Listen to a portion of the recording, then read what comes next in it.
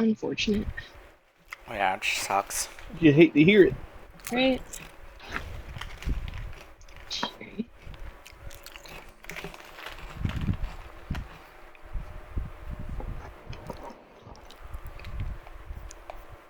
Okay. Alrighty. Yeah, I saw you were on Diablo earlier. Or have you finished the... I just finished the campaign last night. Nope. Hey, just in time for the season to start in like 2 weeks. I know, right? It's such perfect timing. I'm I barely was level 40. 56 when I finally beat the game. I'm barely level 45. So I've got a. Yeah. I hit like 50 before I had to buckle down and stop doing all the side quests and just finish the campaign. And then I went back and did most of the side quests. I refused. I have like 80% of the side quests done. I finished every single one of them that I could find before I did the campaign. Except for the few that were locked behind the strongholds, because some of those strongholds you can't do solo. They're a little... See, I needed to get through it because I needed to get out of World Tier 2 because you were limited in drops in the different world tiers. And I hit a point where it was like, okay, I need to get this item or that item, and it's all just chance already, but Right. I need it to be possible to get the chance. So I was like, it's killing my soul to ignore these exclamation marks on the map right now. But I've done so many of them. I have to finish it. Like, I couldn't stop myself from getting all the altars and uncovering the map almost immediately because it's side stuff and I have to do side stuff. But that explorer instinct is just it's so hard to fight. Missed so many altars. I cannot find them worth a damn. I found like 10% of the altars. I have the entire map unlocked, like uncovered. Everything's revealed. But until I go through and play the game again with Fox, I don't find them because she finds them. She can see them. I can't see them. They're invisible. I have just enough to give me those extra skill points and things like that. I'm just like, all right, well that'll do, I suppose. See, thankfully, all of that stuff carries over into like the seasonal characters and all of that, so you don't have to re-find them. Thank God, because it was super tedious to do, but it's worth it. Yeah. So yeah, I really like that it shares between it, and when you get to Act 4, it's like, here, you can now have a mount, and also every other character that you play from now on can have a mount. Yep. Thank you. And they're with that new season, they're adding another little quality of life thing in that whenever you log in with a character that first time, it'll give access to all the stuff to the other characters. So since you have the map uncovered, when that new season starts, just hop onto that character once, and every character you make from then on will have the full map. You do not have to go re-find everything. That's good. Little quality of life touches that probably could have been there at the start, but you know, we're glad they're there all the same. Exactly. They got there in the end, and that's what matters. I saw Ken was enjoying Final Fantasy 16. Yeah. The game is like dodeca dark chocolate cheesecake, man. I love it. It's gorgeous. It's delicious.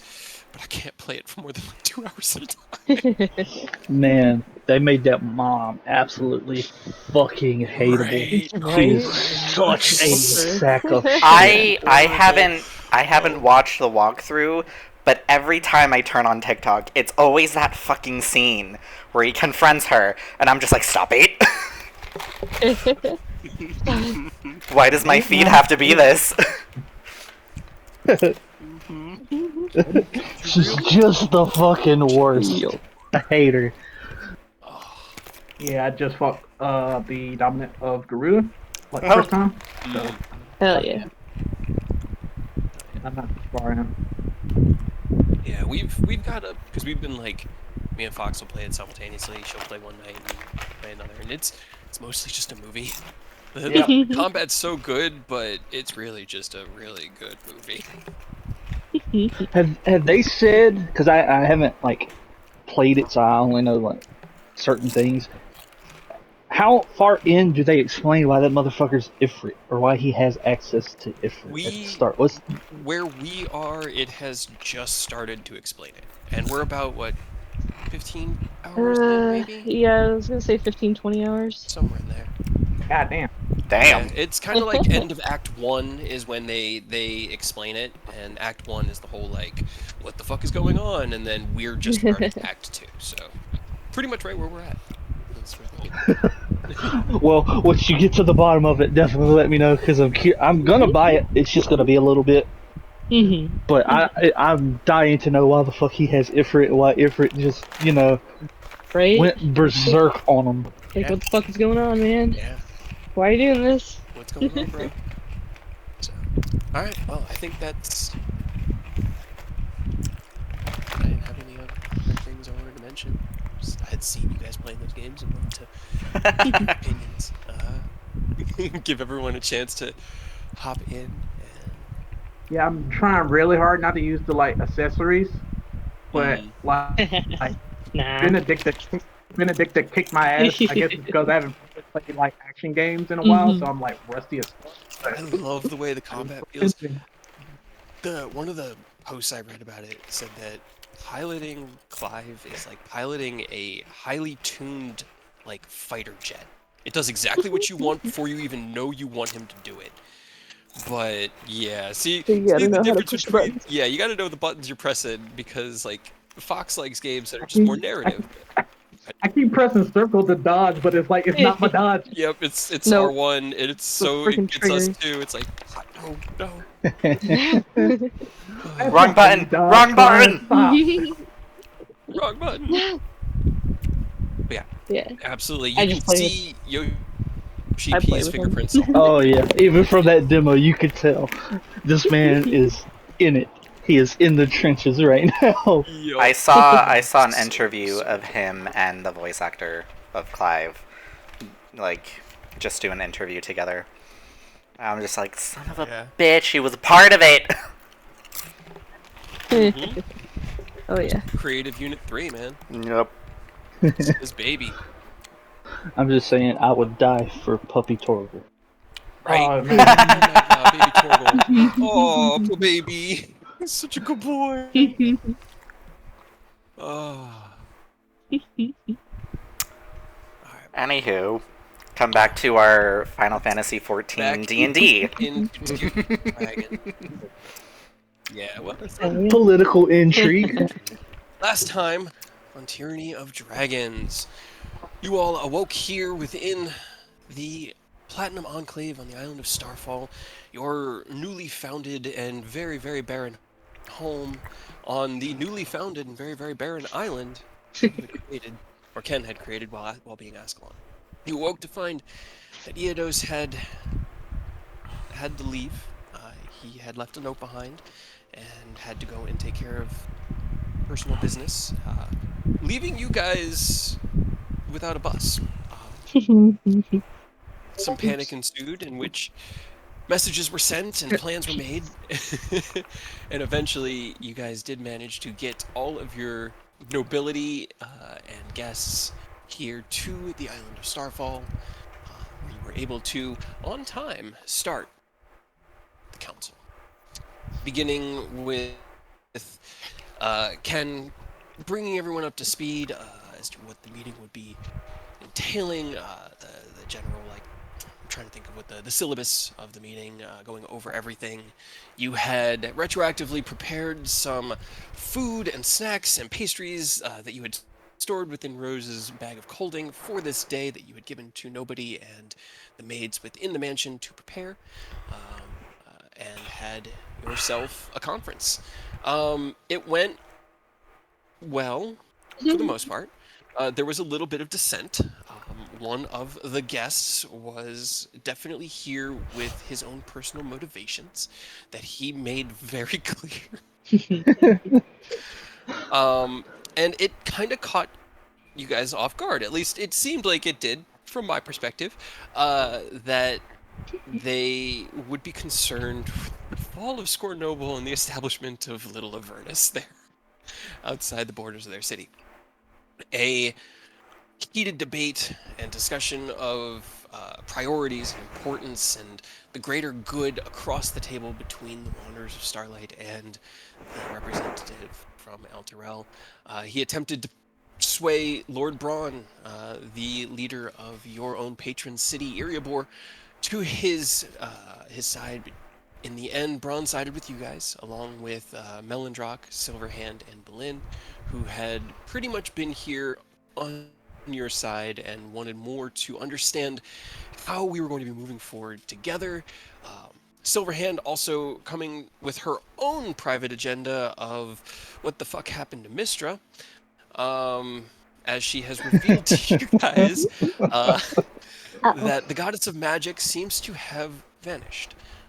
Magic itself maintaining its weave across the world and still being possible to the extent that it was 2 weeks ago, but at this point, none of the Modrons on Mechanus nor Silverhand herself can reach Lady Mistra.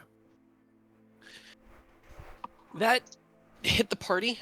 You guys took that a little bit more in stride. It was a little bit less heated, that revelation from Silverhand, as she was more just trying to inform everyone of possible interconnectivity between the cult's actions and things that she had discovered, new information. She wasn't trying to change the subject of the conversation, as Delt was, who was seriously attempting to try to pull aid to the defense of El Terrell so they could take Scornoble back.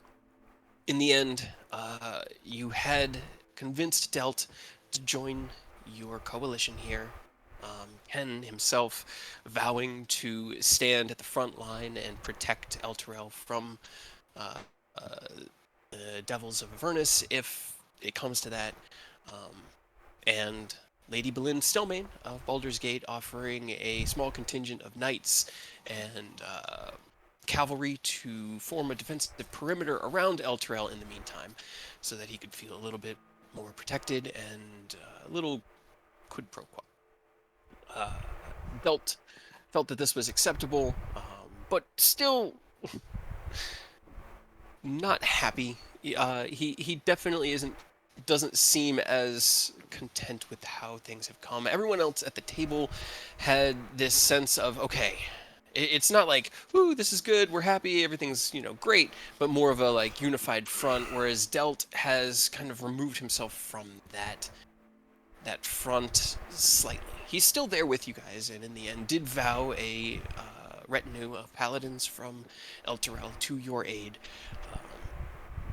If you guys can find a way to get the armies where they need to be, as that seems to be the biggest problem. The cult having left the coast through the means that Oni knew of, the passes and the mountains, means that they're on foot, and wherever they're heading, it's probably going to take a while. You guys know for previous experience that marching from Waterdeep-ish to Starlight's Respite, where you had originally set up a castle in the mountains, took about 2 or 3 weeks to march a army of several thousand. The size that you would estimate the cult's moving out is larger than that moving through the Dale lands, and they're having to go quite a so wherever they're going, they're not going to get there tomorrow. That being said, they have left already. They left a while ago, so they are well on their way and into the Dale lands to wherever they're heading. The question became how to get there, how to get the armies there, really. And so you guys debatable avenues of, I think Oni brought up the beasts, possibly gaining aid as well.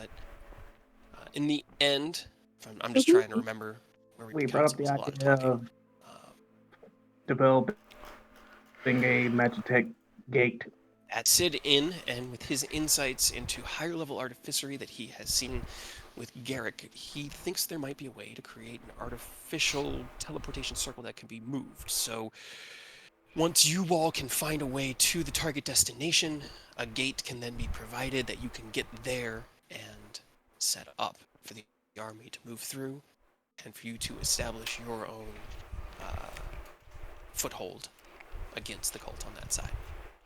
I don't think I was forgetting anything else. Can you think of anything, Ken? There was a small break. Mm-hmm. Pastries Rose, and Rose expressed concerns with Delt. yes.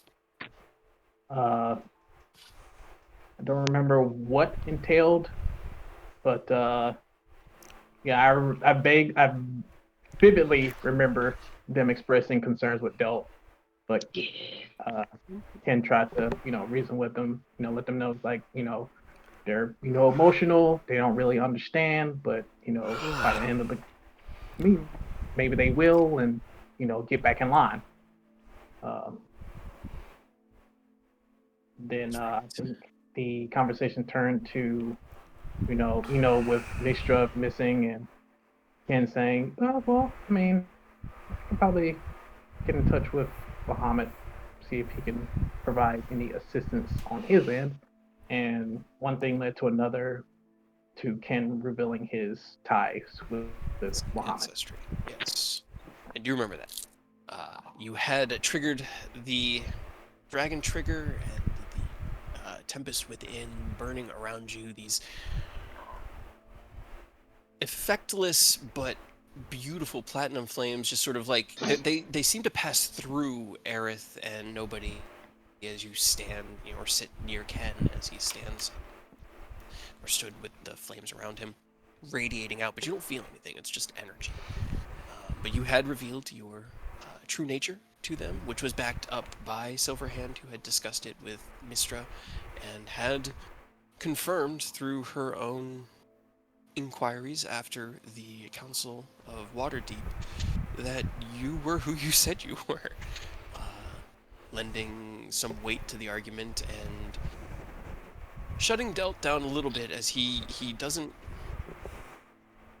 He's a very fervent believer in the gods are here to help us, but they're not actually going to like physically be here. Your presence as a deist. But yeah, I think that was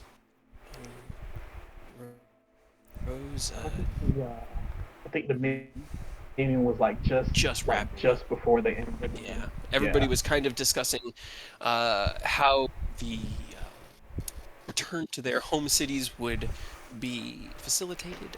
We were getting to that, but I knew that was going to become another. So, I know. Let's see. Lady Zatara had also spoken with someone with Aerith. Nobody and Oni had discussed some things momentarily. Am I missing any? I know Oni had confronted Berlin. Not confronted. Inquired after Berlin. A tete-a-tete between two influential people. But yeah, we will go ahead pick up there at the end. You still have Emmeline, Sid, and Tazmikella waiting outside. But as the council is called to a close by a consensus of the leaders here, they each stand up and begin to discuss amongst themselves. Let's see. What are you guys doing? Ken is already like calculating in his brain about how to get this gate. At least like the skeleton and calculations for this gate. Okay. Here, I'm going to start a notepad document. Let's go ahead and Stargate. And let's start accruing some intelligence checks. Ken see how Stargate, hell yeah. Yep. Okay, 18. All right, as you begin to kind of mull over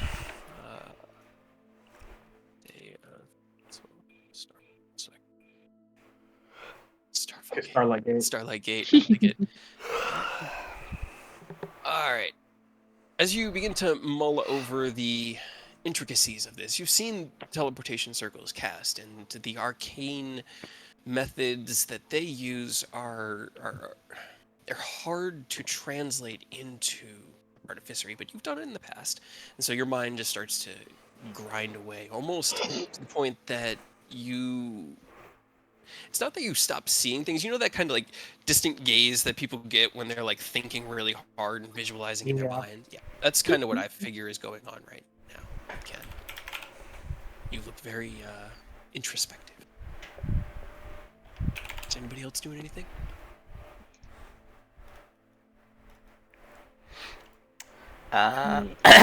Just I'm gonna rate telling others they can come in. I'm gonna rate the Starlight Gate idea in my special journal. Maybe he can Okay. give some advice. That's all I can think of. Okay. Let's see. As far as let me look at this. So, can get home. Can get Able to get home, cannot. We're breaking them into groups. Can you get back to where you came from? Get needs back. Can you yeah. not? Needs a bus. can get. Oh, actually, hold on. How are her spell slots looking? She had to go from there to there to there. Okay. All right. So as you begin to think over things, Ken, Rose, you drift towards the door. The various noble groups begin to kind of like stand up and mill around, not really knowing where to go next or what to do.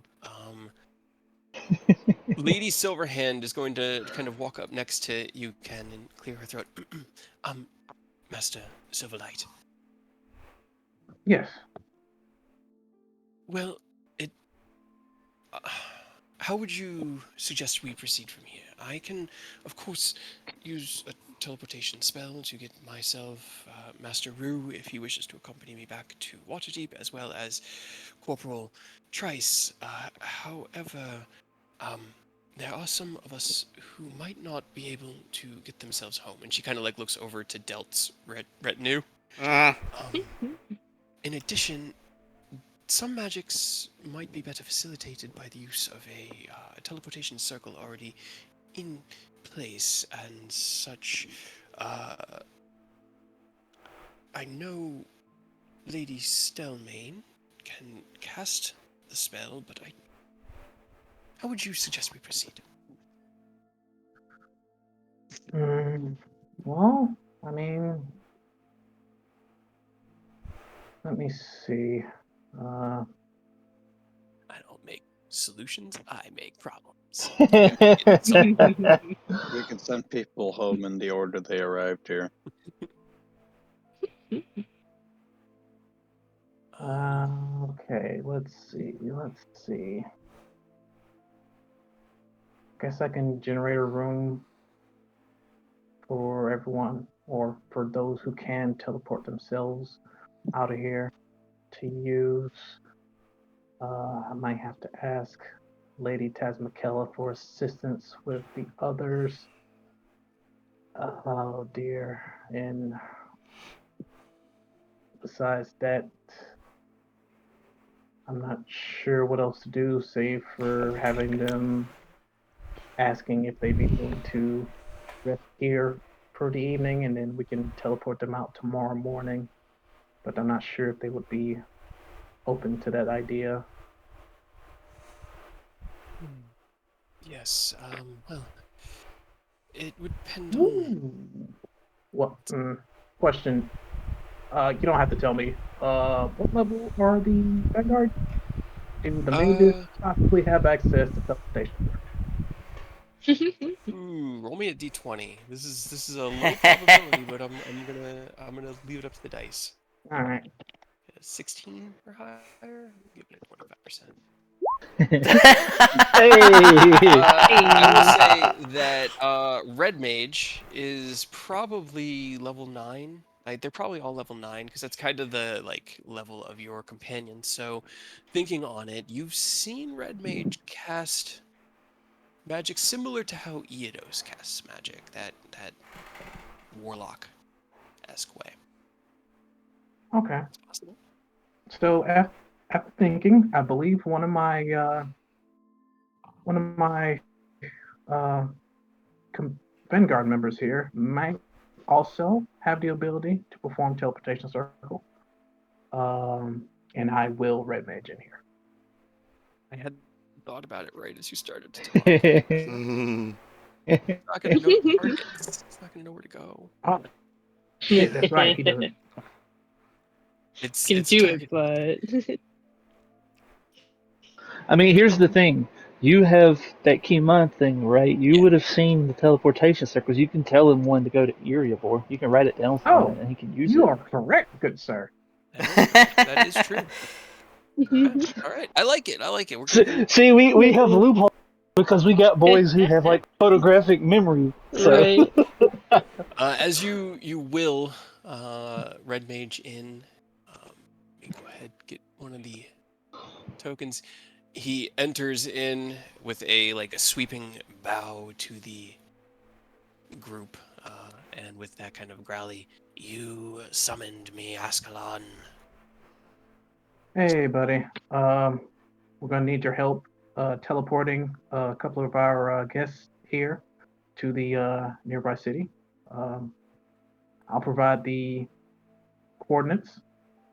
Uh, Whenever they're ready, I'll give it to you, and then you'll take it from there. Okay? Of course, Lord Ascalon. Your will is my command. I shall await them in the teleportation chamber. All right. Thank you. Thank you. Turns and in that kind of almost creepy tush, tush way, just steps out the door. Delt will eventually kind of step up and be like, "So, we were brought here through the magics of Lady Silverhand. How are we to be returned to Elturel? I need to look into the provisionment of my defense. What have us? What? Yes, of course. I just remembered that one of my Vanguard members here has the ability for a teleportation circle, so we're broadening our options. So what I'm gonna have him do is teleport you to not Elturel. I'm sorry.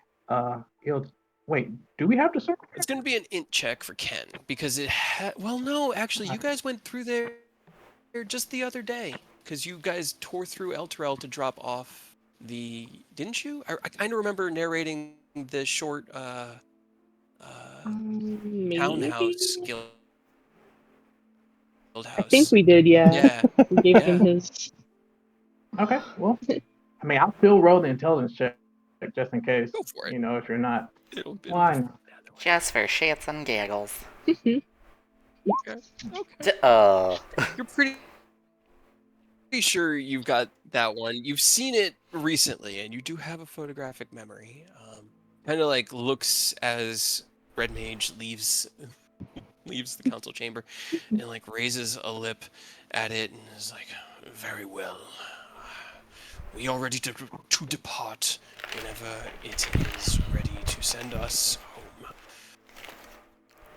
We will look forward to your communicating." Lady Boleyn and Lord Melandrock haven't even stood up yet. They're kind of just talking over their shoulders in their various Okay. Well, groups. And he'll look over at Boleyn. okay. We will be looking forward to your retinue's arrival within, or at least some communication within the next week. Is that appropriate? She just raises the wine glass she has in her hand and nods. I'm sure that'll be fine. I'll get to you sometime soon in the next few days. Enjoy your travels, Master Delt. All right. Well, Just sort of if you're ready to go now, I'll lead you back out to the teleportation chamber, and I'll have Red Mage if you would go prepare it for you. and get it ready. I have just one last thing I would like to say to your companion here. And he looks over to the right at Rose, who is just slinking by the door. Okay. All right. Give me a sec. I'll be back to grab you momentarily. I'll start walking out. I'll look at Rose. I'm like, please, please, please behave while I'm gone. Sure. Please. You say sure Sure. I need assurance. I trust you, but I need to trust you. Okay. Look, if he comes at me with all this bullshit, like, I'm not gonna take it down lying. Don't match Sass with Sass. Not today. You have your people. He promised you his army. Temper your Sass for right now, okay? Please. Your sass.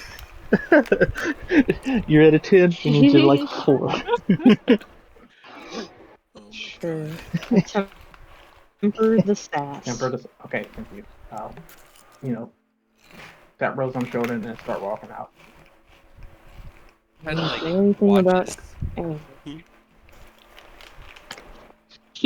They just mutter to themselves after he leaves.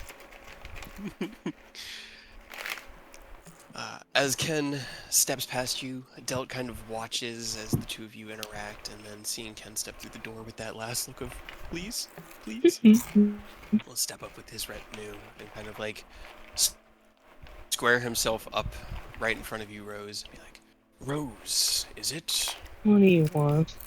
To give some advice. You are influential. I can see that, the power here, your demeanor, but you lack nuance, you lack the skill to play this game. If you do not learn to temper yourself as others have advised, you will not make it far, and you will drag those beside you down with you. Temper your sass. What game, Lord Delt? I don't find the fate of the universe to be a game. All is just a game. We play to win, and winning means continuing our survival. No To wonder he's treat an that ass. game as anything less is to disregard its severity and to court disaster. Disaster's coming, Lord Delt. Disaster. Whether you play or not. Disaster is already here. It is just a matter of... Truly. Go ahead, sorry. No, they just kind of like bite their tongue for a second and just like, I get it. I really do. Your people are important. That's fine. But you need to understand. And I've told you before that there's a time and a place. And this time is not now. You have made that clear. I have, but you haven't listened. Kind of like turns to the side and sees as Aerith is like walking around the retinue, and he looks at you. He goes, "You and yours have gotten everything you have endeavored for in this meeting. I have left with nothing but an empty promise from Lady Boleyn, and the potential aid if disaster strikes from your leader."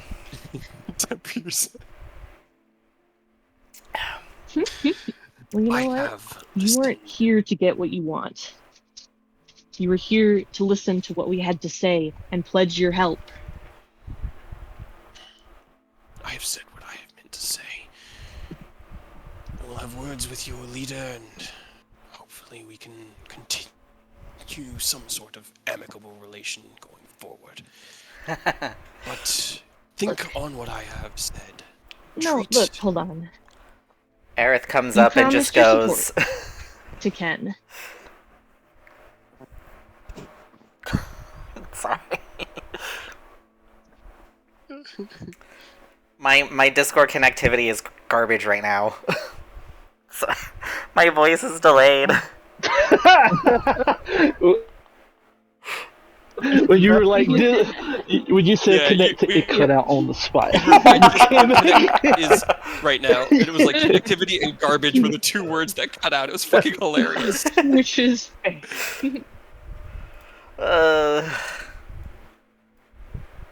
I don't know what's wrong. What were you going to say, Aaron? I was gonna come up and just go, Lord Delt. I mean, you could try rejoining. Okay, hold on. Let me actually close out Discord.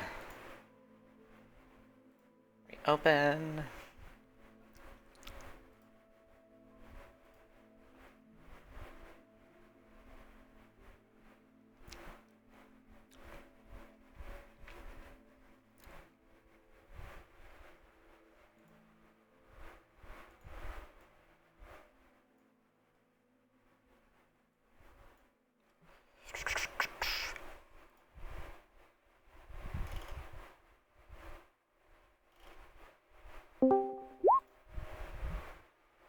Roll. You lined yourself up perfectly for like mommy to be coming out of your face. We'll get there. That we'll is get a there. joke. Is it a joke or are you serious? No, I'm joking. I feel like Aerith would raise hell if I tried to do that. Oh man, come on, man. Damn. Are you trying to What flirt can- with what my can he mother? say? His mom is a grown woman who is living her own life. What can Aaron do? To be He can't fair, stop you. nobody doesn't even know how old he is. So It's all true, man. he'll learn and then he'll You go might be after. similar ages. Alright, did you want to try again, Aerith? I don't know. Maybe. Okay. It's showing that my connection is good. Slightly. Are you capable of? Yeah, it sounds Can you de-escalate, or are you gonna escalate? What's about to I need happen? to know. I was simply going to come up and just go, Lord Delt, is there not a teleportation circle waiting for you to take you home? Be a persuasion check. Can you get the fuck out of here, sir? We're I'm trying really saying hard to it stop politely. something bad from happening. I don't. I I don't know, Eric. Garbage. Persuasion, not intimidation.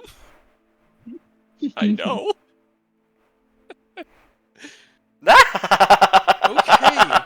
I like it. Hey, I like it. I like it. Hey, That's a fire persuasion. You sidle up next to him and you place your hand on his forearm and you can feel his arm is like shaking.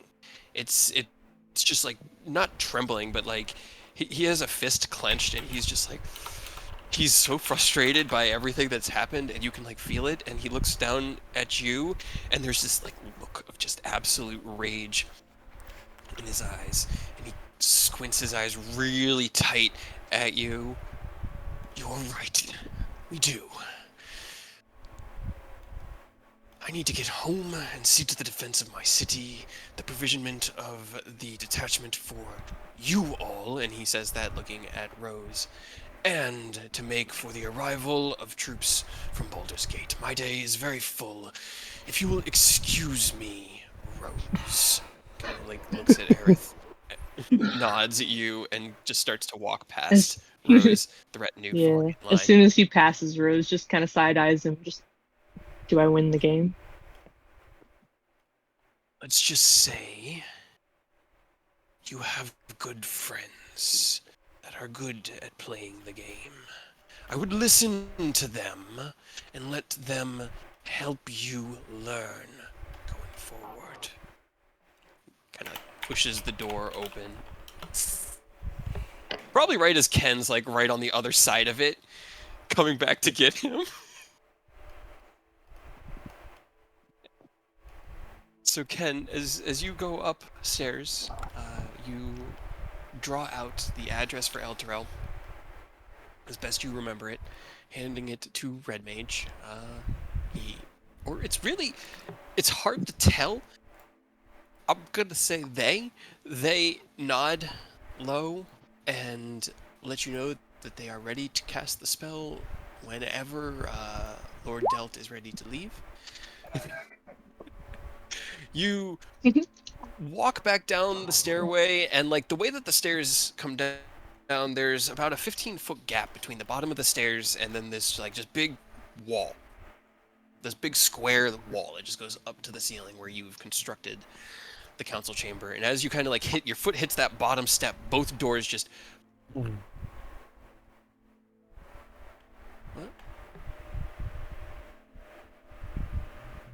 Hold on. Ah!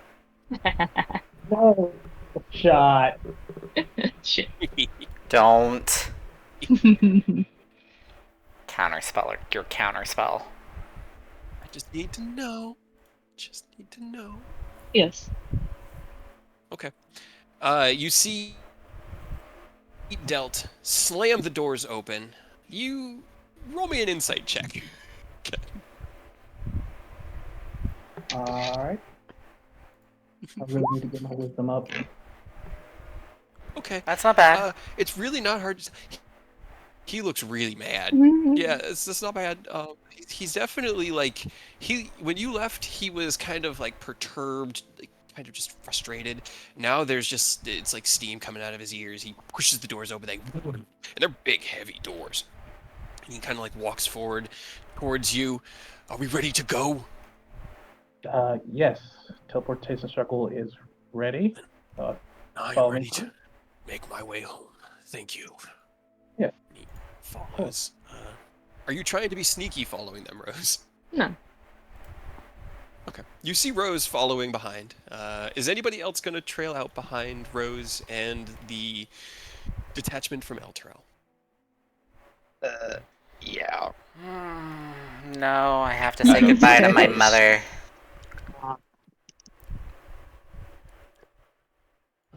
Put in a good word for me. Oni is gonna follow, but he's not going to follow. He's sitting here. He's got hood up, bandages. It looks like he's just sitting stoic, but he's summoning his echo and is immediately stealthing and gonna go along with nobody. Is it And invisible?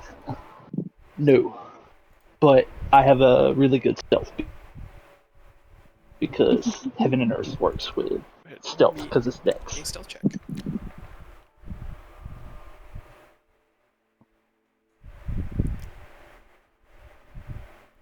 Okay, that'll pass the passives. Well, Mine. not yours, not nobody's. I was about to say, well, actually, what is? So as you, I mean, he's not trying to hide from nobody.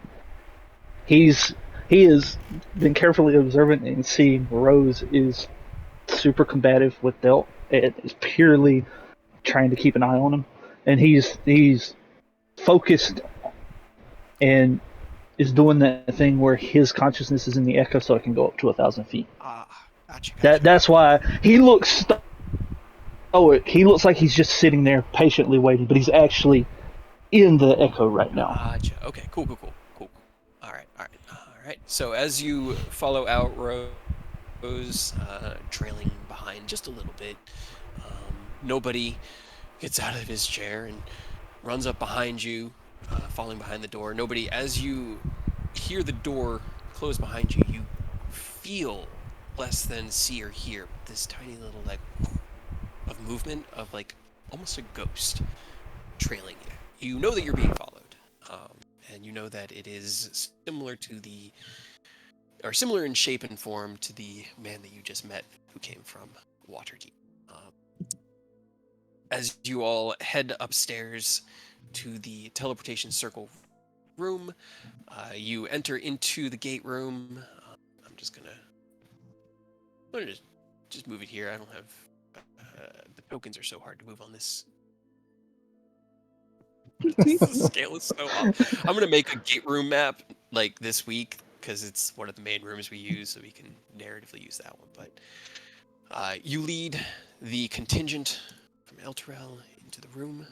Rose behind. Buddy with to get out of here. Alright. I'm gonna to say this. That is Red Mage, who is standing up here. The darkness has dissipated. It Yeah, is that was only the something. it is still the illusory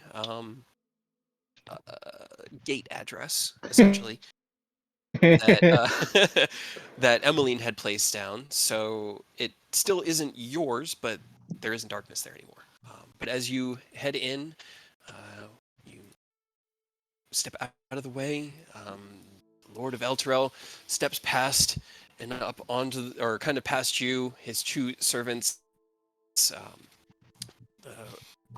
Onthar Froom, who you had met before, and the other one whose name is on the other map.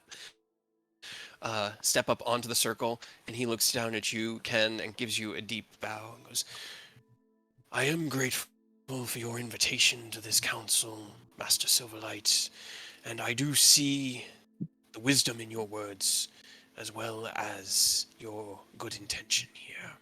I apologize if I have come off as less than supportive of your efforts. No, don't. There's no apology needed, sir. I understand the fervor of wanting to protect your home and those you care about. So there's no need to apologize for that. He kind of gives you a deep bow. Thank you. And he'll turn and he gives that same kind of like look at the lizard folk because he doesn't like lizard folk, and I hate having to narrate it every time. It makes me feel like a racist, but he does it Right. because he's an ass. Okay. I got a question. Hold on.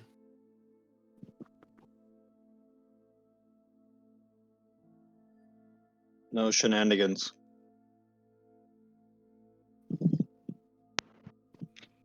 Rose and Some nobody stepping some through. shenanigans. Small amount of shenanigans. No Sass. shenanigans. It's Can a I yes or no. prepare to kick her in the kneecap if she tries to cast a spell? Absolutely can. just imagining nobody like crouched with his foot back, like don't do it. Yes. Nobody crouches and gets ready. Rose, what are you doing? What does Rose look like they're doing right now?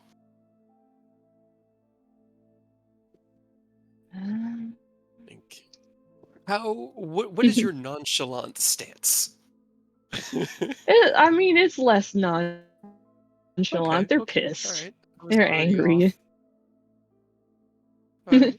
Okay. But So they'll just push into the room and let the door close behind and just stand there. Okay. All right. As the delegation from Elturel steps up onto the platform, Red Mage turns to you. Master Ascalon, are we ready to open the circle? Yep, go for it. We'll turn and begin casting the spell. You see as energy coalesces around them and then is shattered.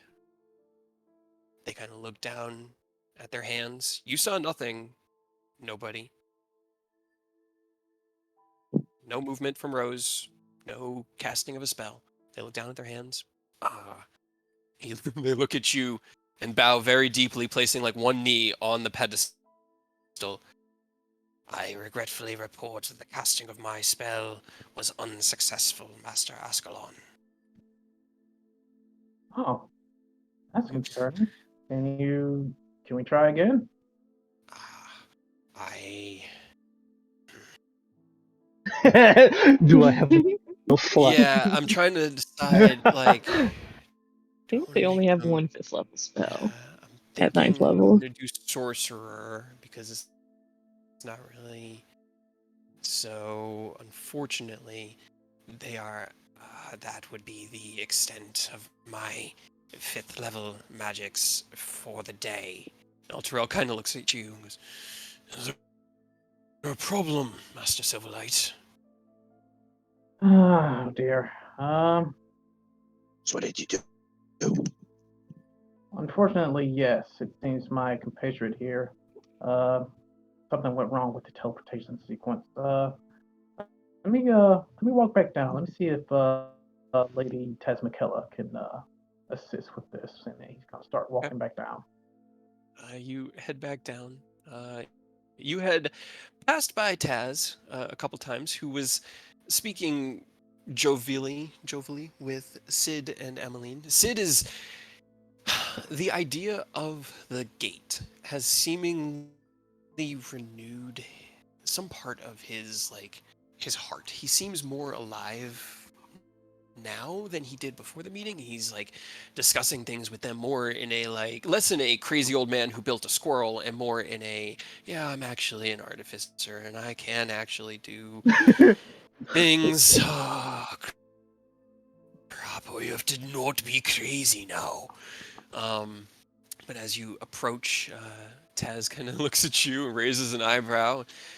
So, how are things? Well, Lord Delt is Yes. understandably emotional about the protection of his city, but we managed to calm him down somewhat and got him to agree with us. Red Mage, his teleportation circle kind of not worked. Do you have any slots left to get these guys home? Let me see. So Taz, what did she end up having to do? She teleported back from the Nether Mountains to where you guys were here in Starfall, and then had to go and pick up the delegation in Baldur's Gate. So she kind of looks down.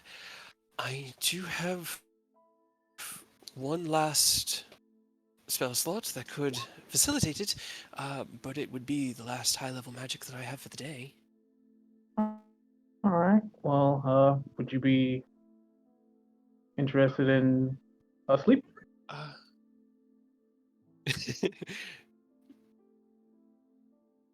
Well, I mean, eventually, yes, but it's about 1:30 in the afternoon, so, actually, hold on. What am I saying? She has sorcery points. You can twist sorcery points into 5th level spells, right?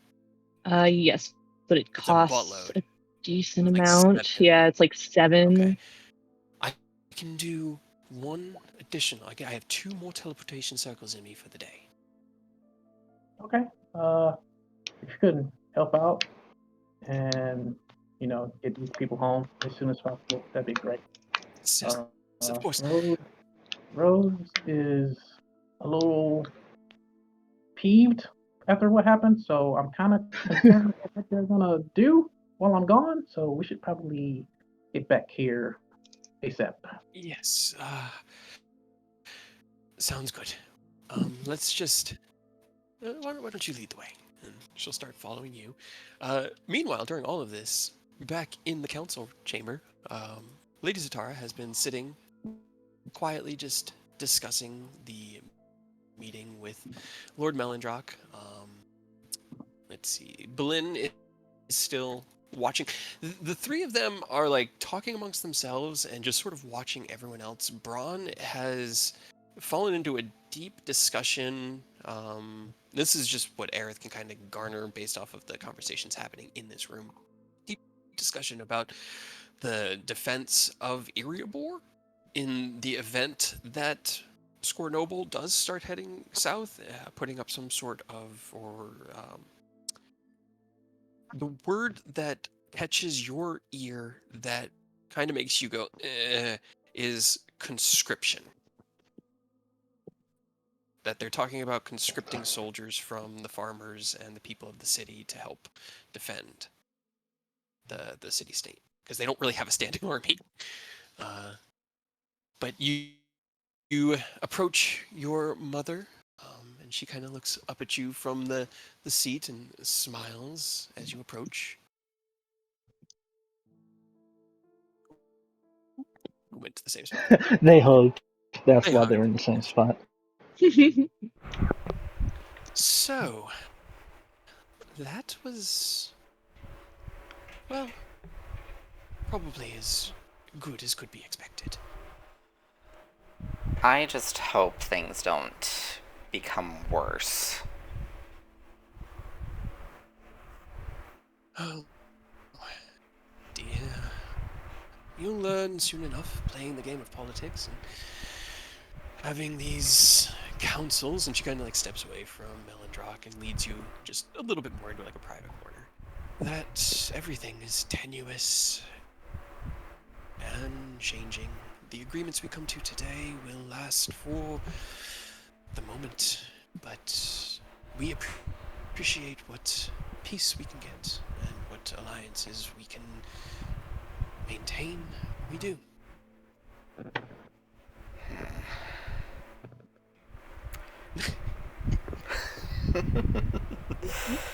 Well, I will certainly try and keep in touch as often as I can. I can't make any promises. But yeah. She reaches out and she puts a hand on your shoulder. Dear, no. You've been very, very wonderful. You have been in touch and everything I could have asked. I only ask that you continue to be as considerate and safe going forward. I'll do my best. The roar is lagging a bit, and like there's like a 3-second delay. It's actually kind of fun. It's like a game of telephone.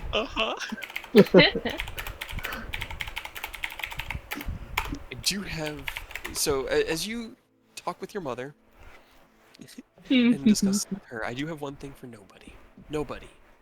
As you stand at the edge of this circle next to Rose, you see frustration. What does nobody with his ridiculous passive insight see on Rose's face? Because you could try to hide what you're feeling, but what do you feel, Rose? Right now, there's a whole lot of anger. Just rage. Just rage, frustration, and then you feel a click, like a telephone in the back of your head, like ascending. But there are no words. It's kind of like ellipses, like the absence of words. It goes on for about a span of 24 words until finally, at the very end, you hear, "Dad?" And as you hear her voice in your mind, put up by the destruction or by the damage caused by the shard of metal, not put up by any mystical means, but put up by your very own mind and heart, you remember your daughter. And I had her name, and I cannot find her name now, so... Who's your dad? Nobody. Let me see. Where is her name? It was Koro. Koro. And as you hear her voice, your memories slam into you like a flood of emotion, really, is what it is. This flood of love and family and belonging, of loss, and holding on to what's left as best you can. You remember a life, and you finally remember how old you are. You are 43 years old. You have lived for 43 years. You were married once. You had a daughter, and your wife died when you were about 5 years old, or when your daughter was about 5 years old. You raised her pretty much on your own since then. She went to boarding schools and places where she would be kept safe while you were on your missions, as you did very dangerous work. You remember the missions that led you to where you are now, to the loss of the memory and the potential the potential loss of Koro. Severin, your best friend, your ally and oldest compatriot. The two of you had been sent out on a mission to a place known as Mechanus, a nearby plane to oh my god, Acheron, your own. I got so many words in my head, so many just proper nouns in my head right now. And adjacent. And while you were there, hunting a rogue Modron who had kind of rebelled against the instructive nature. Modrons are very lawful. They're just they follow their patterns. They maintain the order. And this one had kind of become more chaotic, was acting outside of the normal programming. And so you and Severin were sent to contain or deal with it as best you could. And while there, Severin came across some sort of artifact. It looked like a crystal about the size of a man. It was in your investigations of what had caused the Modron to change its behavior. And in the flashes of memories that you see him touching it. You see energy passing through him, around you, around the world.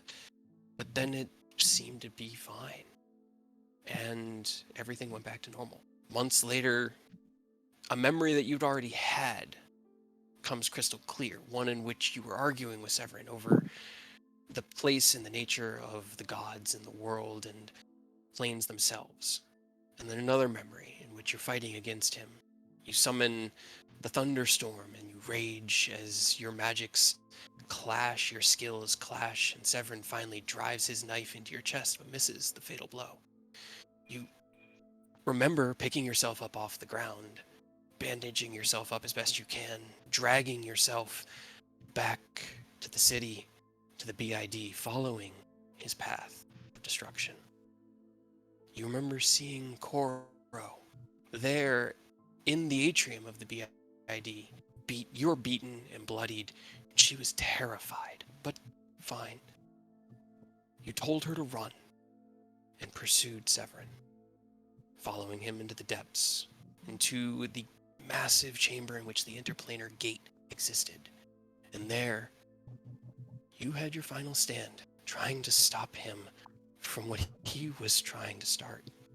And in that battle, the building, the gate, and everything around it within a mile was detonated in an explosion that you only remember as a flash of pure red-white energy, and then being found on the side of the road by an elderly couple from the Far East and having no memory of who you were, where you came from,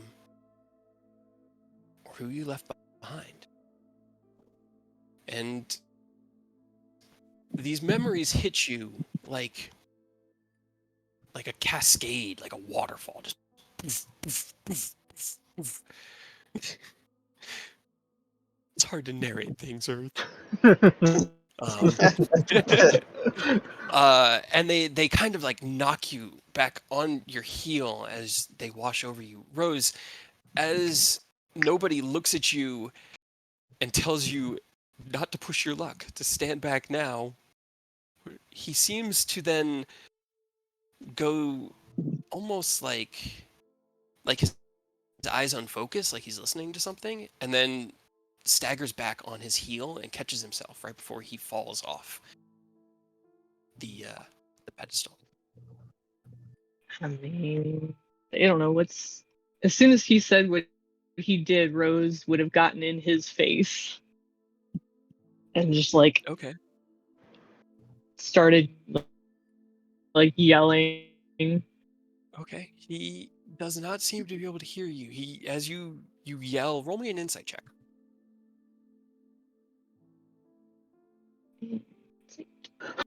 Poor nobody. He's getting flooded by the memories that he doesn't have, and now Rose is yelling at him. You yell back at him.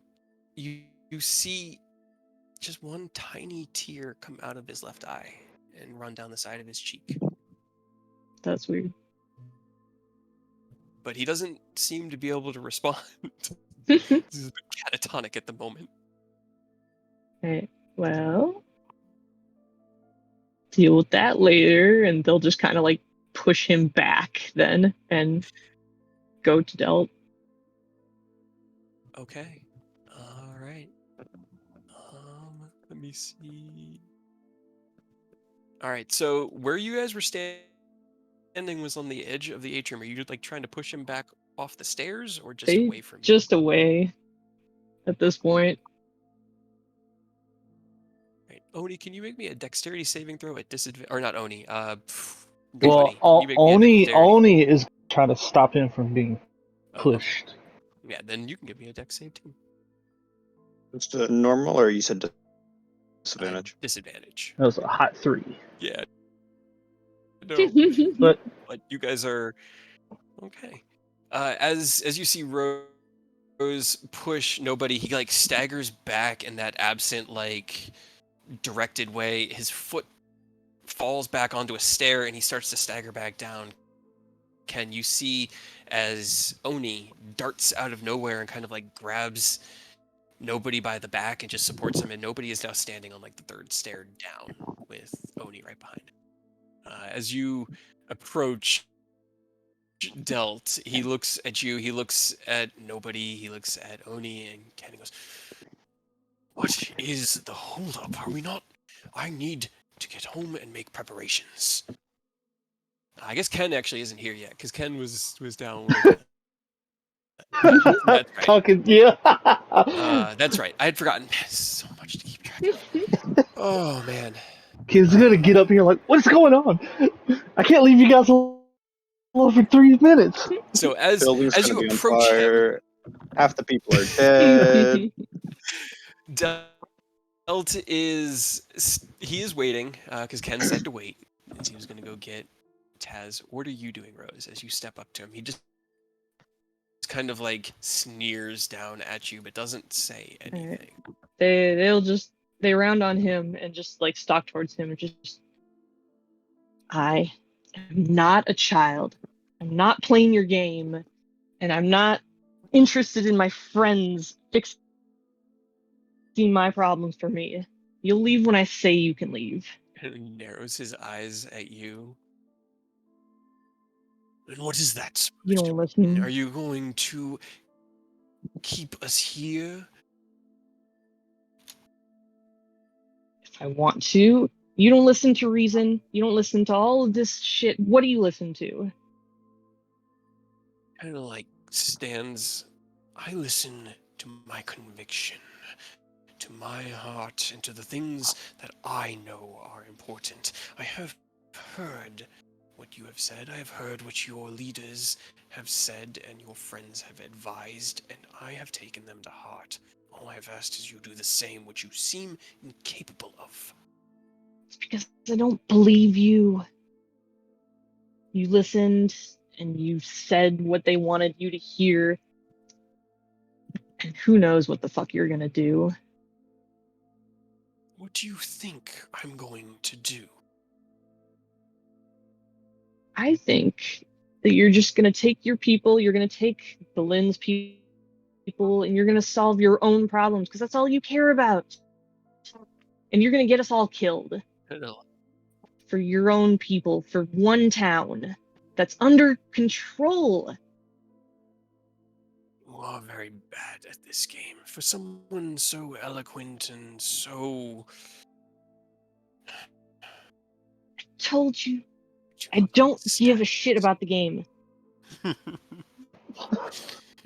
He kind of like... He smiles in the most condescending way, and that is why you will lose at every opportunity. Okay, well, we'll find out. Let's see. How long am I catatonic? I was just about to say, it's probably right about now that you're coming back out of it. It's only about like 12 to 20 seconds as you remember your life. And you can reply. You still have the reply to the sending. Oni's just gently tapping the side of your cheek like a light snap, like, hey. Because I don't think I can talk through the echo, so it's just like, hey, you might want to wake up. Your homie's about to do something. This is the most I can do for you, is this gentle tap on your cheek, but it's all on you. Did Your you send echoes- the actual sending in chat? Yeah. I mean, it's just one word. Oh. Yeah, A bunch of what you hear ellipses and dead. is 24 words worth of ellipses, and then dead. Gotcha. Just All right. Well, Manti is now conscious again. He's going to get very annoyed and then go and grab Rose by the back of her scruff, pretty much, and start trying to drag her away. Okay. Well, that's enough then. What were you doing, Rose? As he comes back to... Oh.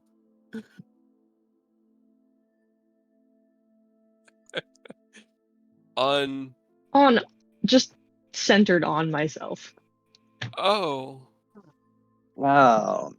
Man. Okay, Alright, I need a intelligence save from nobody. I have to reload my game. An intelligence save from Rose. Okay. They're paladins, so they say, but they're All not caps from smart. Aerith. Stop! Wait, do they have an aura of protection? They do. Would They I do. be under effect of it? You're not. You're too far away. Damn it. Rose technically is, but you're not friendly to them, so you don't get benefit from it. I need you. You warned me to get paladin stat blocks ready. I need something.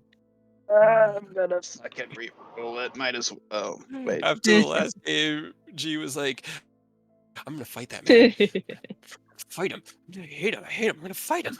Hey, where I'm is my gonna Dominus? fight it. I'm gonna fight him." All right. At this point, the ball has rolled, and they need to fight somebody. Wait a minute. It's not on my sheet anymore. Hands, great. Spell casting. Divine. Do they have anything? Affinity. Right by your blah blah blah or protection. Bonus. Is one. Does Mage Slayer advantage on saving throws against spells cast by creatures? Does that count it for myself? Technically would, yes. Okay. Oops. All right, and your spell save is 20, right? Yes. I do not have a Well, that's Wow, that was bad. that is unfortunate. That was rough. You did. You got your. Oh. This is so frustrating. Why? Work. He's trying to read synaptic static.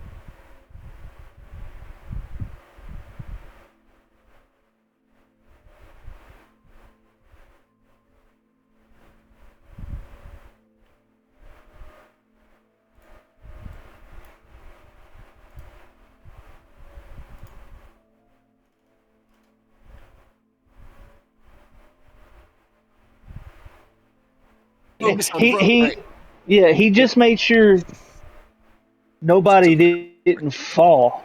Yeah. He's not gonna. Don't get it wrong. Oni's not gonna step in and try to stop this either. He's a neutral party. He was just watching to see what's happening because he showed up and just about everybody other than like Ken and nobody and Aerith has been cagey. Like all the other sides have been really like got something to hide, so he's just observing. So he's not going to stop him. Don't worry. Even though the echo didn't pop, he's not going to step in. You're free to beat the fuck out of them. Let me grab some tokens. Let me actually get their tokens so you can be satisfied by knocking in his face. Ken, you are here. So as you get Taz Poor kid, he's tried so hard. He's trying so hard. part, and I just feel so bad. Like, it's such a good story, though. My God, the Jesus. giant! I know, Kaijus. You activated their final form. Everybody has muddy thoughts. Muddy. Oh, Rose. I'm sure you can figure it out, Ken. You're smart. Yeah. Well, he sees it because do you have another subtle spell? Do you do this as subtle spell? Oh, they didn't. No, they didn't do it subtly. Yeah, I didn't think so. Okay. So, Rose says, everybody here, just go ahead and roll me initiative. And I'm gonna bring up the. Where's the tracker? There. That's not the tracker. Turn order. Wow, it looks different. Okay. And he's at minus 23. You have a plus 10 and it's not worth it! It still isn't fast enough to stop Rose It's from still ruining not fast everything. enough. It never is. Oh, that didn't work. I wanted that to work. Did you want to roll your echo into initiative, Oni? I mean, sure, but purely because I can do a reaction if something goes bad and I need to take an what I attack was- for one of them. But I mean, he's basically just gonna be holding his turns. Okay, let me get you your. But And like, if it his- looks like they're gonna do something crazy to Rose, to nobody, or to Ken, it can interject. I mean, it'll get popped, but he can take an attack for him. So. Gotcha. Ooh, that was Big on. big Oni. Big. It also snapped my screen all the way down to the bottom, so all I saw was like the ground right there. Okay. Action. So, Rose is also under the effect of this, correct? Yes. Oh, thank God. Everybody got muddled. You guys are just in a rough situation. Oni's like, what is going on? These are the people the cult is like dead set on killing. These are the ones I was told to seek out. Could help me. All right. Let's see. Delco. Wow. Rose, you are leading us. Oni technically leads us off. Yeah, but he's like I said, don't worry. You can treat him like he's not there. It's purely because he can do the shadow martyr thing, and as long as he can see somebody, he can take an attack for someone. So if it looks like it's going bad, that's all he's really there to do. Gotcha. So, Rose, as oh wait, hold on. I'm missing two people. I need a Ken and a Tazmikala. Give me 1 second. They're here as well. They're here. So I do need an initiative from Ken. Where did Ken's token go?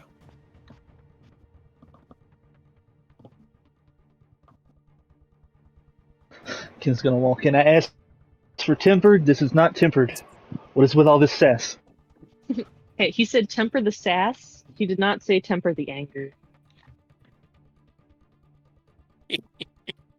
There Oh no, technicalities.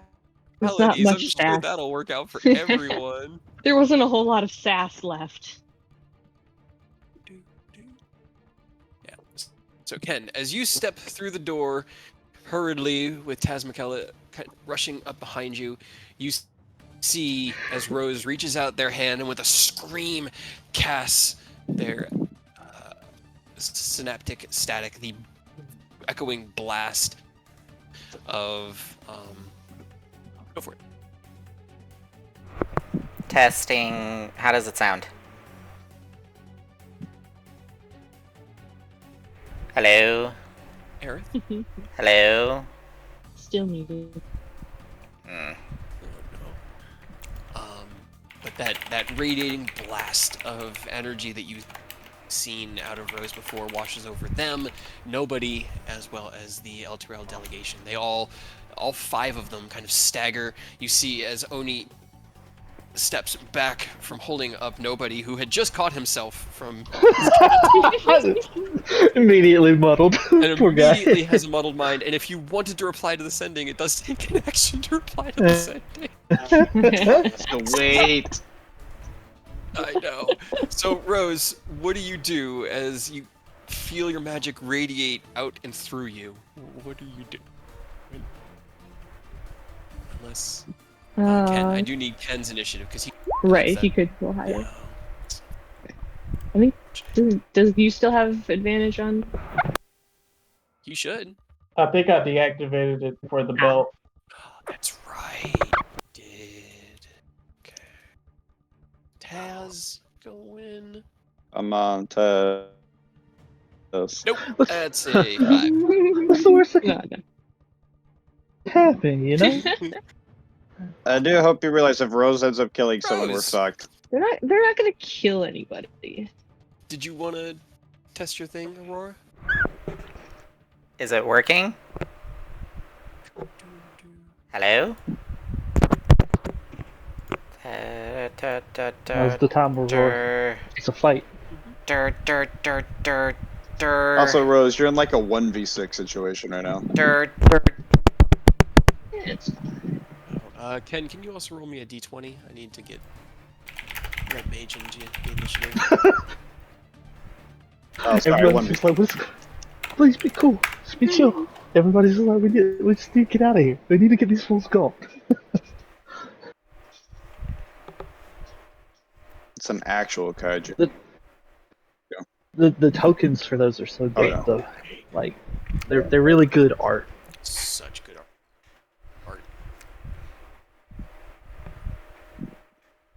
Alright. I need to find the original so that I can credit the artist. But, okay, that was the last person that could have possibly outrolled Rose. So, Rose.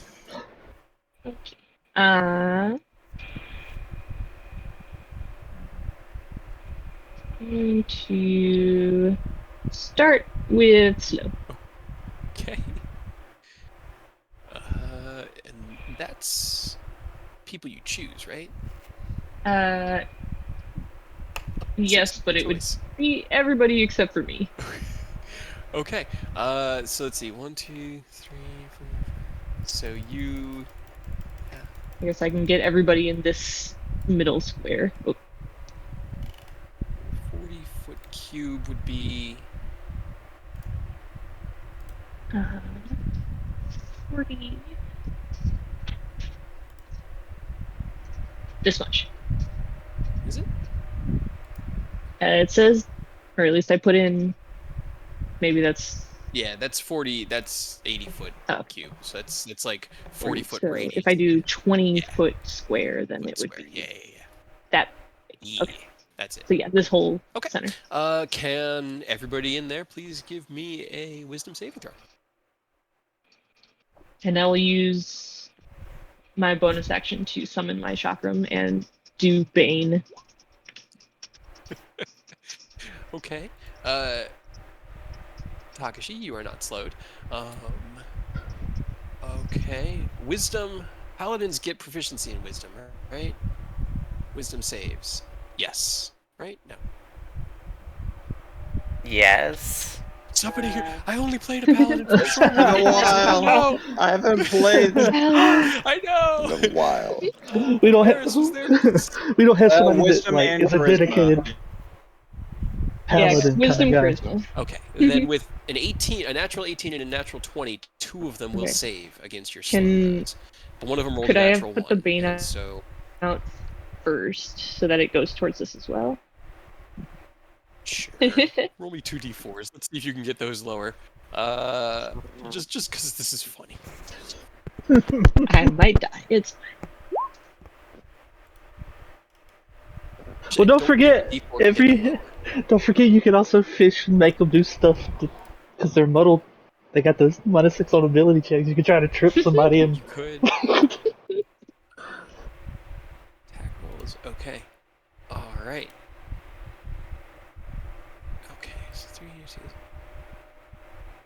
15, 18. You have a DC of 20, right? Yeah. Yeah. At this point, I think they have at least a +5, so both of those still saved, but Delt is slow. okay. What about I guess do I need to know that Oni's here? I guess it doesn't really matter, but if you haven't looked back, you would have no. He doesn't make sound when he moves. He's got boots of velvet. Yeah, Fine. it's just it would be this square, and you're technically Yeah, in the it's his square, so I don't know, choice. like, because it's my Yeah, no, choice. I would Okay, say no. cool. But we do need one from Ken for Red Mage. Oh shit.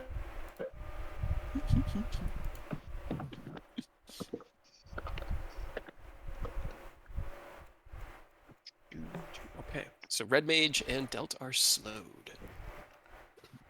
The rest save as you summon your chakram, looking around at the three ahead of you. All three of them like still holding their heads and reaching for their weapons. Delt now go and slowing down. Did you want to do any movement? Uh,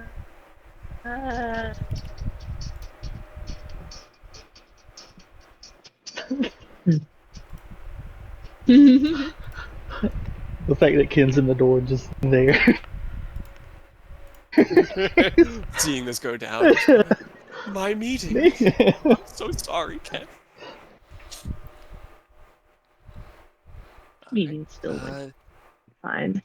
Yeah, I guess I'll, because he can't take reactions, and then so it's just this guy. So And he's got that I'm gonna try to go -6 this way, to I guess. attack because Yeah, of the right. muddled So he stuff. might not be able to hit me.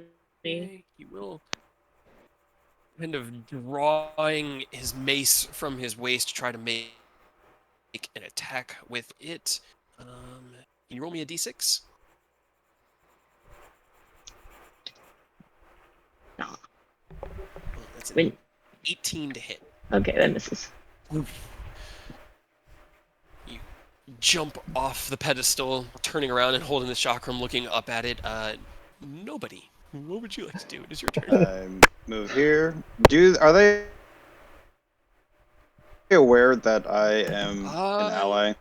I'm not trying to attack them. That really depends on Ah, what you do. They don't They know seem... you. They know you're with Rose, Alright. so they might take this as a betrayal by the Wanderer. Okay. Let's see. Fuck it. I'll risk it. So I'm going to pop Fighting Spirit. Yep. And I'm going to shoot Rose with a bow.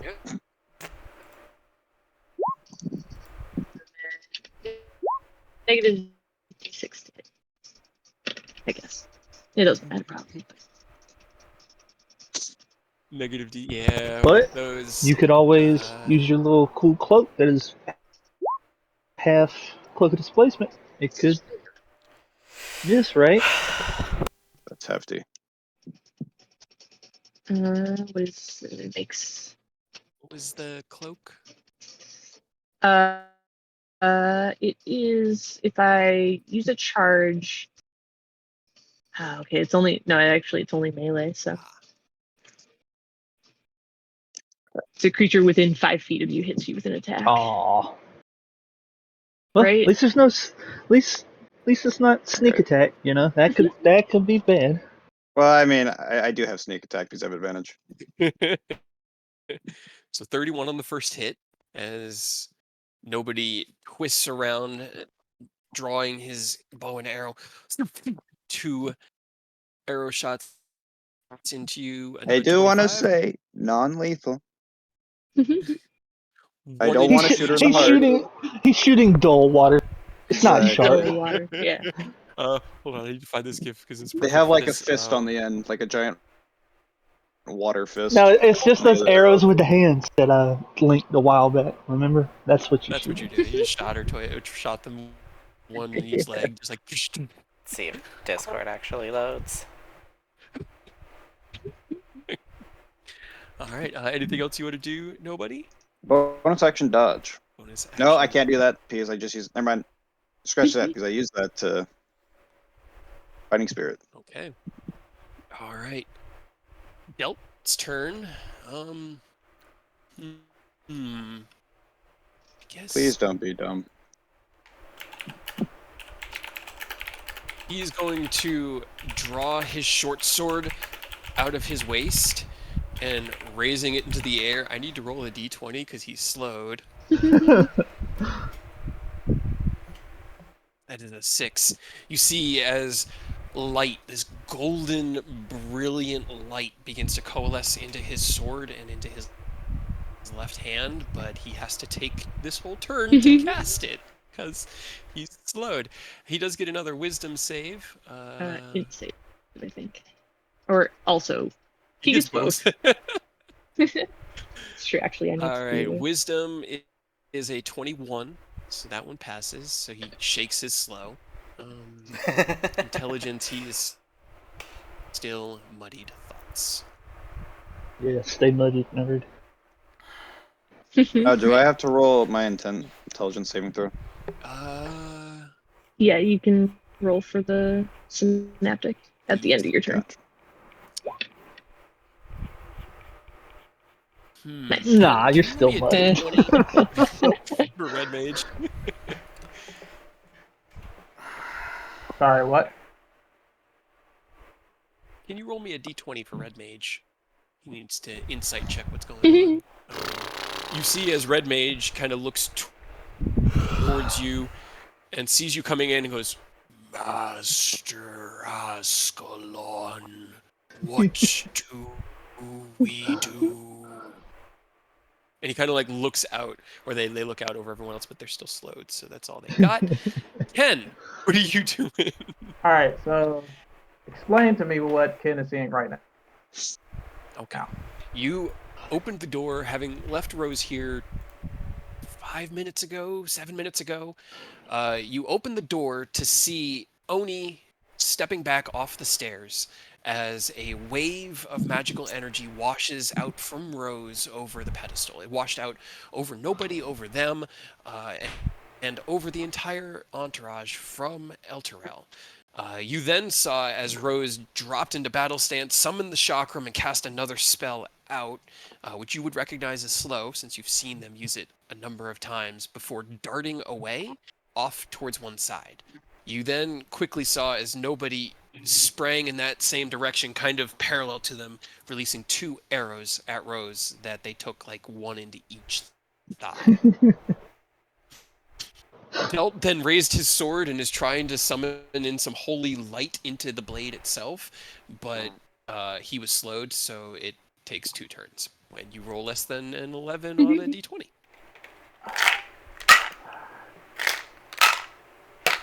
Would I need an insight check to deduce what's going on? I mean, I don't think so. It's pretty Rose obvious. Angie.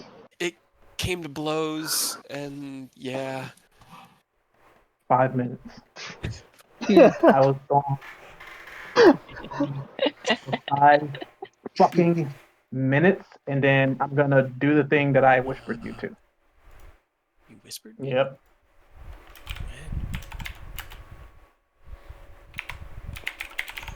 Oh, okay. I need every.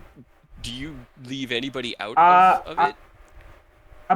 I know the effect does what it does, but can I use it in a way to just like as a shut the club down, like not using the effects, but like the sound to shut the club down? Try.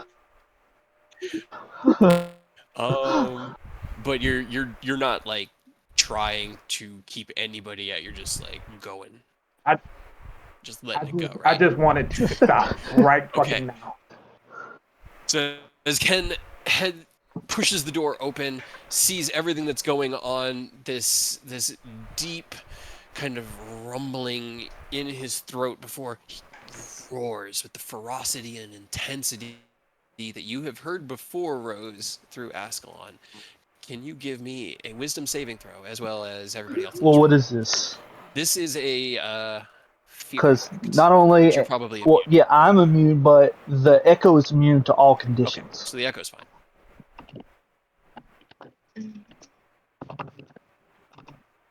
I think that's like the trade-off, just because it only has 1 HP. You know? Yeah, I know. He's just a little guy. Right.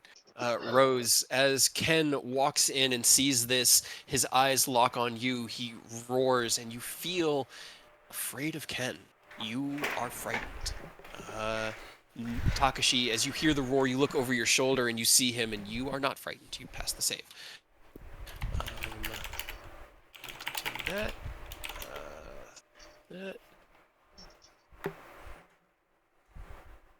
Man, what if you Yeah. scared Taz, bro? Taz needs to do one as well. Is a dragon immune to fear? That's actually a good question. Come on, man. You're scaring your sister. All right. Dragon. Nope, they are not. They are not immune to any conditions. Right? Which is odd. All right. She did pass the save though, because it's a DC 18. So she passed the save. Delt passed the save, but his two entourage men roll perception. No, Aerith. Sorry, he probably can't hear me. I'm not sure if he can hear us or not.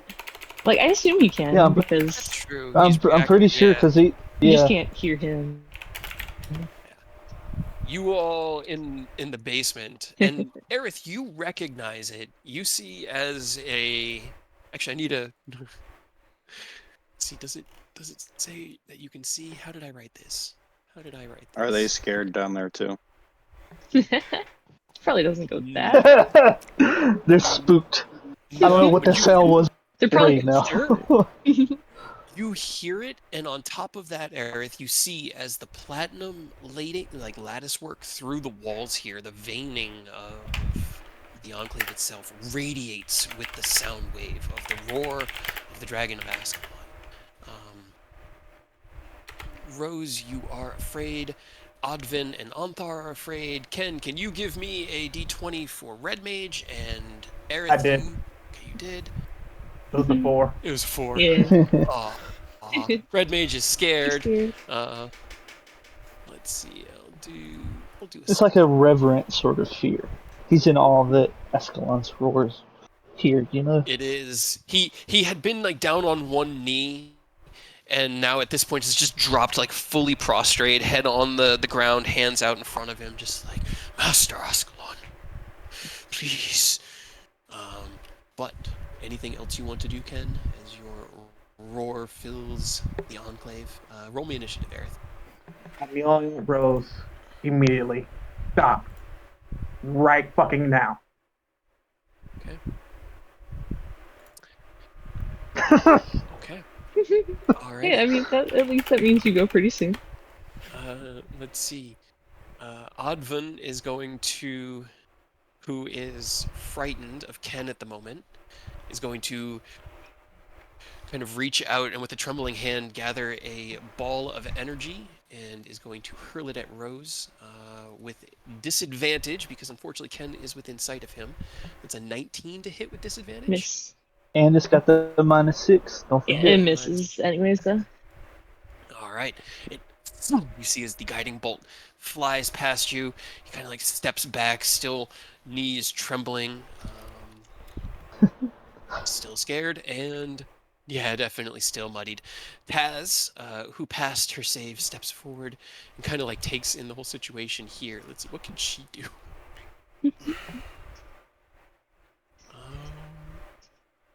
Oh boy. Just teleportation circle while they're all there so they get sent away. Oh man. Just get the fuck out. We'll deal with you guys later. Go. Oh, I need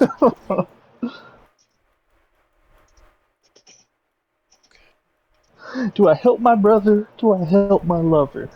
I hate that, right? That's the dilemma! Need some sense in your lover. Be going crazy.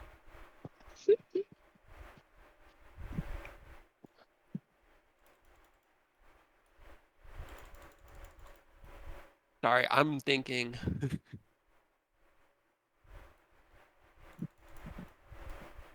And that's a bonus action.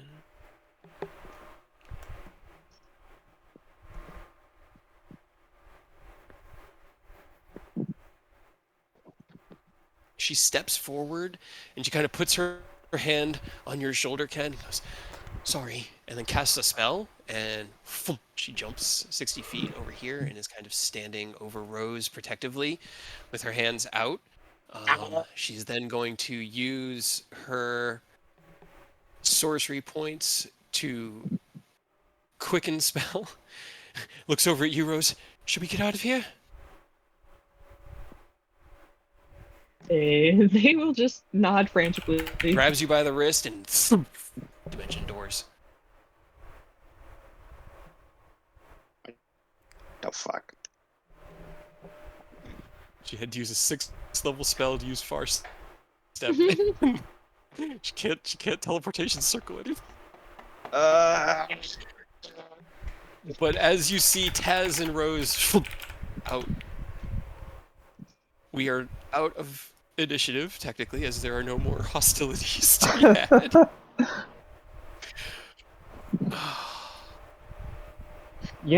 Kent just starts yelling, like, "Motherfucker! God damn it! I was born for 5 minutes." Poor Ken. With no hostilities around, Delt will finish casting his Mass Cure Wounds and heal him and his friends for 18 hit points. Boo. What a bitch. Right? Aerith, you run up to hear Ken bellowing that into the chamber. What are you and what are you guys doing? Where'd they go? You said they used Dimension Door, right? Yep. That's what, It's 300 not. feet? It's 500 feet. So I. Here's the thing. If I run, I can technically catch up. But you don't know where they are. I just need to know where they are. Yeah. I'm gonna run outside. Okay. Does anybody follow nobody? No. Ken's gonna, after he calms down, he's gonna like not like very nervously, like he's gonna maintain professionalism, but it's clear that he's nervous about this conversation that he's about to have. Nobody's gonna yell, protect the Lord Delt while I go deal with Rose as he's running out the fucking door. Well, I'm mad already. Don't worry about it, Rose. I got something more. So, nobody, as you dart through the Platinum Enclave, through the front temple, running through your footsteps, hitting the stone as fast as you can, darting, you run out the front door and look up. No perception check needed. An ancient copper dragon is not small. You see, as Taz McKella in her full dragon form is flying off towards the countryside. And I take a shot at Rose. Okay, roll me an attack roll. Yeah, roll me an attack roll. Petty. I like it. Alright. Action Surge. Fighting Spirit. There is no... You're not getting away with that shit. It is not allowed. If you didn't look like you were on death's door from those 2 hits, I might have gone. I should have done what I was but... gonna do, the other thing, but I felt like it might have been a mean. Yeah, 27 will hit. 26 hits. Oh no. Okay, let's see. Okay. None of those are disadvantaged from the just how far away we are. Nope. He's got You can have sharpshooter. a There's no. limit. I got a sharpshooter. No. Sharpshooter. Yeah. Make Your it max limitless. Like So 500. feet. She teleported from there out to the edge and then flew. Yeah, his whole thing is shooting from really far And away. sharpshooter, the distance Okay, doesn't pose roll disadvantage. damage on the first one. Okay. Because let's see.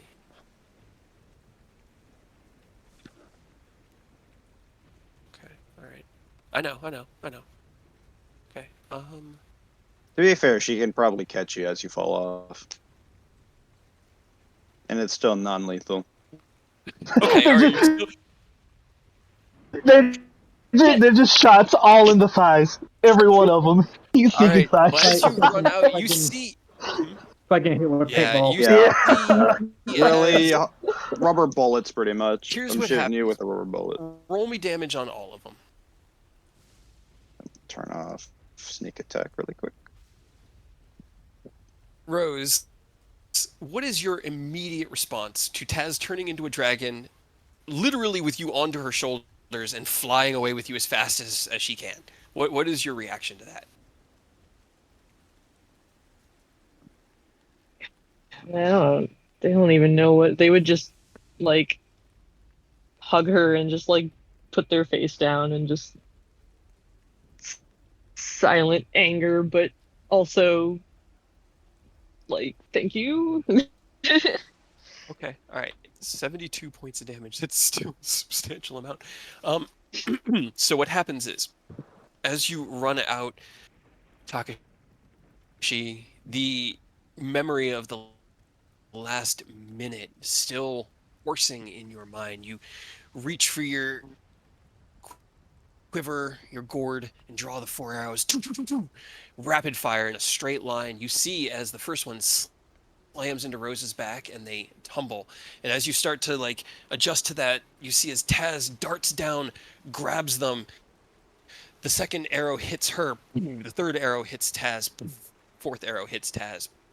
She takes the 3 remaining hits for the unconscious Rose before corkscrewing down towards the ocean, catching herself with a like half-torn wing and flying away limply. Mm. He is not happy. He's gonna start walking back very angrily. All right, Ken, what are you doing as you step up onto the pedestal?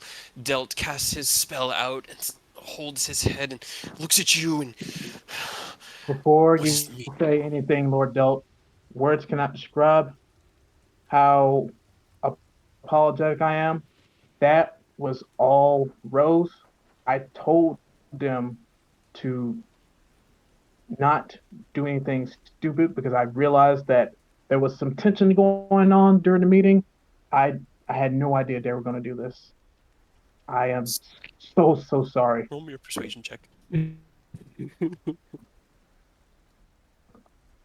Okay.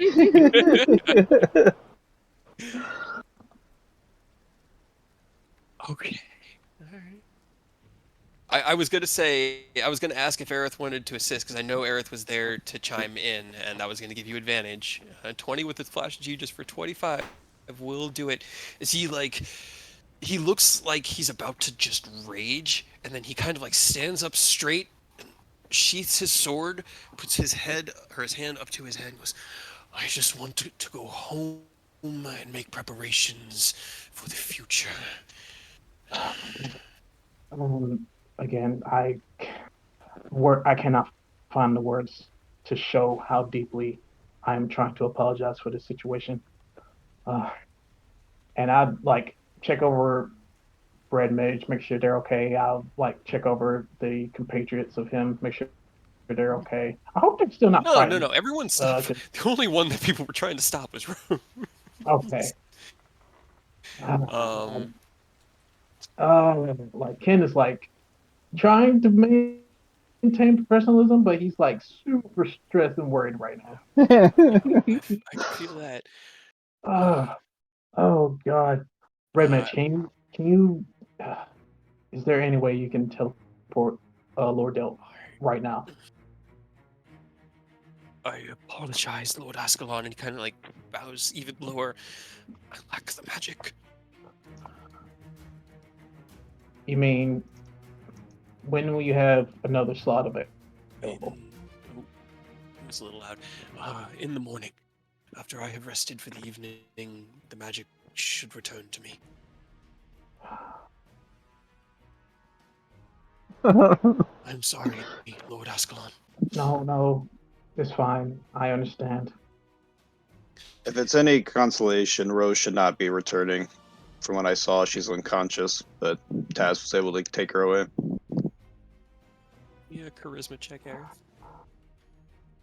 As you say that, the remaining delegates, let's see, who Damn else it. is still downstairs, are going to come up because they also heard Fuck. the roar of Askelon. Alright, it's not terrible.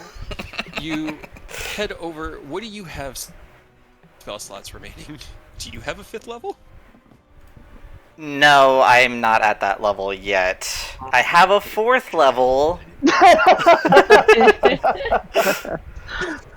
I'm hoping I can try and use the 4th level as well as my charges with my artifact. Because I want to try and use the same method as with the whole connect combo thing. You can feel a connection. The Vanguard has, you've known them long enough that you fought alongside them. Oh, grabbed a lot of things. Hold on. Sorry, give me 1 second. Just tried to shrink some tokens, man.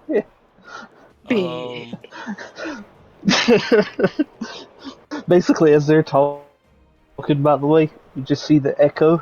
Like, it's black and white and gray. It's monochromatic. You just see the color filling it, and he only is teleporting and traded places with it. So actual Oni's up here now, and then he drops the connection, so he's not deaf and blind up here. Good call. All right. Cool trick.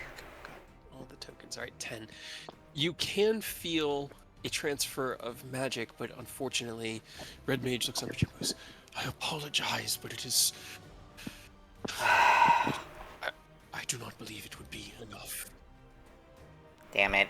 And as he says that, Balin will step in, leading the Baldur's Gate entourage, followed by Iriabor, and finally Melindrock. And why didn't the Fallen get grabbed? What the heck? Everybody except Aerith's mom. My mother. She's just like, nah, I'm not dealing with it. As well as, oh boy, yeah, that's why. It. Emmeline and Sid as well. So everybody's here now.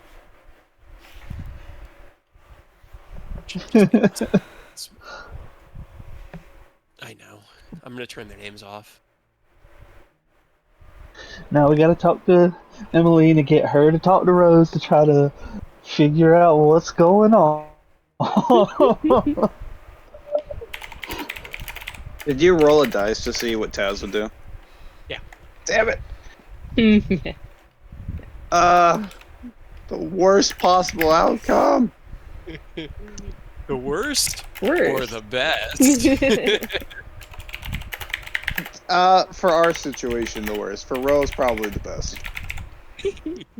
For the narrative, for the story, man, I love the juicy drama. It makes me so happy. But, well, I remove some nameplates from tokens. Balin will step through the door and kind of looking out at everyone. "We heard a loud roar. Is everything all right up here?" Delt will look past Ken.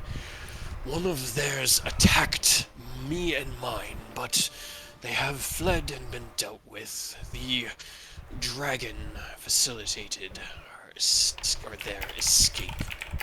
And then kind of like looks at Ken and everybody and is like just noticeably confused.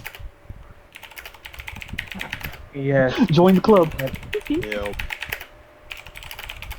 Rose and their, honestly, I can't even begin to Short temper. figure out. Yeah, temper. Decided that the best way to dissuade said anger was to attack Lord Delt. And again, I cannot find the words to express how apologetic I am about all this, and to all of you as well.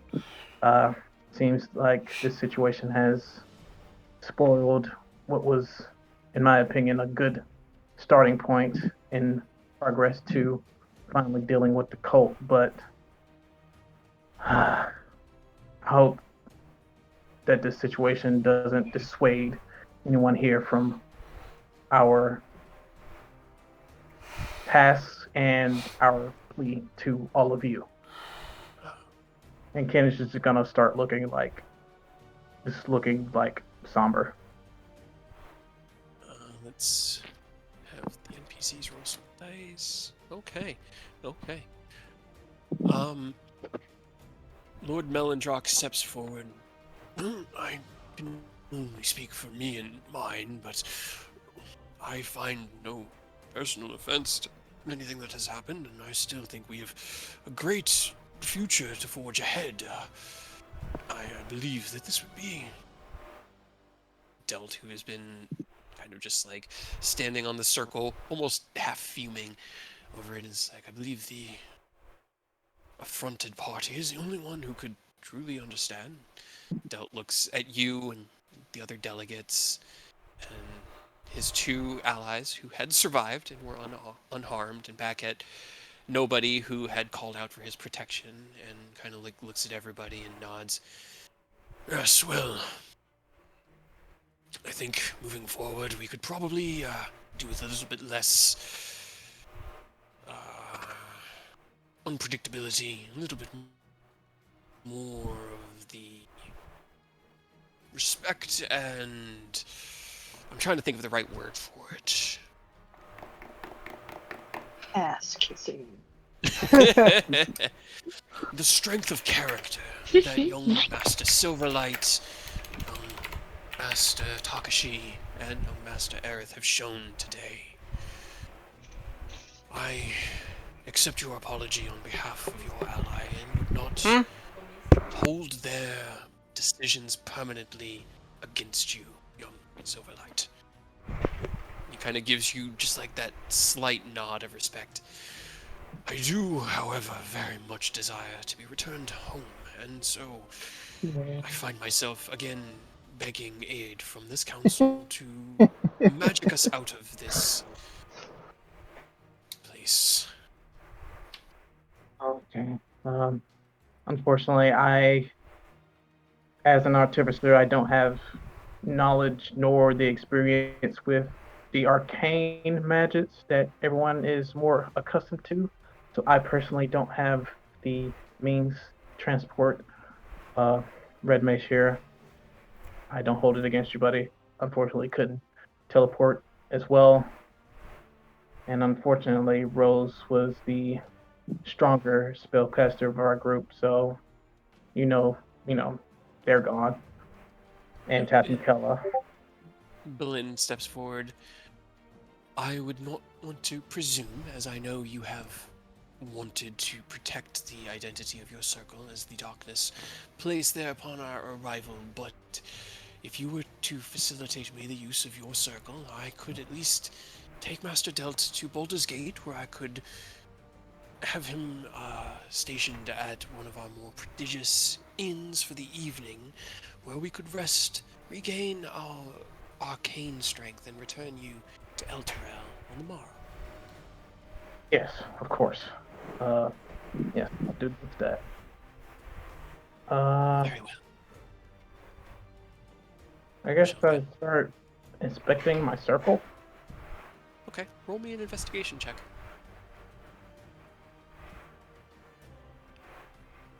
Normal. Okay. Looking at it, you can tell that it's not your circle. Like, there's something deep in your mind that says, this isn't my address. I live at... Oh, this is wrong. But you can see that as Emmeline's enchantment. But your circle kind of laced beneath her enchantment still looks intact. It doesn't look like Rose did any damage to it. Emmeline. Yeah. Yes. Yeah. What's up? What's your enchantment doing on the circle? She kind of looks at you. She looks at Delt on the circle. She looks at the entourage. What's enchantment? I don't know what you're talking about. She smiles in the I have no deception, but I'm gonna try to lie. Look, Emily, I'm not mad. This is not my address. Right, here. You also you do find the light and darkness coin in the center of the circle. That which had originated with Robert, passed on to Rose, is now yours. Okay. Add that. Emmeline kind of looks up at you and goes, well, I'll just... She kind of waves her hand. She goes, there you go. All good. The runes beneath it, like, shimmer and twist and shake, and Del kind of looks down and... What is... An illusion? Very well, Blinn. And this is... Well, if the circle is ready for use, I could take me and my entourage home now. Unless there is more that you wish to ask of, or anything else that we could do for you, Ken. I honestly, my mind is in a jumble right now, so I can't think of any other questions to think of. I just want to see you all home safe. Madam, if you can you contact any mages near your home, see if they can, try to formulate a plan to get everyone home. I'll facilitate their payment for everyone to get home. I will, well, if that's the case, she kind of like looks at the Iriabor detachment. Would you like to accompany us to Baldur's Gate, and we can go our ways from there? Lady Silverhand raises her hand and is like, well, I've got a teleportation, so I can always get me and mine back to Waterdeep, but I can follow you at least there. Essentially, everyone's going to leave at once. Leaving the party, and you're out. You don't gotta go home. You gotta get the fuck out of here. Right. Em will have a moment to say goodbye to Hadrian, but as they kind of came in and heard what happened from Delt and Ken, they've been really quiet. They've been kind of like shell-shocked and talking just like stuttered. It's a lot for them to take in. But the rest, Hadrian will stay. Hadrian will stay to help her. The rest are going to get on the circle. Oh, fuck. Probably get off of it. What? What's up, Ken? Bro's got the fucking key. They do. Sure do. Great. Now we're stuck here. No means of comfort. Lovely. Great. Fantastic. Red Mage will step down off the pedestal. But as the lords and ladies of the Sword Coast gather, Hadrian will opt to stay behind along with Emmeline, and Falna will kind of step next to Aerith and place her hand on your shoulder. Would you like me to stay here, dear, and assist you and your friends, or would it be better for me to return to Lintier and help? Guild card. Yeah, we still have all that in the bank. I mean, they can still get it because it's. You guys have 8.5K in the bank. Yeah, Rose, I believe, has the majority of our funds. Eidos also has a good chunk of it. He had like 8 or 9K on him also. We might want to temporarily suspend Rose's access to the bank, just in case. Probably be done. Remove some superfluous tokens. You might want to hitch a ride with the group about to leave if you're trying to do that. I'll tell my mother I that. imagine you want to get that done quickly. Yeah, I guess. You know what? Yeah, I just want to go ahead and just sleep over at Iriabor. Because obviously we're not going to be able to fucking leave here otherwise. So, everyone's returning to Iriabor? Yeah, I'm gonna go grab. I'm gonna try to signal to my armor kiddos to come on. Okay. We're going over Uncle Hadrian's house.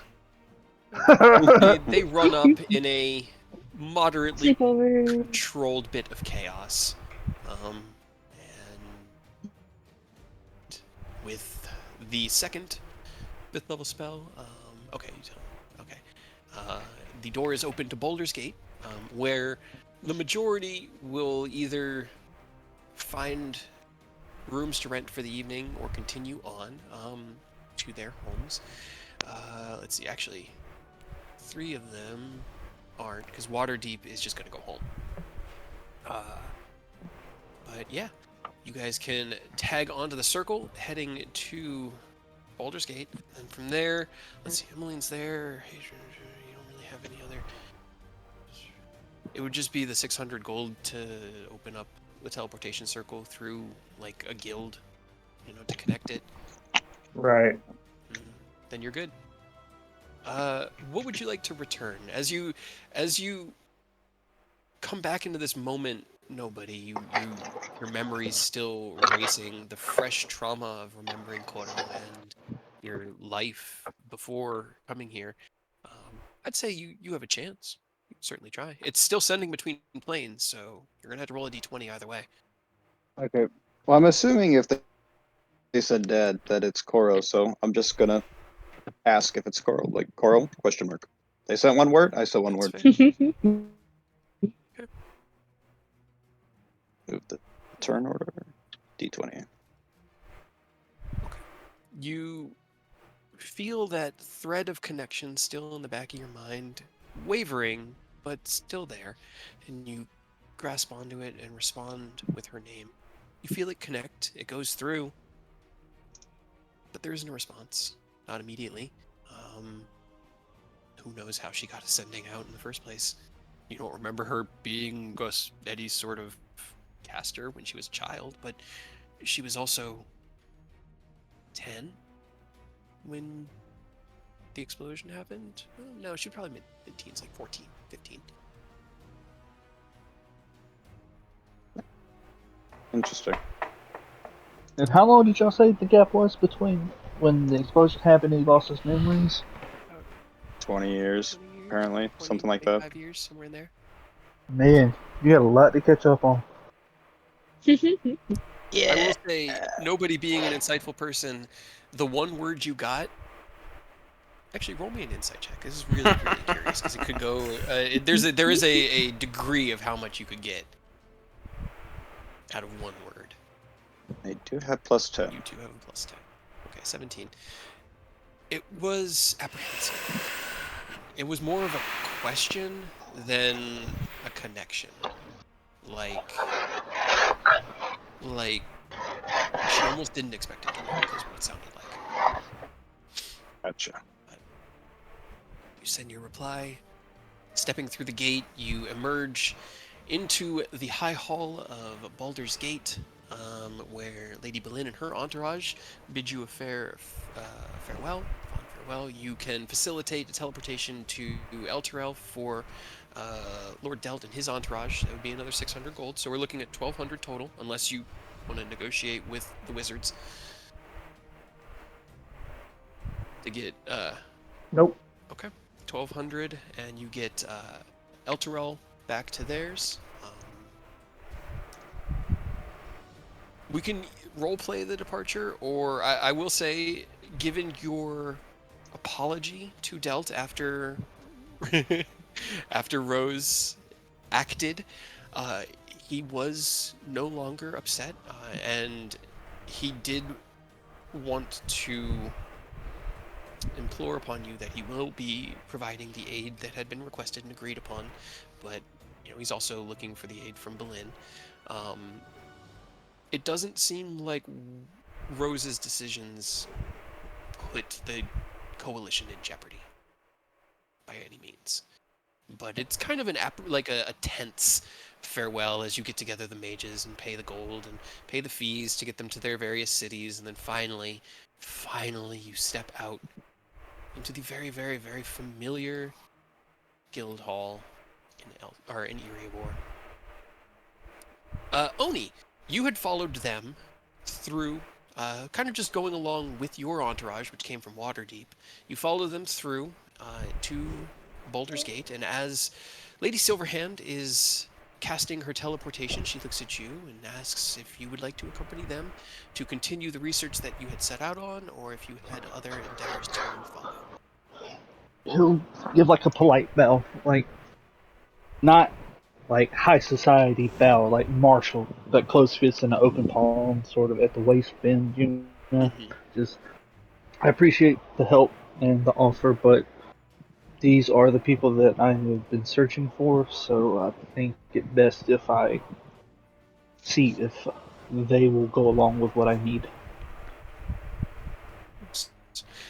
Well, I hope you bring any information you may be able to find on the Dales to my attention, and I will do the same if I can discover any insights into these Titans, the Dales, or Lady Mistra.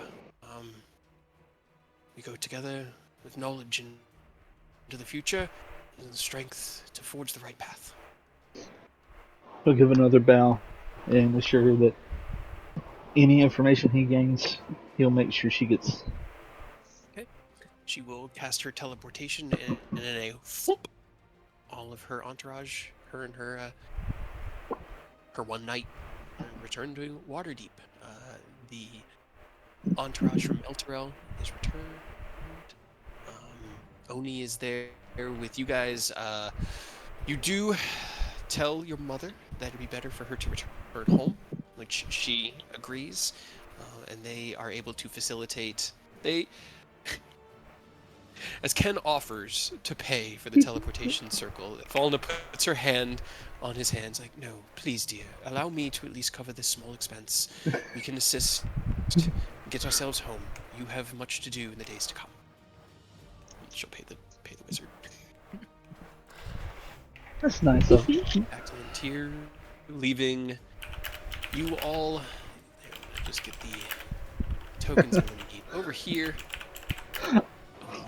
Only just looks at Aerith like, your mother seems like a fine woman. Thank you.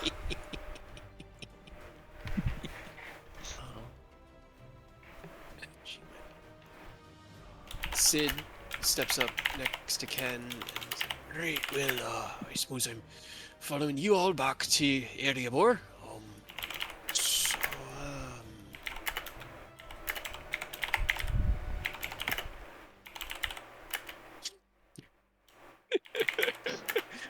just helping them keep up. You do my Ken, job. Rose is gone. That means you have to be the treasurer now. You're the int-based guy. Uh-oh. Alright, just get things kind of cleaned up here. Okay. Damn it, Rose, you always cause so many problems. Yeah. Rose, you come to consciousness later this same day in a field under the edge of a forest. You're outside. It's crisp. Taz is sitting next to you. Looks down. So that happened? Yeah. You gonna tell me so? No. I told you that push come shove, I'd be there for you. And I'm here for you. To be honest, I wasn't really expecting that. Where are we going next?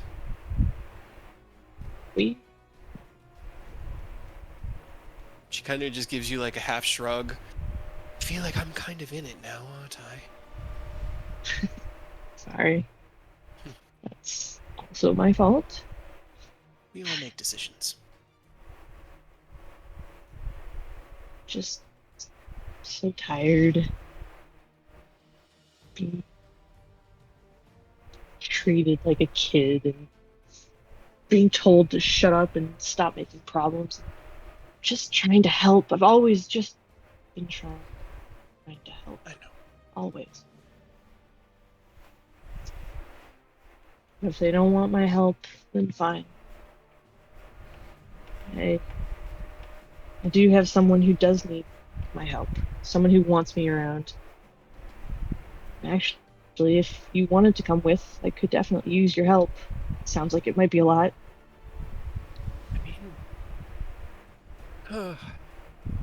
What's one more adventure? I will cast Ascending to call Thorn back. As you cast the spell, we will fade out Rose for the time being. For For now. For now. Alright. So, as I'm trying to get this right, the 7 of you step through the portal into Erebor with Lord Braun and his attendant at your side. The 2 of them, Corporal Wolfsbane, the 2 of them will make their way through your guild hall and return to their own seat of power within the city. What are you guys doing? I'm immediately heading to the front desk. Find Brad. Fine. Oh, not Brad. Chad. I don't know. Why I say Chad, you've Brad? been promoted to Brad. Okay. Soon you Our will be boy Brett. Ad. As you step out of the circle, Hadrian following after you. I did leave him in some semblance of in charge, but I didn't really tell him to do much, so hopefully he's just been hanging out, relaxing while we've been gone. Not much has been, not many jobs going on right now, but Yeah, well, I might need your. I might be looking to do some work to, gather up some small funds for this adventure we're about to go on. So I'll just let me know if you got some odd jobs here and there. I don't care. It could even be as little as helping repair Baldur's Gate. right. Now I'll put the word out that we got someone with a good deal of power looking to make some money around here. Usually that can get something out of the woodwork.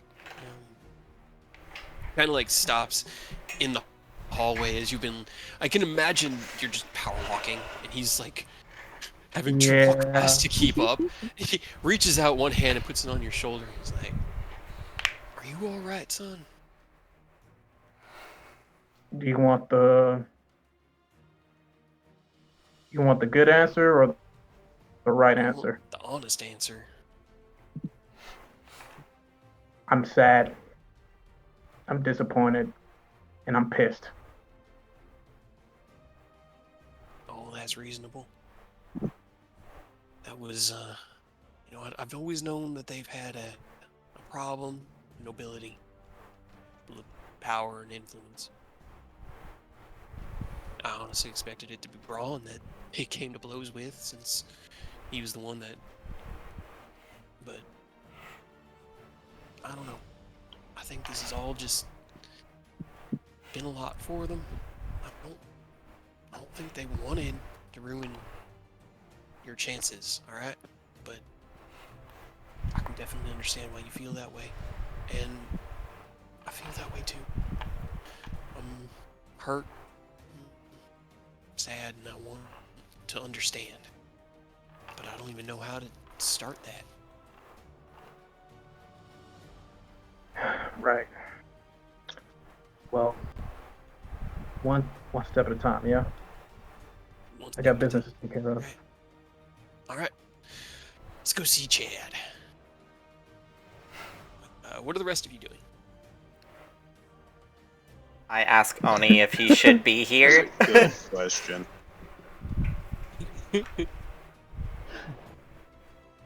You all are the most wanted people among the cult, and honestly, the coast. I specifically came to find you when the cult started funneling in. They made it a point to talk. It discouraged you, and you have been a solid thorn in their sides, so you are the people that I think I need to ally myself with. So, yes, I believe I do need to be here. Oh, that's fine by me. I should thank you for helping me keep my balance. Oh. You should also see what you're made of. Ooh, I got a fancy thing. Thanks. I must read. Is there anything He got his memories back. he does? What does your gourd do now? Detonates into a nuclear bomb. Yeah, I'm kinda. Kinda. Yeah. It's pretty dookie. Okay.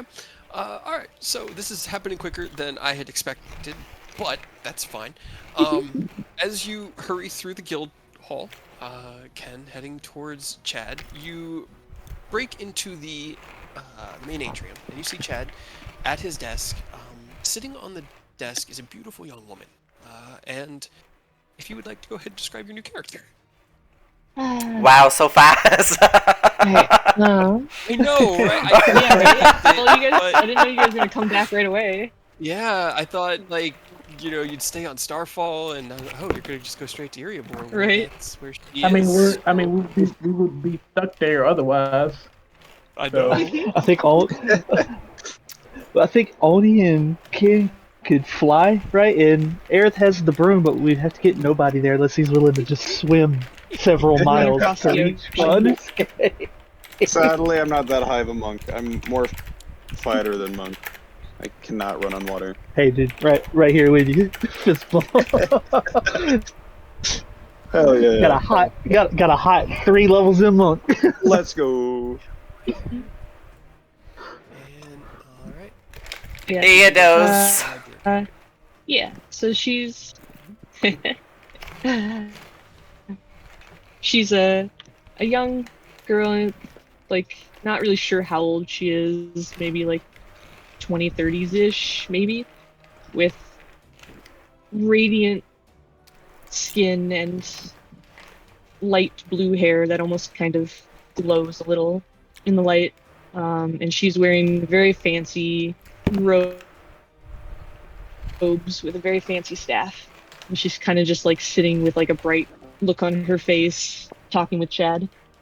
Who seems absolutely enthralled. He doesn't even notice you guys coming. He's kind of like, he's got that like puppy dog in love look on his face as you guys step in. I And go he's up just next to looking him and nodding. I go up next to him and I just slap my hands together like a clap.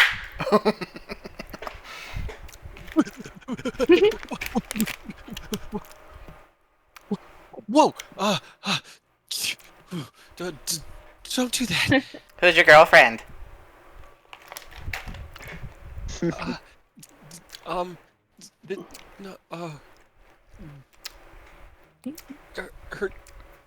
Her name's Mia. She, Mia?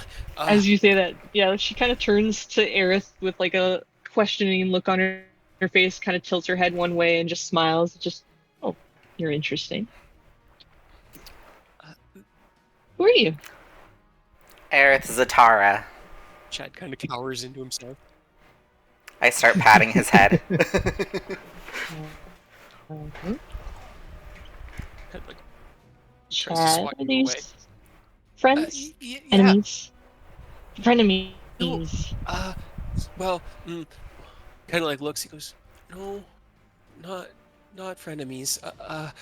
They're adventurers. They work And here? friends. and friends. Coworkers. Sounds too much like enema. Oh god. Oh no. Yeah. But she'll stand up, like hopping down off the desk, and she's quite a bit shorter than, I don't even know how tall Aerith is, but she's short. 5'8". And she'll just like brush off her. Yeah, she's short. He turns towards you, Aerith. Goes, I found, met her in the city yesterday. Yesterday, she was wandering Just trying to around. find food. Yeah. And you were asking about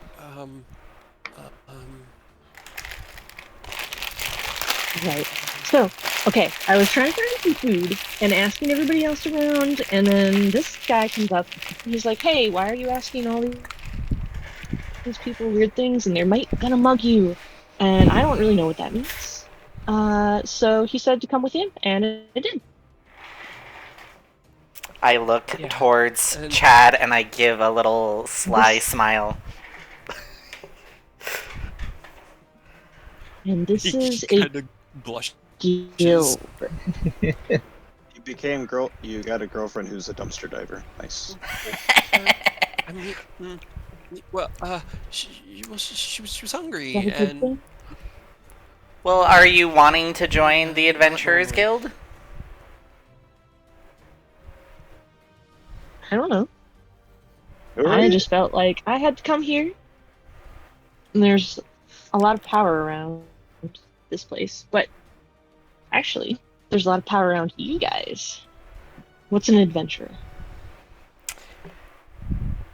Where exactly are you from? Yeah. Where exactly are you from? She kind of turns towards the door, points out the door. Just we came from outside. Alright, point of origin. Outside. Chad just sort of nods. That's all I've gotten to. Where you were born. Outside? Probably. Probably. Why do I feel like it's a fey? Can I do an insight Sure, check? give Can I me do an an insight insight check check. to see what's a fey? Also, can I have access to her? Nah, you don't get to play your new character. Yeah, I fuck did that give shit. you Admire Omi, him from a right? distance.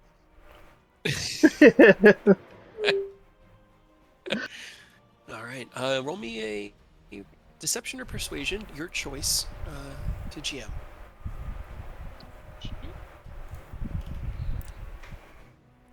Yeah, it's just gonna ignore this whole situation and look directly at Chad. Okay. He's a man on a mission, dude. You don't get any sense of Fey, or elven ancestry, or anything along those lines. Nobody. You sense a very forthright and outgoing young Human? woman, as far as you can tell. I mean, she's kind of has like radiant skin, and she doesn't have like pointed ears, so I'm thinking elven, Azamar. it's really hard to tell. I want to cast Detect Interesting. Magic. Just see if I can get This whole room is just feel. neon. I know, They just I know, but explode. still, You're gonna I'm. get flashback immediately. You cast Detect Magic, casting out the spell. The entire room begins to radiate. You guys predominantly, as well as her. Everything she is wearing and about her seems to radiate magic. Huh. What are you doing, Ken, while everyone is talking to this That's all I got in new terms of. person? Okay, so we know your name is Mia, right? Mm-hmm. Are you. And you Yes. look like you're a spellcaster. Yes. So you can cast spells. Do you know what type of spellcaster you Yes. are?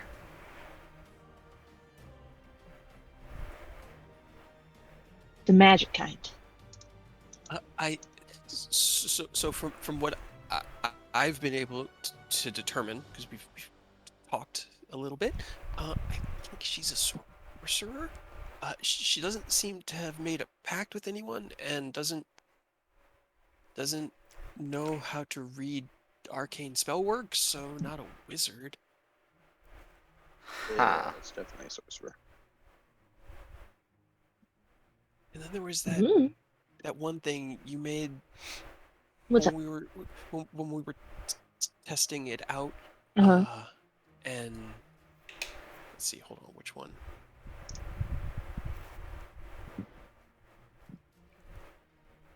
D100. That doesn't work, does it? No. Not the way you want it to. Not the way I wanted to. There was that one time when we were testing your magic, and you got big. You were really big. Do you remember that? Yes. Yeah, That was yeah. fun. That it only lasted for a minute, sadly. I was taller than you, and I've never really been taller You than were any of very, the people around here. very tall. You're saying that it happened right But after she casted a spell? No, beyond that.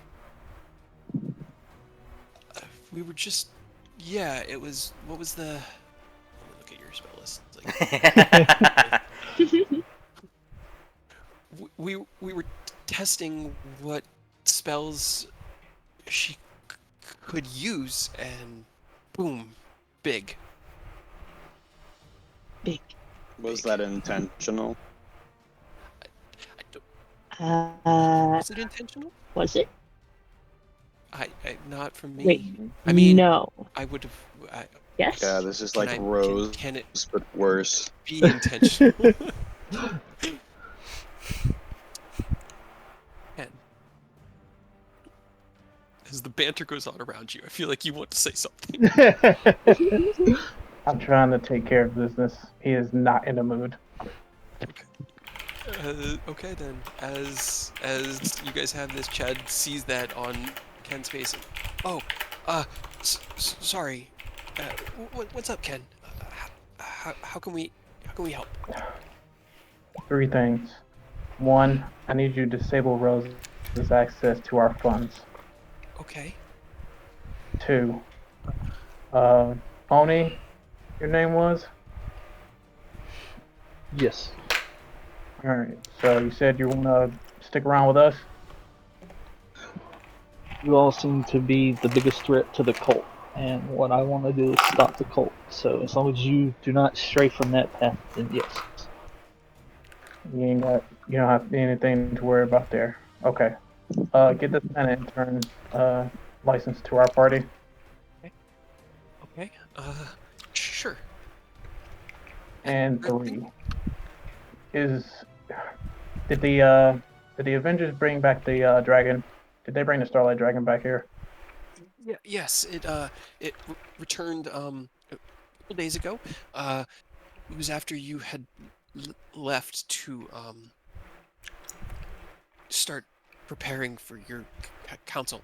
The retrofit has been completed. It should be good to fly this afternoon, maybe, but definitely by morning.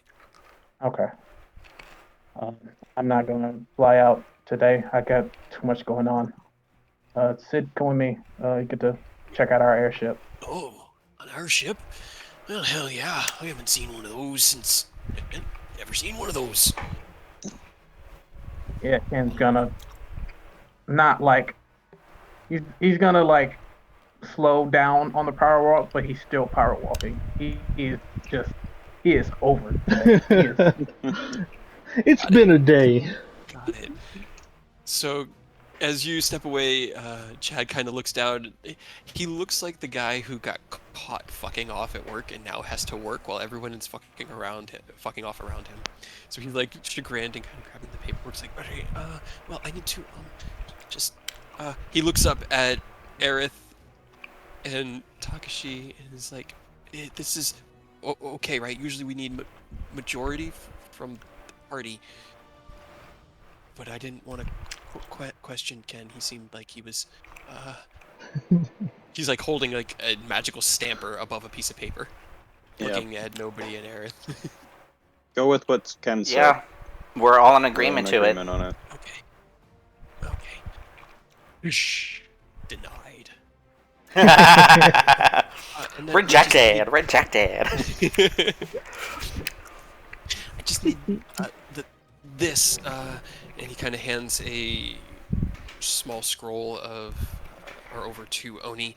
If you could just fill out the lines at the top, initial sign at the bottom, and then your thumbprint to arcanely tied to the Wanderers of Starlight, I can provide you with an intern's badge that can provide limited access into their resources. And he pulls out a drawer and starts picking the things out. Hey, Mia. Okay, yeah, he'll fill it out.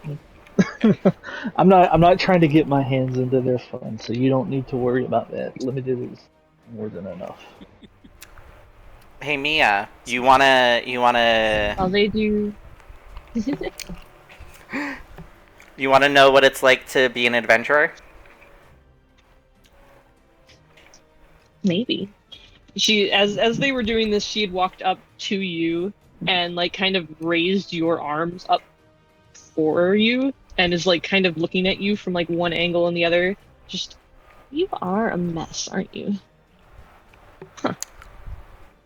What do you mean? Deal. She called it a mess. I mean, just your magic. It's really cool. Honestly, like you guys have such an interesting weave, but there's all kinds of knots and frays. I like her. Can we add her to the I group? mean, it was worse on him, and she looks back to where Ken had left. What'd you say? Can we add her to the group? We don't even know her. That's She's okay. showing me compassion. I love her. And I talked with Ken about that. I'm not gonna, no offense to you, let a stranger just randomly join who we don't even know. That's fair. At least Oni seems pretty chill. I was about to say, as Oni, a stranger who they don't even know, is putting the thumbs To in be his sheet fair, of paper. you helped nobody, so he didn't fall down. You were there to catch me when I fell. Exactly. You're the wing. You're the wind beneath my wings. We're brothers. Well, if there's anything I can do to help, I'd like to help. So, what can And you if- do? What are these Maybe if I knots help you're talking you, and you about? can help me. Just the aura of magic around you. I don't know what the knots are. I just know that they're there and they're tangled. I take your hand and lead you to where Ken is going. And I'm just like, follow me, we will solve this problem. Where are we going? Ken, where were you heading? And You were going to the airship, right? I'm heading to the ship. Heading to the I missed my ship. You miss your ship. That is fair. As you power walk through the hallways with a tempered speed so that Sid in his slightly malnourished state can keep up with you. You step out into the large field that had been much larger at one point out back of the Guardians of the Sword Coast Guild Hall. This massive complex of land that had been established and set aside by Hadrian through his gains of adventuring, now boasting a small airship dock as well as a tiny pond for a giant crocodile to live in. Yeah, Fred. You do see Fred as he is happily baking in the late or mid-spring sun, half submerged under the water, his scales half above the water, just taking in the sunlight. And then ahead of you, you see the Starlight Dragon, fully refitted, the front masthead reattached that you had carved yourself seemingly a lifetime ago. And as you look upon it, Sid kind of looks up at it and whistles, and now that is an airship. That's impressive. How does it fly? Can you teach me how it flies? Yeah, no problem. Aurora, your fan. Yeah, it's pretty simple Sorry. once you get the gist of it. Actually use the basis of this of the system it uses for my my jet boots. Interesting. I'd like to see those too. I've thought about trying to create some sort of tiny wings to put on the side of the heels that could flap really fast and allow me to fly. I don't see tiny wings on your boot, so I'm guessing you found a different way. Yeah. Tiny wings aren't my style. He kind of like is walking underneath one of the large APMs, and they're about like 6 feet in diameter, and he runs his hand along the gemstone. This is heavily inlaid with some sort of magic. I can feel it radiating. That's impressive. Yeah. Let me check up on the let me hop on deck, double check everything. You wanna hop on as well? Don't have to ask me twice. I'll follow you up. I'm just grabbing your tokens to move them onto that map. So we can actually go back onto the dragon. When was the last time we were on the dragon? Flying What token? through the mountains, if I remember correctly. Right. Over Pirate Island. Yep. Arturia is still on this battle map. It's been a minute since we had the ship back. Yep. It has, but you guys have earned it. You earned having it back. I got my baby back. You do. You step up onto. Oh God! Why did it copy Sid twice? Step up onto the deck as I grab Ken's token. And see the well-repaired deckwork, the recently refitted masthead and weaponry. The ship is raring to go. Walking around it, the only thing you find that it's missing is supplies for a journey. Food and water. Everything else is here. The APMs are checking in at 100%. I'll lead Sid to the captain's, or not a captain's nest, like the darn Helm. Yeah, the helm. Mhm. I'll see if I can find the book, the instruction manual, and pass it to him. Okay. Let him read through it. He takes it from you. It is beaten and weathered, and there are many stories to be told with the quick, rapid reading through this as the ship plummeted through the air. But he can kind of flip through to gain an understanding. There is interesting, an arcane propulsion module. I could see, and then you use the same idea here of a crystal that generated an anti-gravity levitational field.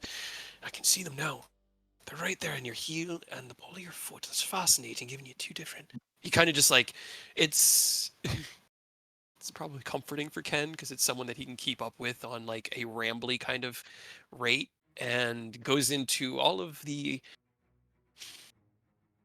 descriptive aesthetics as to like how the ship is working, and he's like making parallels towards how you learned from what the ship was doing and things like that. Yeah, it's. I mean, he's still upset and pissed, but it's soothing to like, hear Sid rambling again after all these years. Yeah. All right. Well, I mean, you guys could probably spend the afternoon just on the ship, checking it out and making sure that it's fully outfitted, unless you had anything else you wanted to attend to.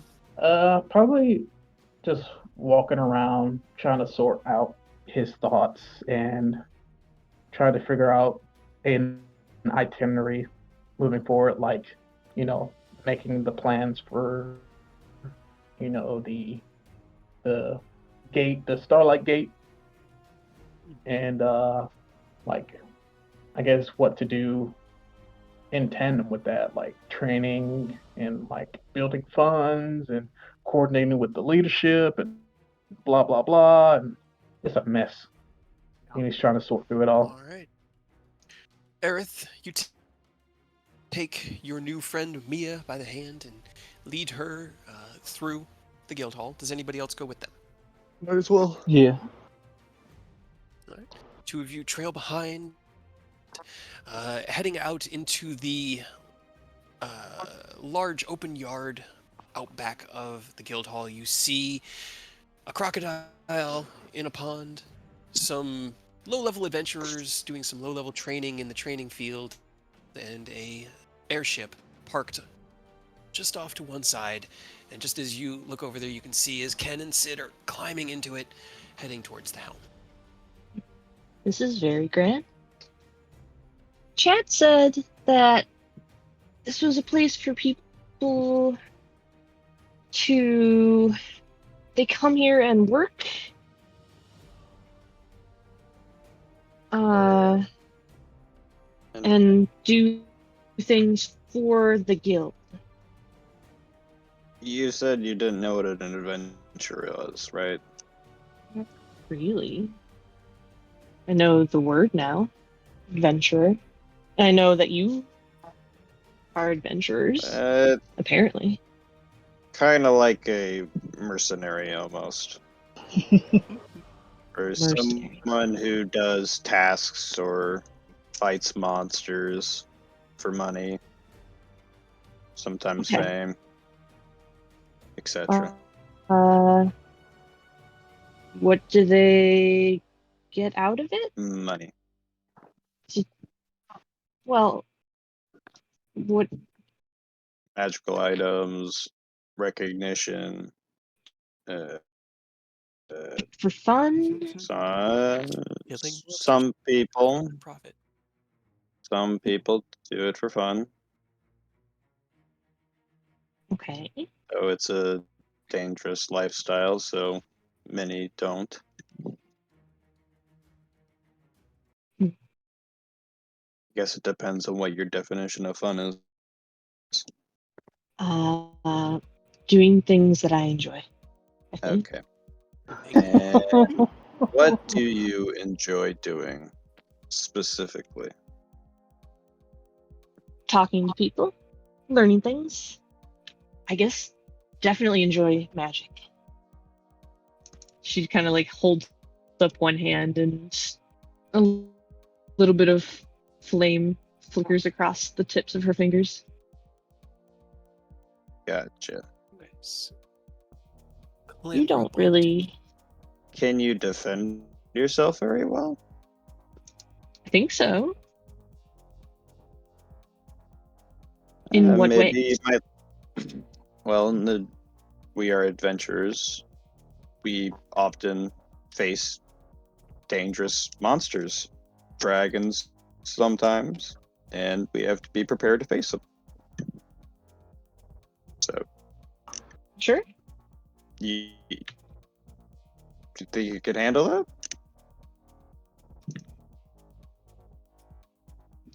How will I know? Fight a dragon. Do you have a dragon? We did. Not currently. What about that one? And she kind of points over to Fred. Is that a dragon? That is not a dragon. That is a crocodile. A giant crocodile. It's like a. Is that a. Nope, that's a dog. It's like Elden Ring, where all the. Is this a dog? And it's just turtle, yeah. I mean, it looks like a monster, though. Is it dangerous? From what I understand, that one is friendly and can talk. If you hurt him, he will attack. Yes. Okay. Yeah. Don't poke the crocodile. Okay. You can talk to the crocodile. I'm sure he'll probably enjoy conversation, but don't poke the crocodile. Or at least ask. Right. Well, I mean, I can show you what I can do, but I don't know how to answer whether I can defend myself. Would you like to see? Is there a spare target nearby? I mean, there's a training yard that has just training dummies that you guys have used before. All right. You see those training dummies? Yes. I think. Show us what you can do. Bless them. Imagine they are attacking you. Right. The problem is, I think, is most of my spells, I think, need a creature target. These count as creature targets. So Like, they're okay. because they're training dummies, so they're intended to be targeted like creatures. They just have an AC of 10. I've always wondered why they write creature across the chest on these dummies. Now it makes sense. Due to a Just so you magic know, this is the loophole. creature. So if we write I not guess. a creature on our chest, then we're no longer be targeted. Yes. But that also means you throw away your humanity, and that's something you must never do. And That's fair.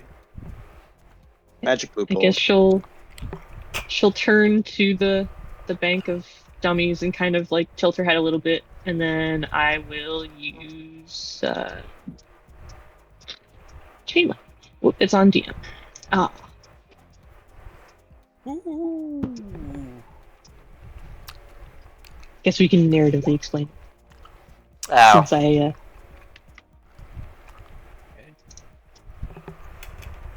Okay. Let's see.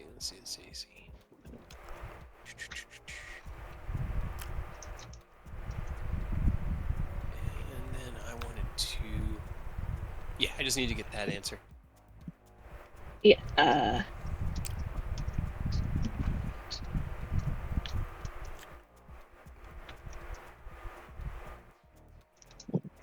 I know that our fucking casting focus is circling venom. Why do spells have such weird, like, material components for these things? Right. A bit of fur, a piece of What do you amber, need a glass, weird or fur crystal for rod. chain lightning. If I remember, isn't fireball a piece of bat dung? Yeah. It's bat guano. Yeah, It's sulfur and bat guano. I don't know. They come up with the weird. Maybe there's some alchemical reference they're making for these things, but like they always have the weirdest components. Yeah, it probably has to do with like the alchemical chemical stuff. I know it's mostly used in like older, or more seriously in the older editions of Dungeons and You Dragons. just have a pocket full of that shit at all times. Like, we're ready. So, actually, that's kind of cool though, because then you can guess what a caster is casting by what they pull out. If they need to use materials. If they have to use them. Well, that's funny. They pull out bat guano and you're like, "Hi, he's gonna cast fireball," and he just chucks it in your face. It's just a face full of bag Misdirection. Like, oh, I cast bat shit. Never let them know your next move. All right. So as you lead Mia over towards the training yard, Aerith and Oni following along, she takes her staff and with a flourish casts a powerful spell that arcs out from the end of the staff through. Oh, it hits what, like 6 things?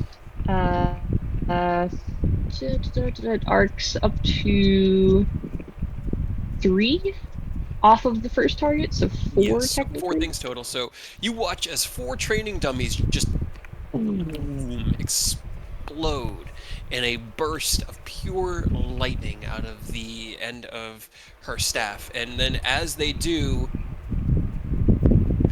a dense fog coalesces around her and then just fills the space surrounding all of you, and you are all encased in a fog cloud. Yeah, that will do it. Can I roll Arcana to Is that see if good? this is wild magic? Sure, roll me Arcana.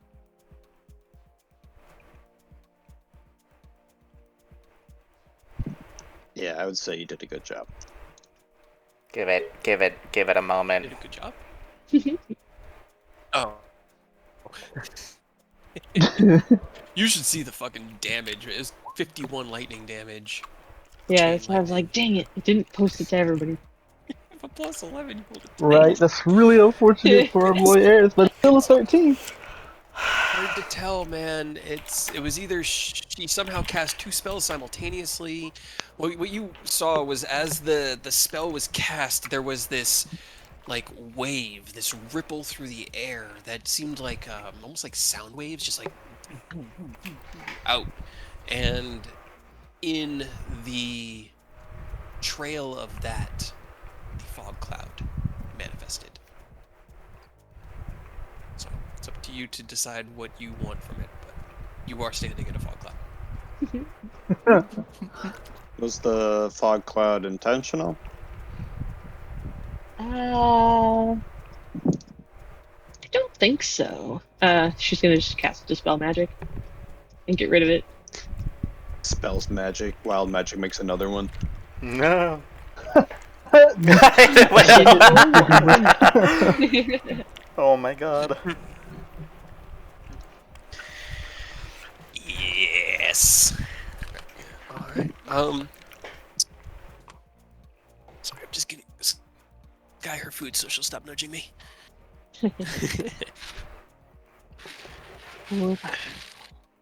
You said you want to join us?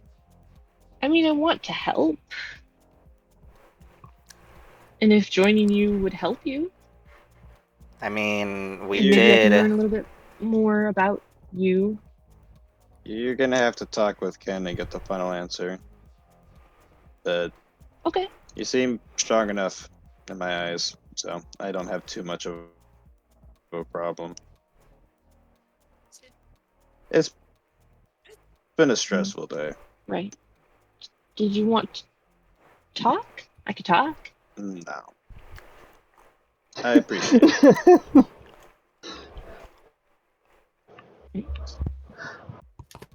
Are you always this energetic? Probably.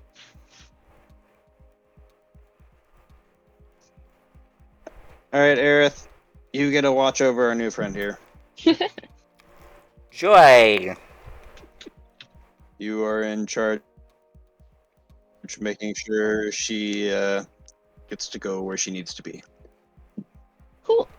Have fun! Hang out with And you. nobody's gonna walk away. Okay. He is too You should walk- frustrated and tired to deal with this right now.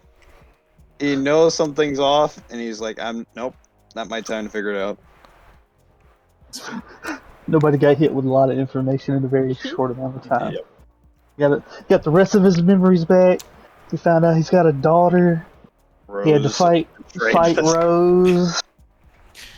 Nobody could just shut anybody down. That was ridiculous damage, man. Rose betrays He the party excels again. in long range. Didn't betray the party.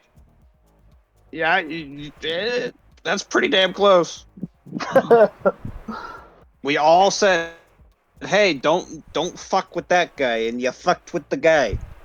You all said you're too much of a child to deal with your own shit, so stop it and listen to me. And they said, no, fuck that. They.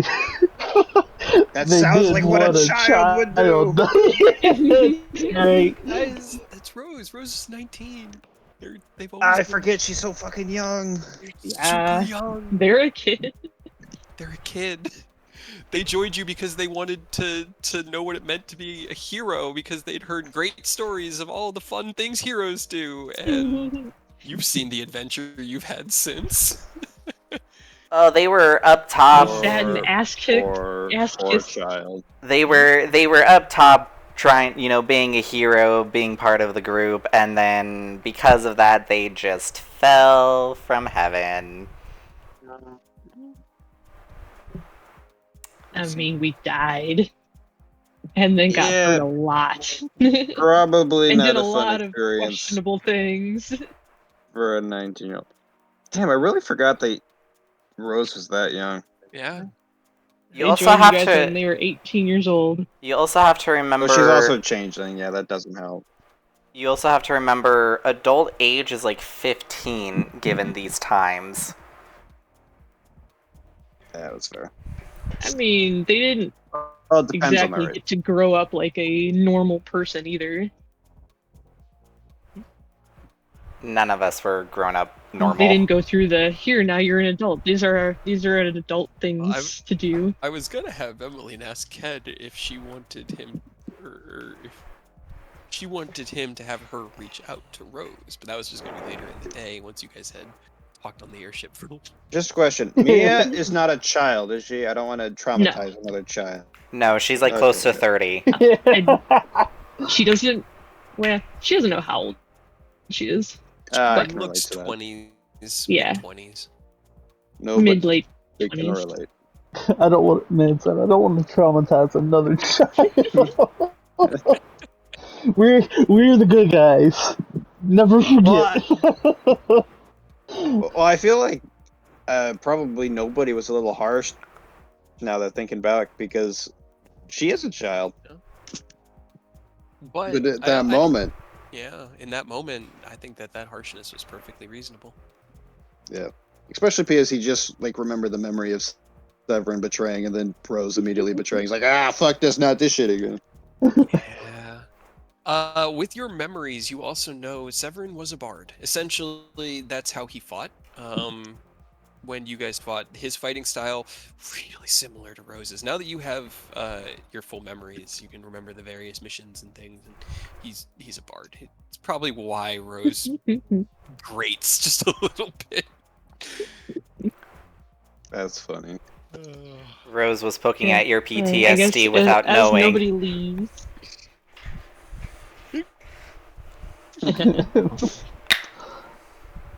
As nobody leaves, she'll turn to Aerith. Just, well, About these knots. About I these don't. knots. I mean, I don't really know how to explain it. Like I said, you and she points up in like towards the airship, like him as well. The one who just left, he doesn't. It's not as. It's not.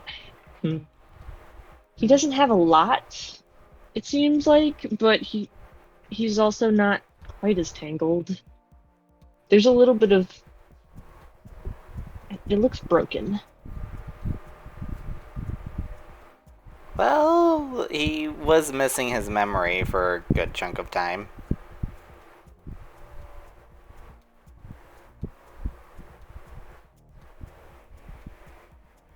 I don't know how to answer that because I think I am too. I don't think it caused that though. Everyone has memory problems in this party. Should change their name to the Amnesia Squad. Aw.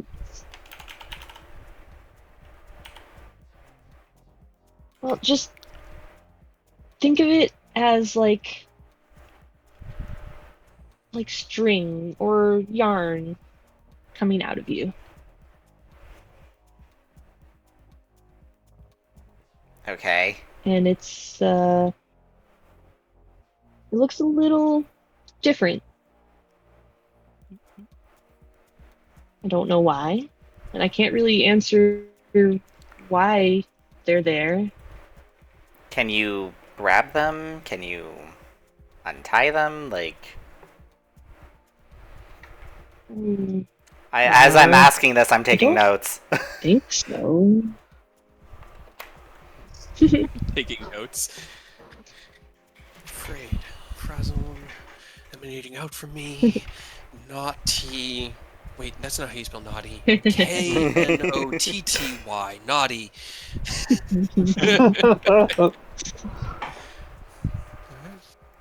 She'll just like reach out towards Aerith's face and like almost reaches towards your cheek and then reaches a little past and then pulls her hand back. Just I don't think I can interact with them. Huh. At the top of the page of the notebook, it's just in big letters, Mia. What are you? Right? No memories. But anyways, I mean, if I can help with that, I will. I'll try if you want me to stay around. He said that we should talk to Ken. Yes, and I'll just yell out, Ken! Is he up there? We can go meet him. I don't know.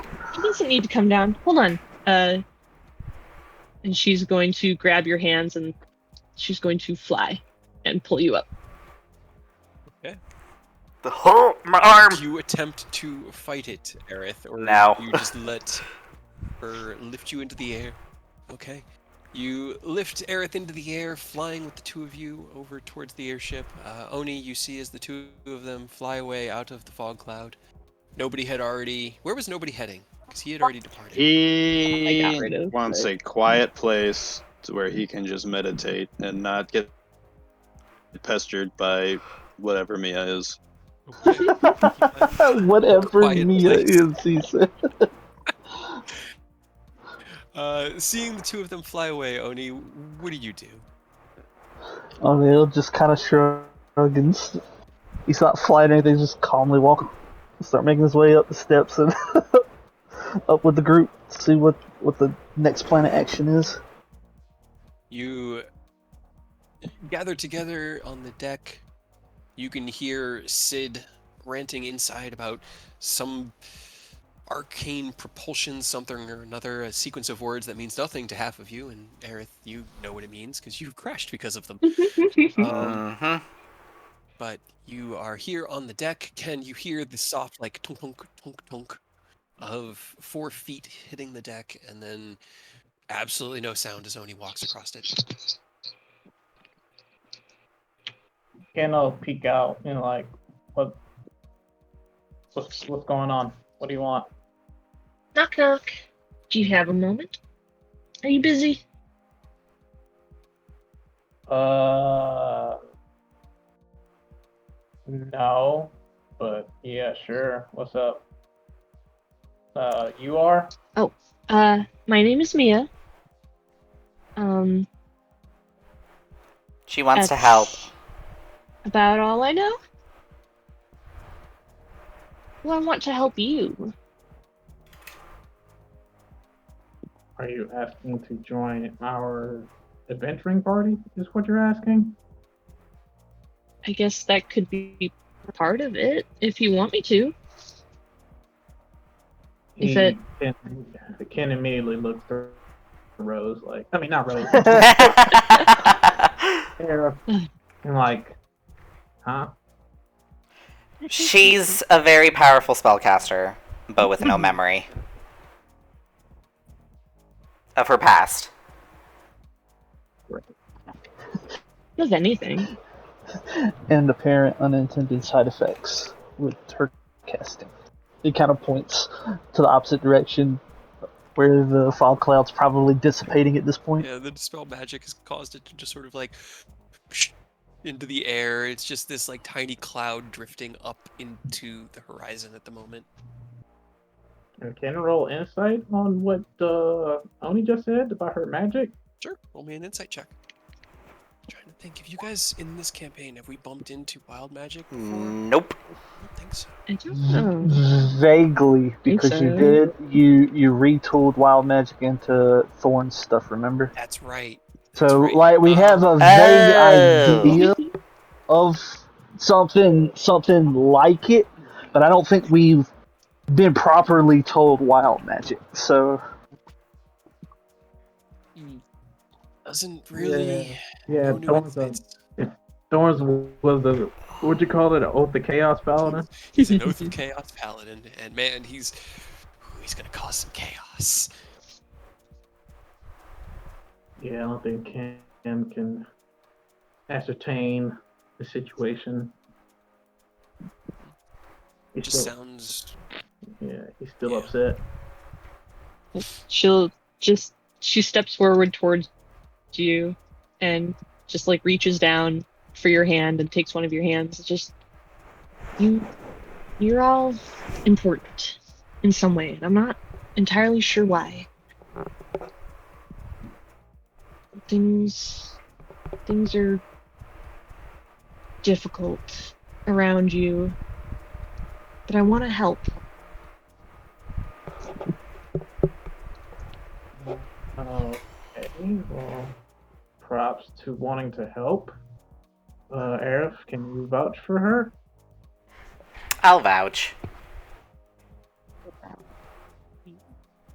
What did Nanashi say? Where is he, by the way? He needed some If you him mean your time. angry friend, he left. He did Right. say to defer to your decision, so I think that's a yay or a nay based on what you want. Well, I mean, I'm not gonna turn down assistance. So yeah, sure, you can join. Let's head back to Chad. Um, 2 new interns in the same day. Sometimes it's that way. Give us like a wooden training gun that way. Once we're full-fledged members, we can get a real gun.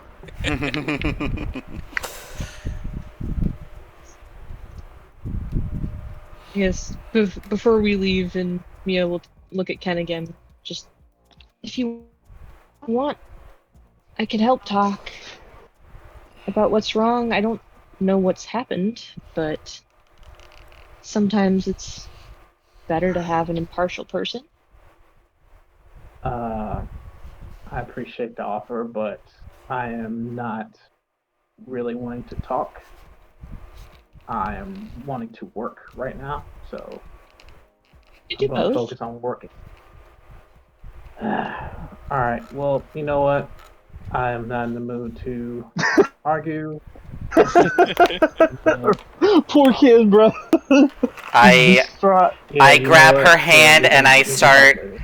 I start pulling her, towards the stairs off the airship, which is like, let's get you an intern tag.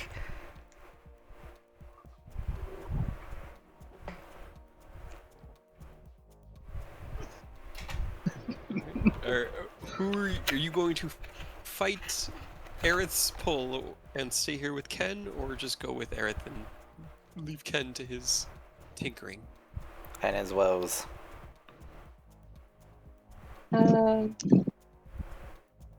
She'll go with Aerith for a moment, but she'll come back later.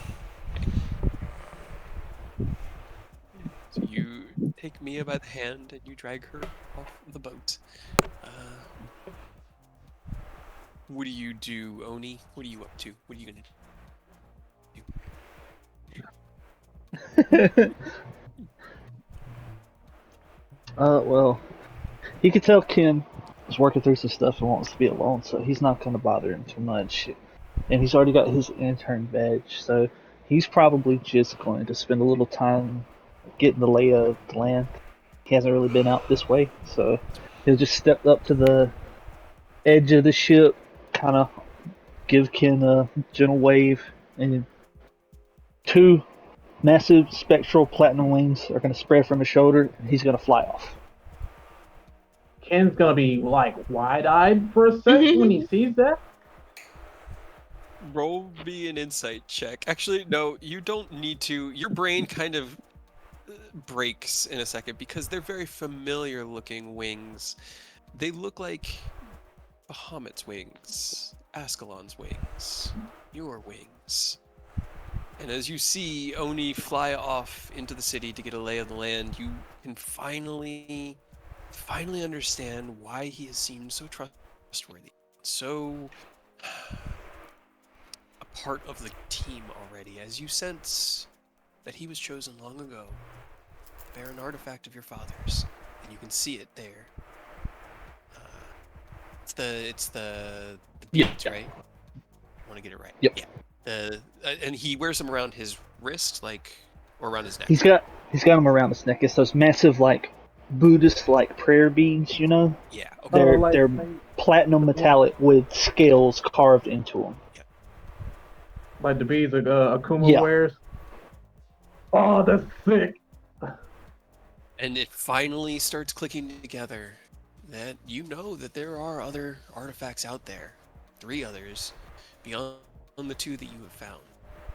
3 that you have found. The third one was unintentional. I gotta talk to him. As Odie flies off. Zoom. Wings. I gotta talk to him later. But work. It's just gotten more complicated. Yeah. Ken's just gonna pull out his notebook and at least get like I said, the at least try to get started on like the theory crafting of this gate started. So, Oh wait, I did that already. yeah, you have the role for the day, but you can definitely spend the evening working with Sid and just unwinding if that's what you want to do. It doesn't have to. You've had a day. You can take the day. Ken's a little tense, so he's not probably not going to be like he'll talk, but he probably won't be like actually talking. Just more like feeling the noise, like feeling the silence. Yep. So I think he's gonna try to focus on something else. I think he's gonna at least try to get started on his defensive fighter. Okay. Okay. So you leave Sid to familiarize himself with the airship, just to satisfy his intellectual curiosity on how the thing functions. Yeah, Ken's gonna, I guess, try to like unwind by working up a sweat. Yeah, it's easy to find a young, it's like a half-elven young man who's there training with just some really basic combat maneuvers, but you can kind of use his attack rolls to help balance out your defensive stance without having to worry about taking too much damage, because he's not going to hit you too strong or too hard, because it doesn't seem like he's very well skilled.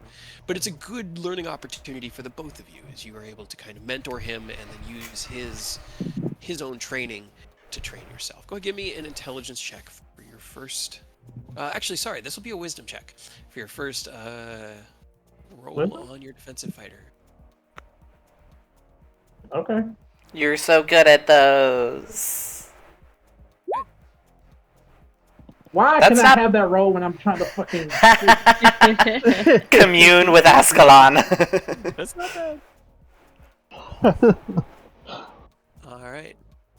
Okay. So at this point you have the knowledge of how the fighting style works. You're kind of having to cake it into your reflexes. The defensive fighting style is learning about sacrificing some offensive capabilities to help turtle yourself better, deflecting attacks or mitigating them, making them land on more heavily armored parts of your body as opposed to in the weak chinks of the armor where they could deal damage. So at the end of this all, I can see myself I can see Ken in the peekaboo boxing style, like Epo.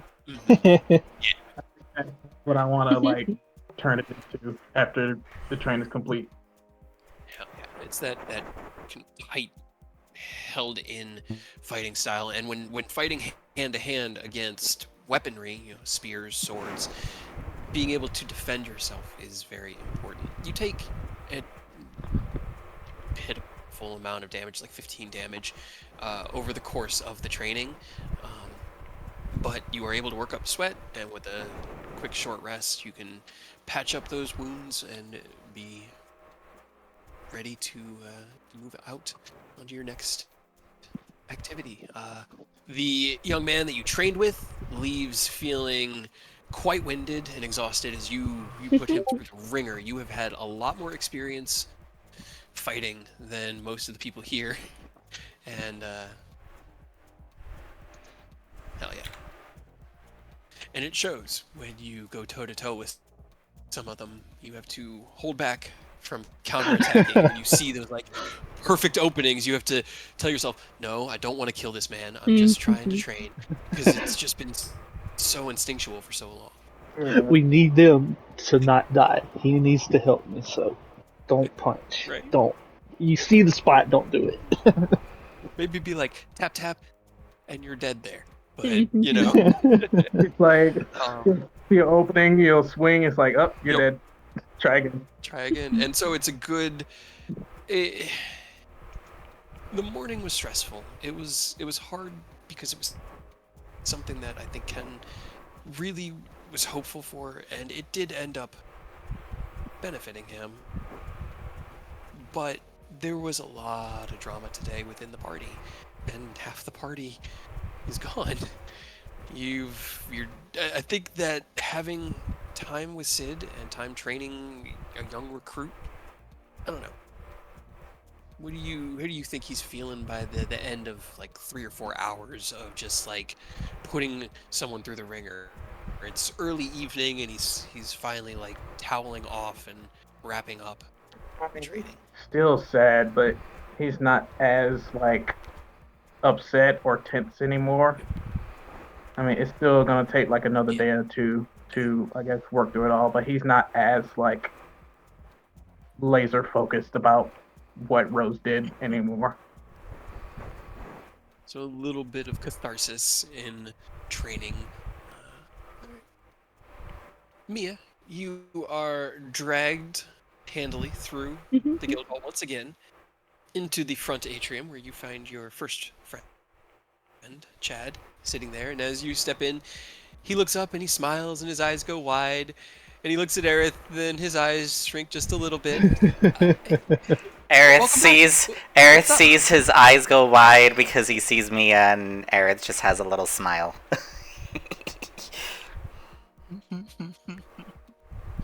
I won't tease, I promise. What did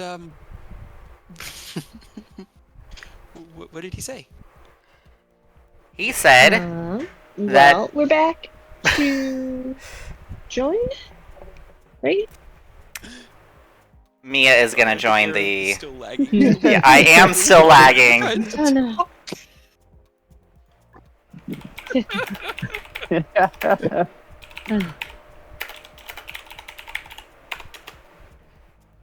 Can still hear you.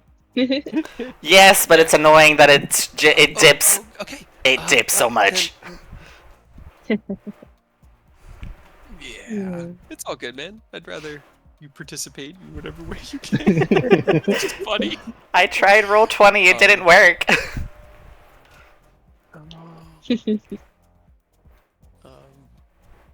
You lead Mia over. He takes out. Oh, okay. Here, I just need you to go ahead and fill this out. And he'll put down the paperwork for you to fill out.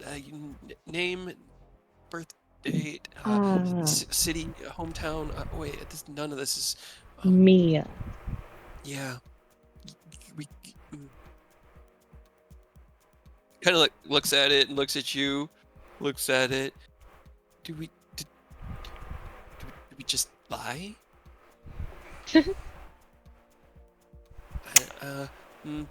Let's leave it. I don't know. He looks at Aerith, and I'll give Aerith an extra second to respond. Aerith is just looking at Chad, wondering if it's possible to leave blank. If not, then fill out Lentier.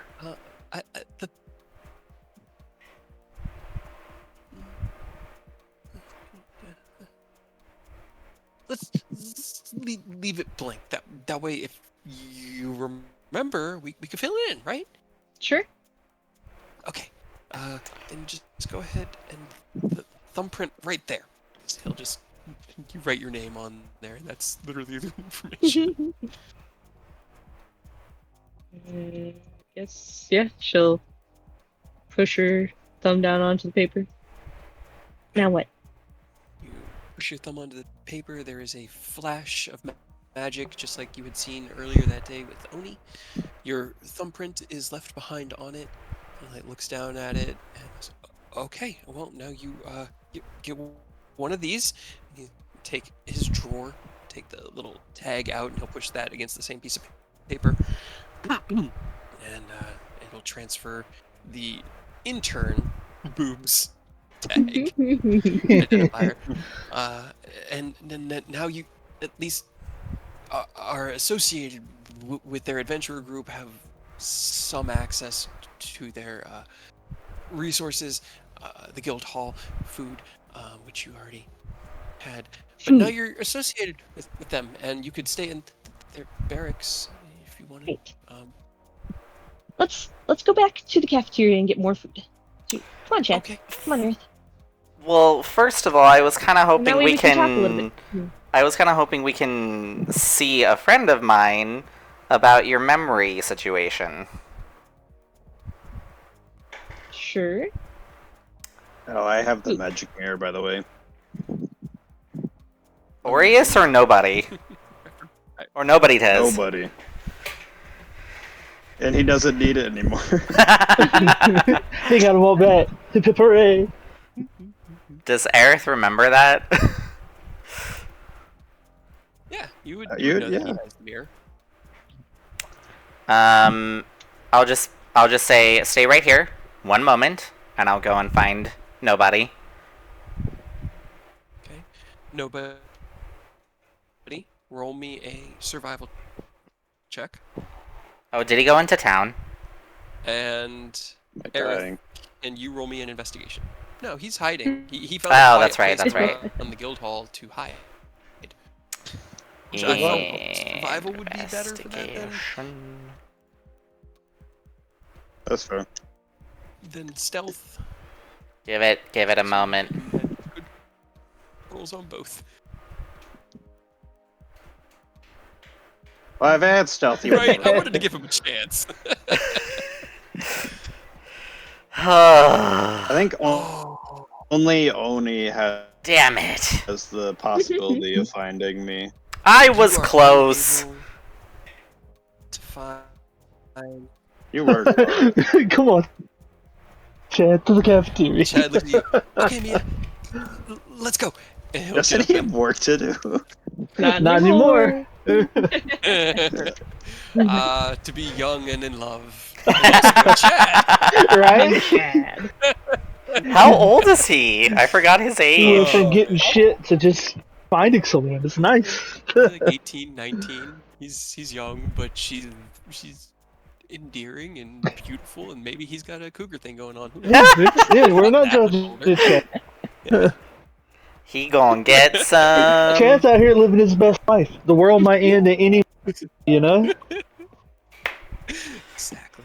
All right, Aerith, you hurry out into the guild hall to go and find nobody. Returning to where you had last seen him, you are unable to find nobody. You cannot find Takashi anywhere. He He's on the has ceiling. sequestered himself away for privacy. and the ceiling. wherever you look, he's not there. Where would He's you in the go? rafters. Just hiding there. He's like, no one will find me here. What are you, fucking Batman? And Batman. Every arrow he shoots is actually just a batarang, and we just haven't been paying close enough attention. They move too fast. You can't see. But yeah, you spend a couple hours searching the guild hall, unable to find anyone. Unable to find About it. nobody. Finally, probably bumping back into Mia and Chad in the atrium. But Oni, you take to the sky, and the platinum wings. How long do they last? Just so that I can. I just have a fly speed equal to my walk speed. There's Hell no yeah. cool. But he's not. I didn't mean he's going to be flying. He just flew off of the ship to save a little bit of time. Gotcha. He tries to keep a low profile. Okay. Like he's all about moderating out unless it's necessary. So Moderation. Cool. Got it. Okay. So you drift down with the wings before they dissipate, and then head back into the city on foot. Spending the day wandering Eriabor, you familiarize yourself with a number of the temples and libraries there within the center district of Eriabor. You do. Let's see. You're only an investigation check.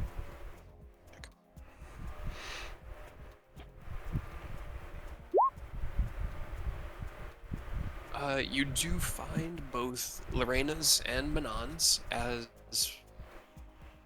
prominent arcane shops, which, being an adventurer, you've come to peruse from time to time, as well as remember any other key points.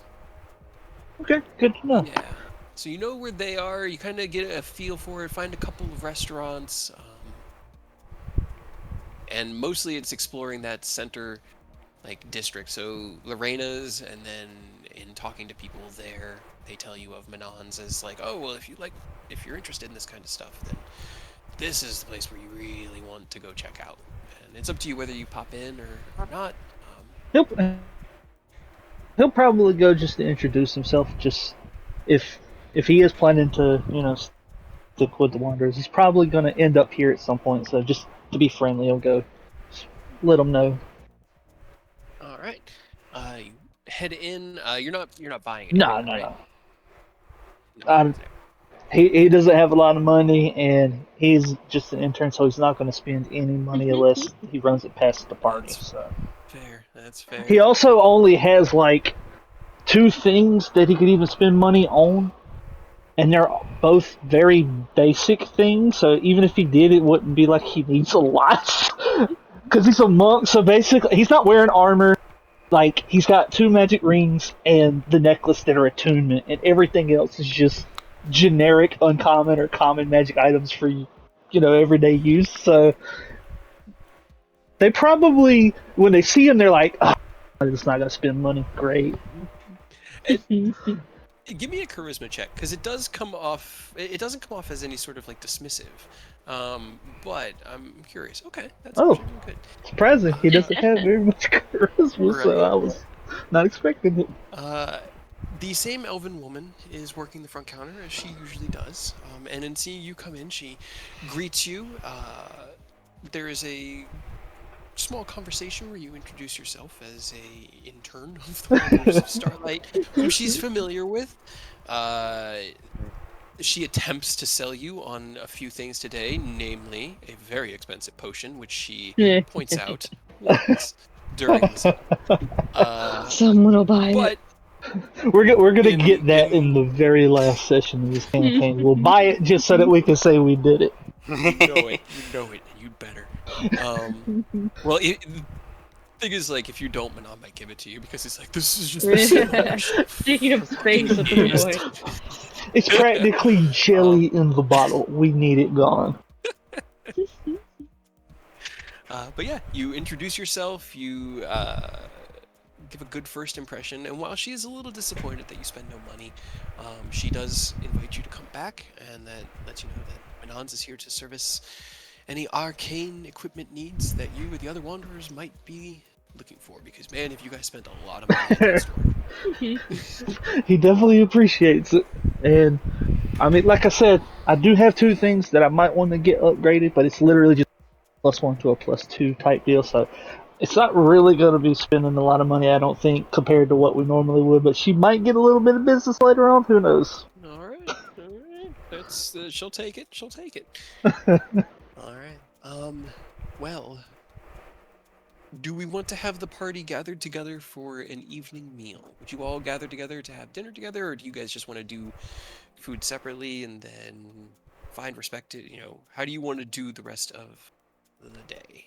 Yeah, we can do I was about to say family meal, but at this point, A step family meal. Yeah.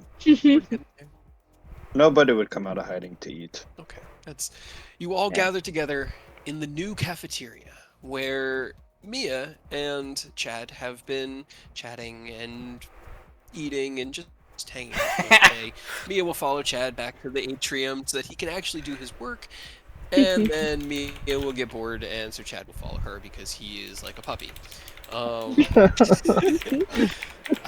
The party gathers together around a newly built, handcrafted wooden, like cafeteria table, beautifully, not beautifully, but professionally made, well sanded and comfortable. You get a warm evening's meal of something similar to like a Salisbury steak with mashed potatoes on the side, cooked out of the new kitchen that has been built and facilitated by your aid, precipitated by your transformation, Ken. But you are able to gather in this brand new space around the table. Aerith, as you finally get hungry enough to give up looking for nobody, You head to the cafeteria, only to find that nobody got bored of meditating earlier and is here eating. So you find him in that last moment. But 5 of you are together, and the scene is yours. Nobody, do you have the mirror? Yes, I do. I'm assuming you need it. Yes. All right. Just gonna. Nobody will reach into his crappy backpack and just pull it out, hand it over. Okay. You hand the mirror to Aerith. Bag of holding. I don't think he has a bag of holding yet.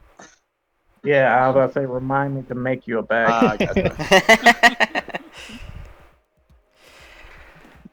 I I mean, will. if you think about it, every bag is technically a bag of holding, That is right? very true. That's what a bag's designed kind of to do.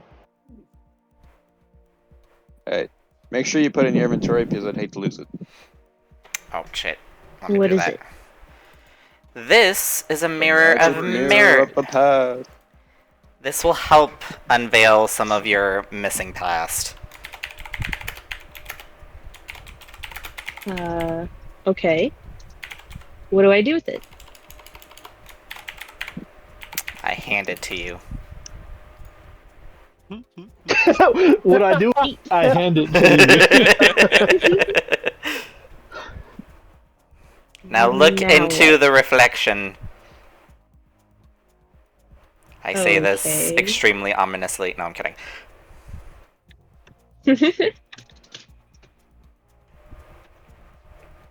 And she'll look down at it, I guess. Find the. It had the description for the mirror. Was.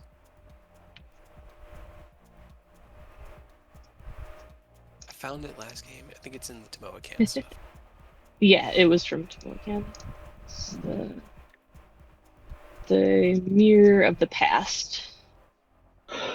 Need to get the wording correct here. I had it in my inventory as the magic mirror of the past. I just ended up I typing. do think it's funny how much I much just stuff we've used from the Tomodakan dungeon. Yeah. yeah. Right? And that mirror has come up several times too. It has been super handy. Sure, let me just. It's very important that I get this correct. Oh yeah, what happened to that demon statue again? I always keep forgetting what happened to it. It's in Fuck. your, Who well, it was knows? in your barracks room. You had taken it out of the bag of holding, left it in your barracks room as kind of like a trophy. It had gotten moved into the guild treasury and then placed back in your. It's back. It's just sort of in the barracks room. Okay. He's just In the chilling. corner as like a statue of a demon giving you guys like a thumbs up of like I'll just turn back into a statue if you just stop killing me. I'm still worried that will come back one day and he's gone and he's wrecking havoc somewhere. He joins He just Robert. wanted to go explore the world. If he gets out, he'll just go tour the world, right? Right. I'm sure nothing bad will happen, right? Nah. Yeah, you really probably shouldn't have trust demons and devils. Honestly, we probably gave Robert too much slack. Here we go. And I can learn something about the history of a specific object. or creature It's by hard not to like make a deal. We've learned that there's several campaigns at this point. It's hard to say no, even when there's consequences. When they Think of offer all you the something cool. Yeah. It's so hard. Think to of all say. the positive things. Okay. All right. What do you think of as you stare into the mirror? What object or creature do you hold in your mind, Mia? And she doesn't have it. She thinks about the mirror, I guess. She doesn't have anything else to focus on. Okay. Aerith, do you give any instruction to Mia? Think of yourself. To use Think of yourself as a being, a person. Okay. Okay. Imagine yourself smaller. All right. You think of yourself, and you look into the mirror, and you see the mirror kind of shimmer and then fill with a familiar sight. Trees. Aerith, looking into the mirror, you recognize it as the forest north of Eriabor. Mia, you recognize it as the place you were 2 days ago. Meh. Hey, look. See this where I showed up. You see Mia as she kind of like stands up and looks around, turns south, and starts walking. And that's all the mirror shows. That was cool. Wasn't helpful. Now you just have to wait until tomorrow and try again. We'll get it in a month, maybe Yeah. 2. It is random and cryptic and presented in no particular order. But yeah, for about a minute, you watch as Mia walks through the forest, looking around at everything, going, ooh, ooh, ooh, ooh. And then it ends. That's pretty neat.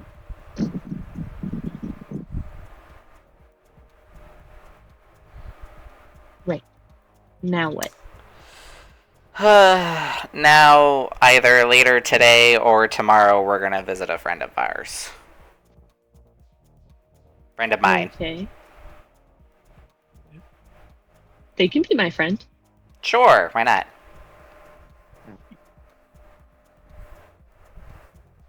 Have you tried making friends with Fred yet? I haven't. Did you tell? Wait, did you tell her that Fred was the giant crocodile? Yeah, I Yes. said earlier. I said that Fred was a giant crocodile and he talks. Oh. I said just don't poke him without asking. Yeah. No, I didn't talk to the giant monster yet, but I could.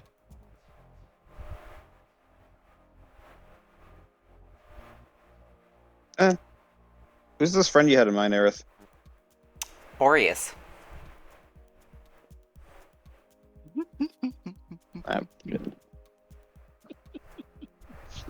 How incredulous you said that. Glorious. Aureus, duh. I'm sorry. I didn't realize he was good with memories. Is all. No, it's the Yes. restorative magic he has. Hopefully, Healing? yeah, healing. See if it's either like a curse or something. That's fair. Fair. Is he still in town? As far as you guys know. He's right up here.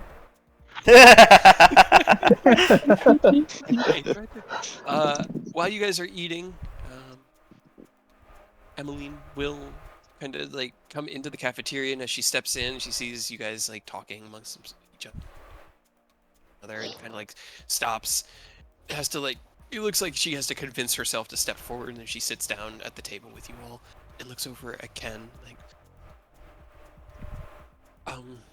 so I haven't reached out yet, but did you want me to see if Rose is okay? I mean, that all kind of ended really tensely, and I haven't wanted to overstep,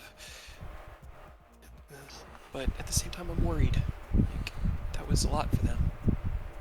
You can reach out if you want. Right now, my main focus is preparing for this expedition. Okay. Do you want me anything you want to know from them, or anything you want me to tell them? Nothing they don't want to hear. Okay. All right. Well. Okay. She kind of like pushes herself back from the table just a little bit. Well, if there's anything I can help with for the preparations, let me know. I'm still working with Dad to get everything set up for Starfall, but I can be flexible. I can help out if you need me. So just she kind of gives you like a weak thumbs up. Thanks. I appreciate it. Yeah. Looks out over the party. It's like smiles. Okay. You want some food? I'll take get to go in my room. I think it'd be better there, but thanks, new person. Strange hair. Okay. So far, food has been my favorite thing. So it makes me happy. Yeah. I'm not sure food will help, but I should eat. I haven't eaten since the council this morning, so I should eat. Sit down, eat. Roll me a persuasion check. You can come sit with me and Chad. Chatting. Nobody just has his hands in his face, like we have recruited an idiot. He's like whispering this to him. So I appreciate the offer, I really do, but she looks at Ken and nobody. I think best place for me to just I'll just looks at Chad, who's kind of looking at you and looking between the two of you with like a look of like, I don't know, apprehensive confusion. She just smiles like as big and beaming as she can. I'm just gonna go have dinner in my room and get a good night's sleep, and then tomorrow we can start really looking into how to get you guys into the Dalelands. What do you say to that, huh? Okay, have a good night, everybody. And she just like turns and in one step is gone. Oh, poor Emily. In between eating, likeOni's been quiet. He's not overstepping, but as she says that and leaves, and like atmosphere gets kind of tense, he'll just pretty calmly look over towards Ken and say, "This might be my age talking. I've seen a lot, and I've been around a while.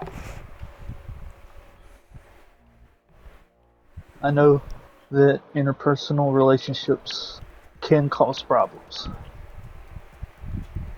And I know people need their own time to deal with them. But you might want to, I don't want to say pull yourself together, but the people around you really seem to depend on you. And it may be necessary for you all to come together more than you are right now."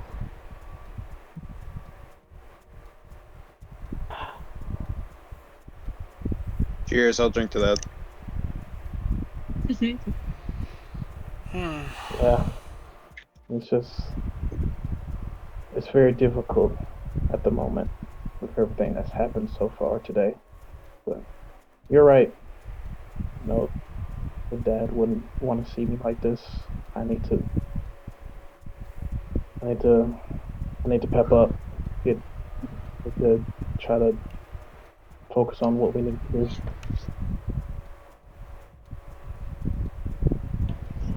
Yeah. Only you know you well enough to understand how to deal with this. So, I don't want you to think this is me trying to tell you or any of the party what they should or shouldn't do. But from this very limited interaction I've had with you, everyone I've seen around you is very dependent on how you react to things. You have a very big presence in their lives. Yeah, and I'm trying not to weigh, not trying to have my experiences weigh everyone down. It's just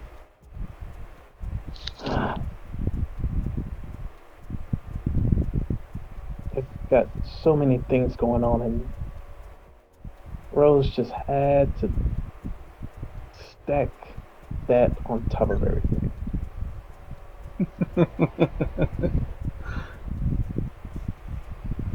I kind of nod as he takes another bite, and like I said, only you know you. You take as much time as you need, and you deal with it how you need to.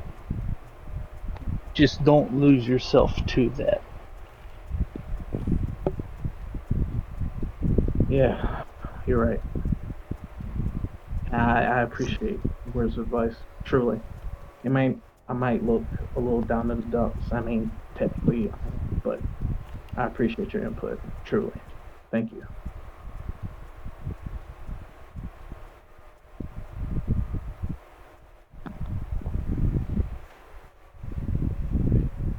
Does anybody else have any dinner business they would like to take care of?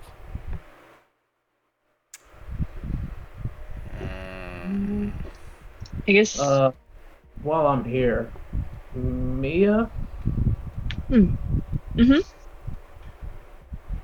I don't know if I heard this correctly or not, but you mentioned something about knots.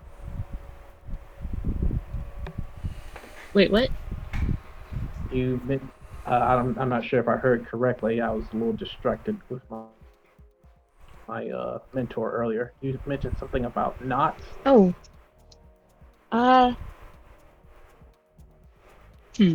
Yeah. Yours is less knotted and more. How do I put this? A mess. So tangled. Yeah, tangled and intertwined and all kinds of different directions. I could probably tell what she's inferring by that. Even if she might not know it herself, Ken probably knows what she's getting at with that description, which is another thing he's trying to deal with. It has been a day. It has been a week, man. Yeah. Oh, I wish I could say the hits have stopped, but Did we do our training earlier in the day? I don't recall. no, I don't think so.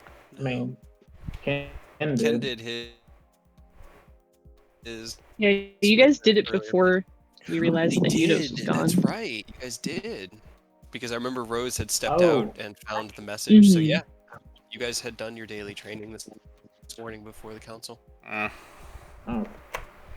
Okay. I guess Meditate Aerith. in the morning. Mia kind of just leaves the scrap of paper. the layout. Right, I know.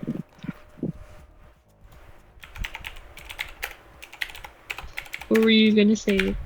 You go, Aerith. I was gonna say that Aerith would go to the library to look up manuals for the alchemist kit and the herbalist kit. Okay, you can buy those. Or are you getting proficient? Are you trying to get proficiency using them? Trying to get proficiency. Gotcha. Okay. Well, it is late at night. It's dinner time. The library's probably closed, but you could do that tomorrow. I know there was a talk about downtime, so you should have plenty of time to do that. Yeah. I'll do that. Cool. What were you saying, Mia? Just Mia leaves the scrap of paper that she's been writing on the table and gets up and looks at Chad and just, the girl that came in, where should we bring her food? I think she got food. Well, She went and what if we get some stuff that's extra good that would make her happier? Like that thing that we had a little bit of earlier that was you said it was chocolate? okay, yeah, we could get her some. Sure. She's probably upstairs in her room. Let's go. I'll show you. He kind of gets up and looks out at the party and smiles. See you guys tomorrow. Yeah. Take care, Chad. Night, Ken. Night, Aerith. Night, Chad. Bye. Where You guys could go and should get I? chocolate Where should I cake for- come after? Where do I go? Oh, I guess Chad can tell me. But Yes, chat can tell We'll you. be in our I barracks get you. room tonight. You'll be in your barracks room tonight. That was. Plus, your house. well, the house exploded and left. It did. The house was not my decision. So somebody left the stove on and lit a match, and it just went off. Yep. Okay. Is there any other business you guys wanted to do this evening? You can very easily bring some chocolate cake to Emmeline, who is sad but grateful for the cake. Yeah, Ken's good. All right. I mean, if nobody else says anything, we can go ahead and move to the next morning. You guys can do your long rest. Start the next day. Only I do want to ask one thing, just so that I can kind of lay the groundwork for Ken to, whip up the manuals for the different styles. He will just like pick everyone's brains and see like how they would describe their own techniques, and if they know of anywhere to study others. Gotcha. Well, if you're looking for some way to update your techniques, I found some ancient martial arts scrolls in the library. I've memorized them. I can like write down what I know, and you can pick out from the selection. I got The my. closest thing you've seen to Oni seem like perked up and almost excited is when you mention this, and he just kind of nods, like, definitely. Yeah, sure. I'll write them out first thing in the morning after I attempt to train my. I like to call it the inner storm, but it's been a little hectic in there, so haven't really had made much progress. If you need it, I can assist with meditation. That's a pretty huge part of how I was raised and what I've done my entire life. Okay, yeah, all right. You help me with my meditation, I get you your martial arts scrolls. Give and take. Nice. All right, you got yourself a deal. Hell yeah, perfect. Everything worked out great. All right. Anything anybody else wants to do before we? I don't recognize any of those names, do I? I think you've worked with them, right? No, you've been to Manon's. Yeah, I've been to I'd say you Manon's. recognize them. You guys, you've been in the party long enough. Nobody's been a part of the Wanderers long enough. You know the people who outfit you guys. But as Mia gets up to go and get some chocolate cake for Emmeline, who is in desperate need of some chocolate cake right now, along with Chad, she leaves behind the scrap of paper that nobody just reaches out and kind of turns towards himself, catching a glimpse of it. We all have probably need to go talk with these people, I would assume. He's just gonna show the note to everybody. It's less of a note and more like the incoherent scribblings of someone's diary. It's 3 names, over and over and over, repeated, not in any sort of like structured way, but as you kind of like blur your eyes and fade back, you start to see that they are all constructed into this pattern, this like almost spiderweb lattice of intricacy, like detailed writing of Manon, Lorena, Arodi. Should we be concerned that our new friend is the serial killer? That might be a little bit of a leap, a little bit of a jump. Might be a few steps in between a note and murder, but might be worth looking into.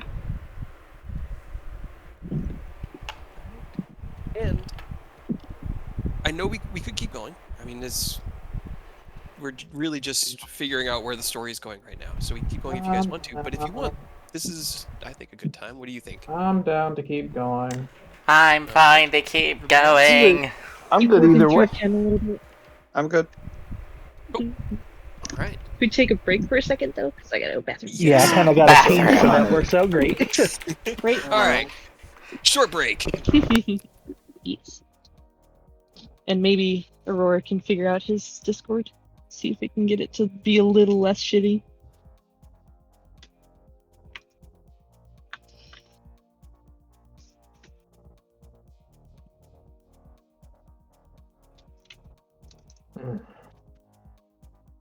Damn, talking about cake makes me want something sweet to eat now.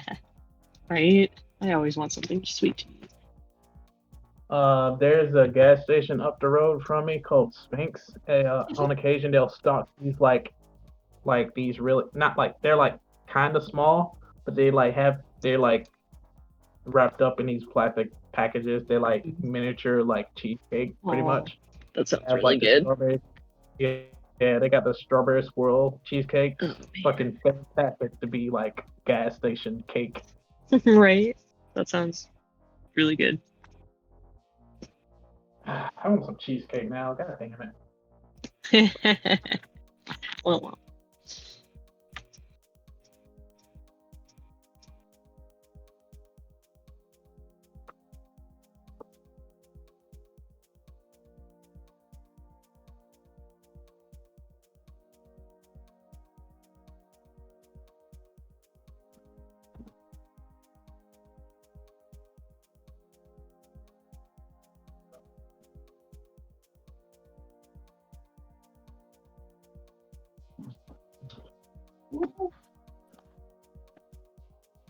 Gotta check the lottery when we're done. Alright. I have peed and procured another drink. I am good to go. Yeah.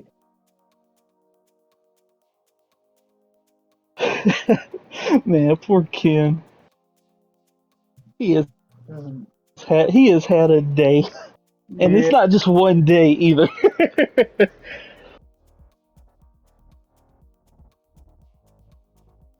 Just yeah.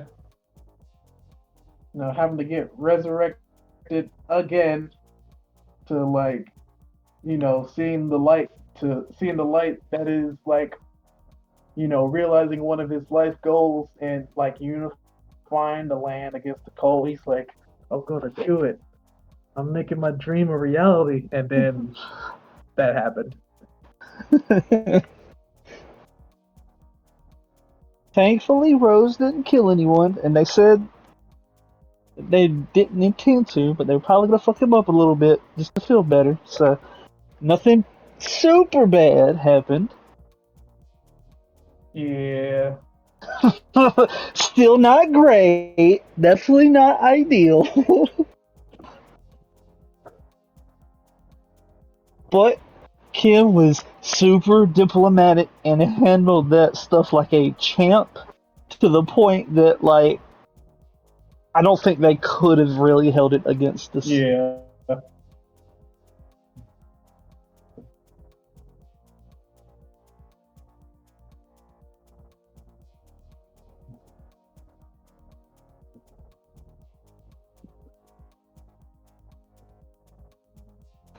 Kate said it best. He doesn't create solutions, he creates problems. I have returned.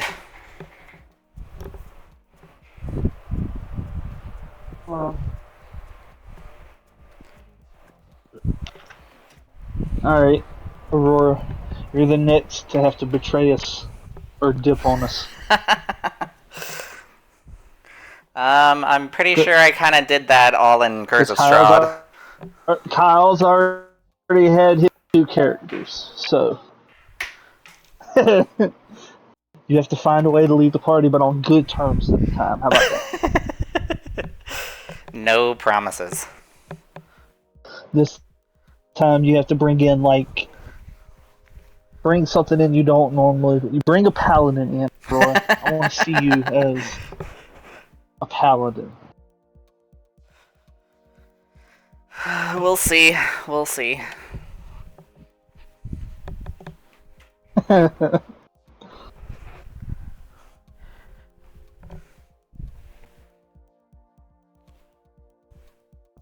I did play a paladin in Tomb of Annihilation, but then traded it off for something else.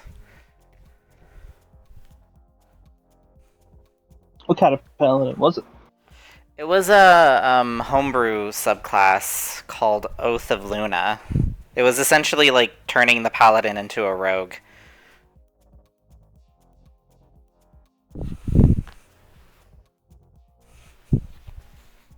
Weird flex, but okay. You said Luna, I was expecting something like Sailor Moony, to be honest with you. Nope, that was Flora from Curse of Strahd.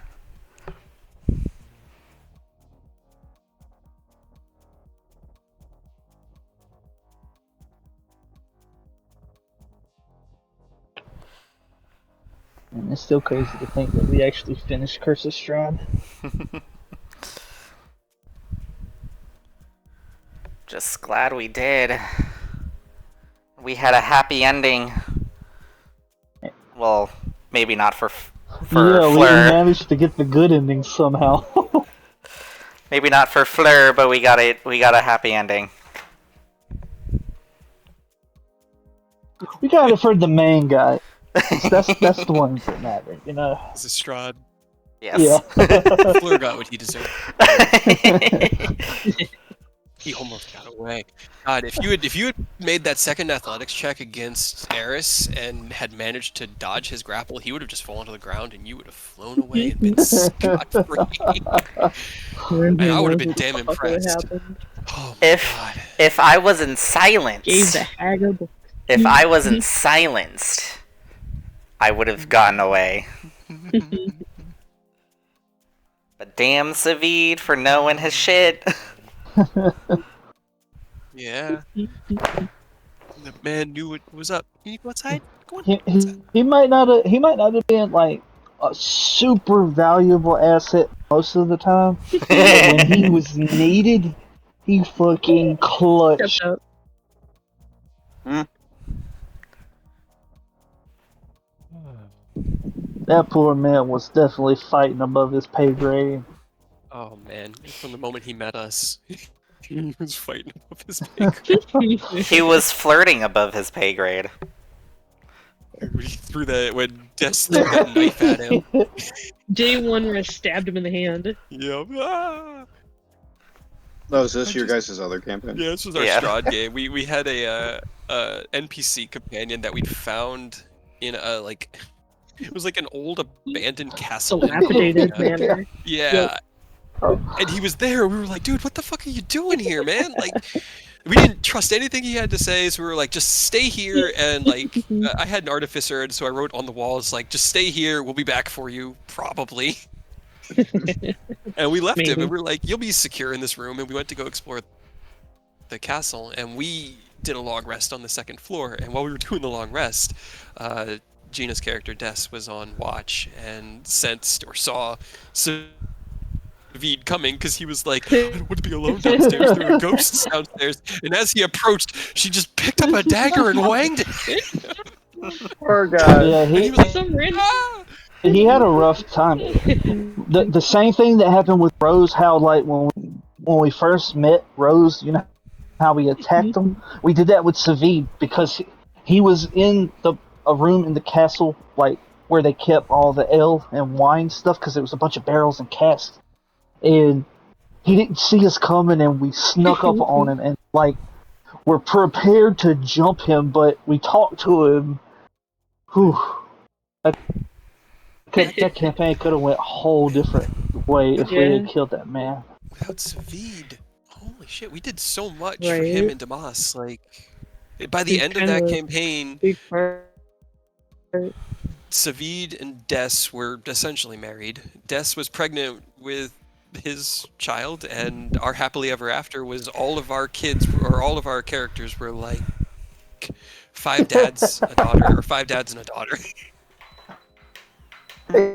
Yeah. to go on adventure together and raise little. What was her name?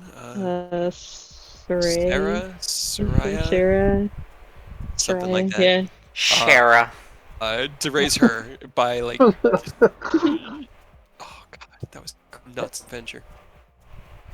An eclectic group too. Savine was so fundamental too because like one of Kray's more negative characters, he was racist, like at all, because of how they treated him in Lawton, and Savine was a huge part of what brought him back around on that. When we found out that man needed glasses, that was the funniest shit. Oh my god, He couldn't hit anything with his he bow. was a rager who constantly missed every shot he took. But he still hit me through Cloak of Displacement. Yeah. Yep. He had some You really could only good hit when it narrative mattered. hits. Yep. He let my guy borrow his bow, and I added on likes to miss, and I named it Savid's bow. And the first time we used it, he was not prepared. Oh man. Alright. Is Ken back? I'm folding clothes, by the way. See, he is muted. Oh no. I forgot about my laundry. No, I've been back. Ah no. Alright. Yeah, we gotta do laundry after the game tonight, but Yeah. we got time, so. Alright. Well, I think the evening would have played out pretty uneventfully. Mia, you have chocolate cake with Emmeline, who doesn't really talk much, regardless of your pestering. She doesn't open up as much as you would have hoped. But she does appreciate the cake, and you get more of a conversation out of Chad than Emily that night, before finally leaving her to her rest and being led back down to the Wanderers of Starlight Barracks, your home now. You all retire and awaken the next morning. I know a couple of you just need to trance, so if you have other things you wanted to be doing, but otherwise we can gather together for breakfast and tell me what you want to do on this fine spring day here in Eriable. I'll get started on writing down what I remember from the martial arts scrolls I found in the library to give them to Oni. Alright, give me an intelligence check.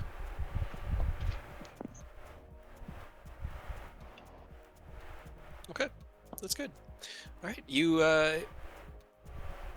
awaken the next morning. Your conversation with Oni still in your mind, and you kind of go through your mental catalog. I assume the two of you had kind of discussed what Oni was looking for, and in going through what you had learned, your various fighting styles, you know which fighting style would probably meet what he's looking for.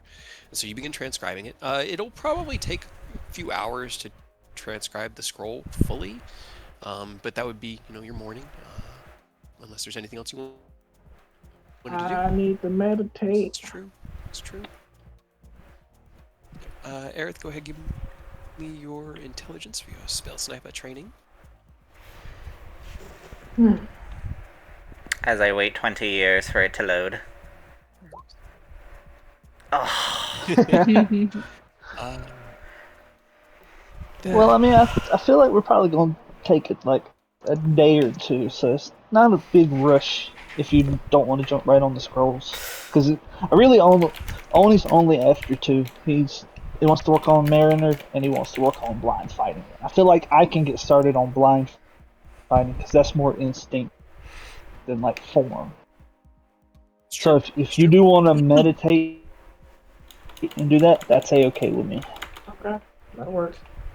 That was actually the threshold you needed for, so you have 2d6. Yay. Did you want to roll a... Oh, not bad. Hell yeah. Did you want to roll a wisdom for your meditations, Ken? Let's give it a shot.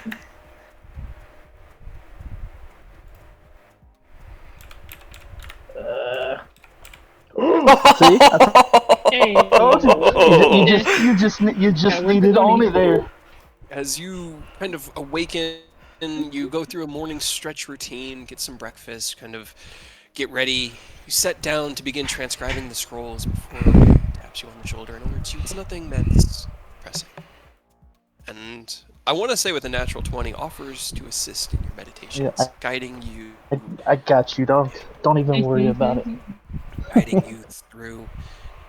And you are now 2 steps closer towards mastering the Tempest. Oni, you can feel it. As you sit with him and meditate, it's like a heartbeat, but it burns like the sun. It's unlike anything you've really ever encountered. Even in all of your travels, a demigod, you've never seen something like this before, at least that kind of power.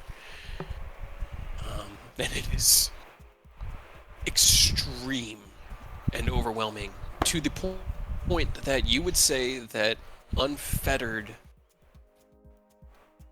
and unrestrained, his power is comparable to the man in the red mask that you saw. Yeah, that just makes Oni feel like he's made the right call, taking them out. Hell yeah. All right. Now, what would I roll for blind fighting?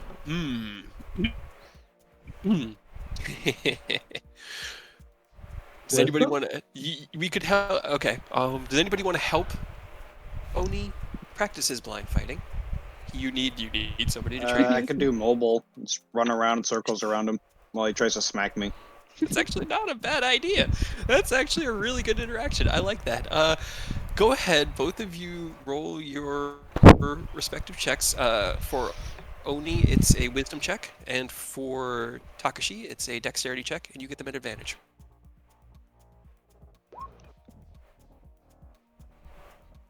Okay. So that would be 3d6 for Takashi, and 3d6 for Oni.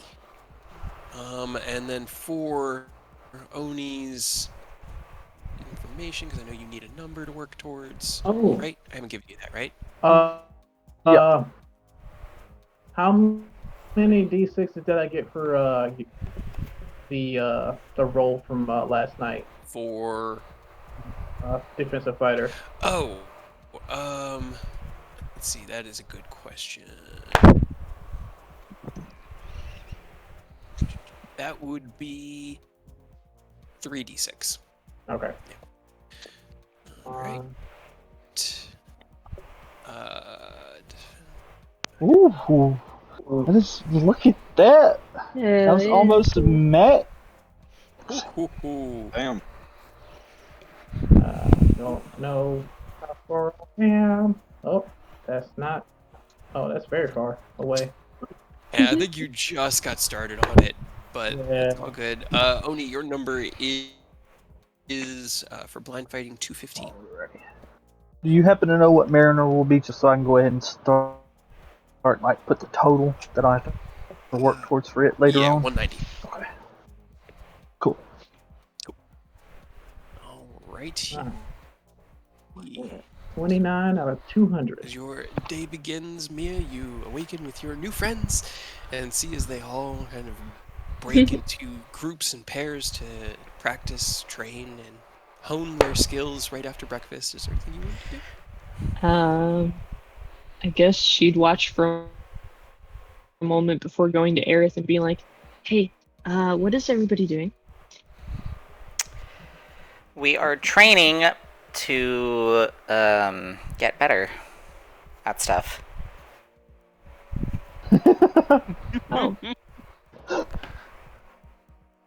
Oh. Should I be doing that? If you want. What do I do? Whatever you think you need training in.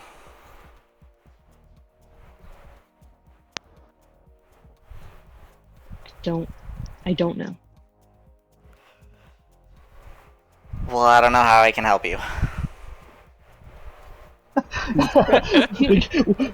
we gotta get Mia an orb to ponder. As this conversation is happening, Aerith is just like, practice shooting with his gun for spell sniper.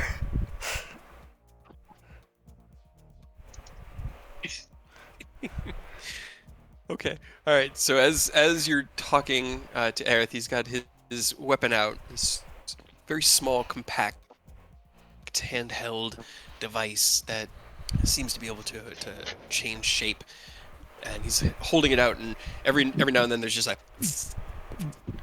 of energy out of the front of it.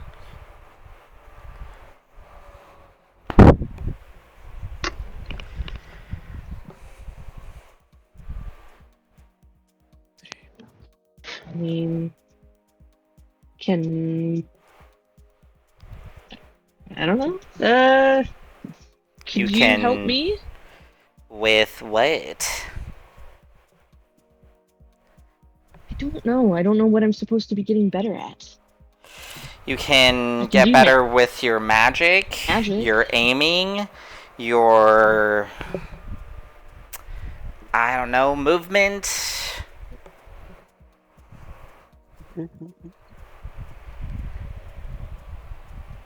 Lift some weights and just get really jacked for no reason. Definitely. I will say, at one point,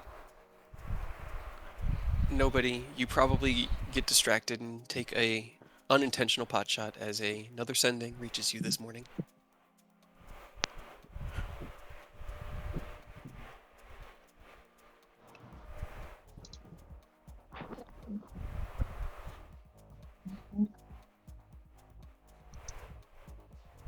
Interesting. Are we getting more nobody lore? I am being contacted. Is it the same voice? And sending is very interesting. When you're contacted by someone you know who they are. And for nobody, you knew who she was, even though your mind had kind of blocked her out. In hearing her voice in the magical incantation of the spell, that mental barrier you had placed in your own way was shattered. And in that same way, you know that it is Koro, again, reaching out to you. She sounds older than in your memory, and now that you can hear her kind of speaking in full sentences, it's a little... I don't think disconcerting is the right word.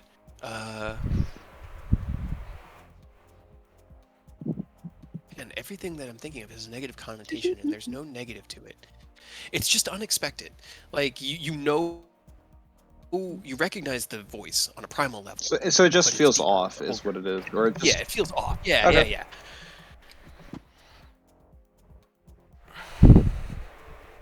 As usual, you can respond if you so choose. Rolling a d20 to see if it can make it between the planes.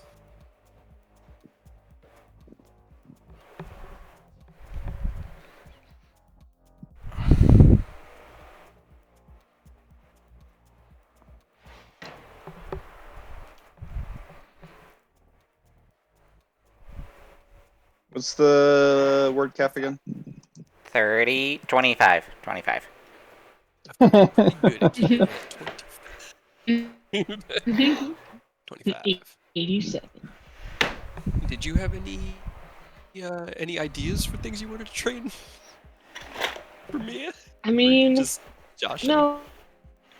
Well, like, I guess I want to. I just don't know what I should do, because we can't do, like, can we get higher than 20? Not through training. Through this? No. Can I try to start training for elemental adept? It's a feat. Yeah. Okay. All right. So which element? Love that feat. All of them. All of them. All of them. Right. Do it 5 times. Do all of them. Okay. So you would need to choose an element. And then this one would be 175. Now this one is going to be casting spells of that type as well as being hit. No, it's just casting spells of that type. Okay, gotcha. I thought you were going to be taking damage. No, unfortunately. Ha! You got so excited. Like when your guys' training leaves you a little wounded. Don't balk me. I balk you in latency. Let's see. I will do. I think your only option for hurting somebody with training it probably Ken, because his whole thing is defensive fighting. So like you could probably hurt him a I little. have no Yes, opportunity but to hurt no. You are training defense or blind fighting with him. But I think that's true. Throw spells at you if you wanted to. I mean, he could be like trying to smack me with a stick or something. Trying to think of. You're I gonna guess... get a flat palm to the center of your chest. That's gonna throw you back 5 feet. can you roll me a d20? No, That is true. I do need to roll. you do need to roll a d20. I'm doing Oh. You're doing fine. The message gets through and connects. As long as it's not a 1. You love to hear that because 19 out of 20 odds, you take those. Hell yeah. 1% or 5% chance that it gets lost in transmission, but Some When it gets random lost, person. when it gets lost, are you aware that it's lost, or do you just send it and you're not sure? That's a good point because I usually narrate it connecting, and you guys kind of feeling that. Does it just get sent to some random stranger? And... like, oh yeah, I sent it. Some random person gets it said. This was a 6. It was supposed to be an 8. My bad. I got the wrong number. According to the wording of the spell, it really shouldn't even be able to detect that you've connected. It just is a you send a bird out with a message, and if they So you reply, just hope for the best, and there's always that chance that it just never even reaches them. Yep. That's That's funny. it, Yeah. right? Well, we'll see what she has to say. Adventure! Alright. Well, you said you wanted us to hurt each other. The only thing that I have cantrip-wise is I could use Shocking Grasp so I could work on lightning, I guess. Sure. You don't even need to train on somebody. You can train on a dummy. I could touch Aerith. Bitch! I like the delay. I love it. I can touch Aerith. A couple seconds of silence. Bitch! Alright, give me a charisma check as you are working on your elemental adept. You run your thumb along your fingertips, this tiny little sparkling of electricity along them. It will be 3d6 for that, and it's a total of 175 for one of the elements. You feel that unique kind of aspect of lightning and channel it into a few shocking grasps. Aerith, your spell sniper training, it's like having Rose back all over again. When they were working on Mage Slayer, it's significantly harder now. I won't mechanically slow it down for you, but, narratively, you get getting shocked. She's just like, well, how am I supposed to know if it's helping or getting stronger if I'm not doing it against something that can feel it?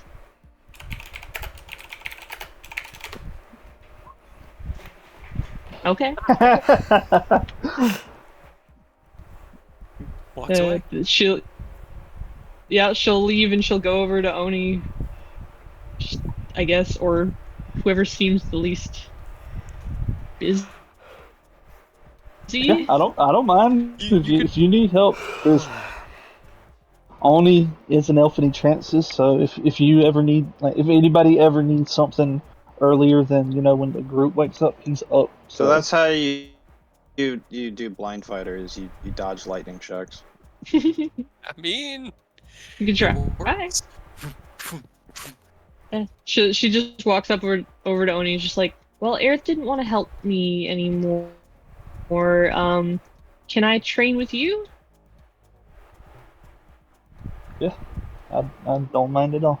Anything to help better the party to prepare. It might tingle a little. Hold on.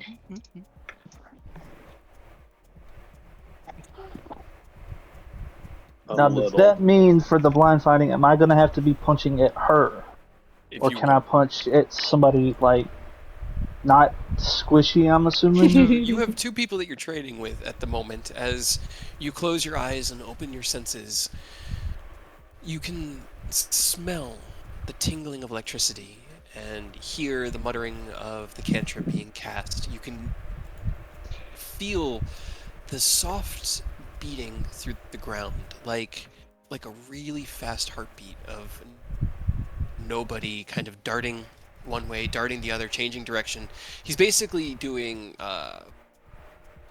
flanking or glancing attacks, where he's like running at you and then running away, trying to provoke and then get out of those attacks of opportunity. So as you stand between the two of them, you can strike out at either. You know who either is. Honestly, that's perfect.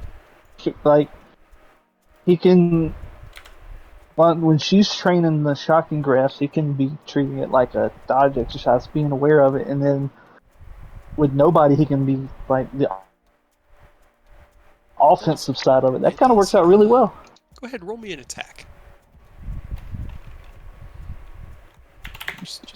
I'm just curious, because you do take some lightning damage throughout the day, but again, that wasn't supposed to be advantage, but it was a 31.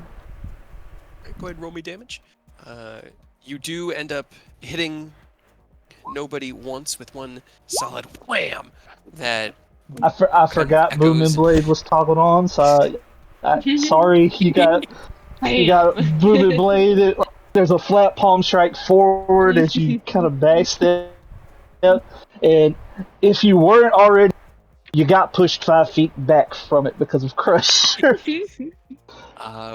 But by the end of the hour and a half, 2 hours, you guys have made your progress.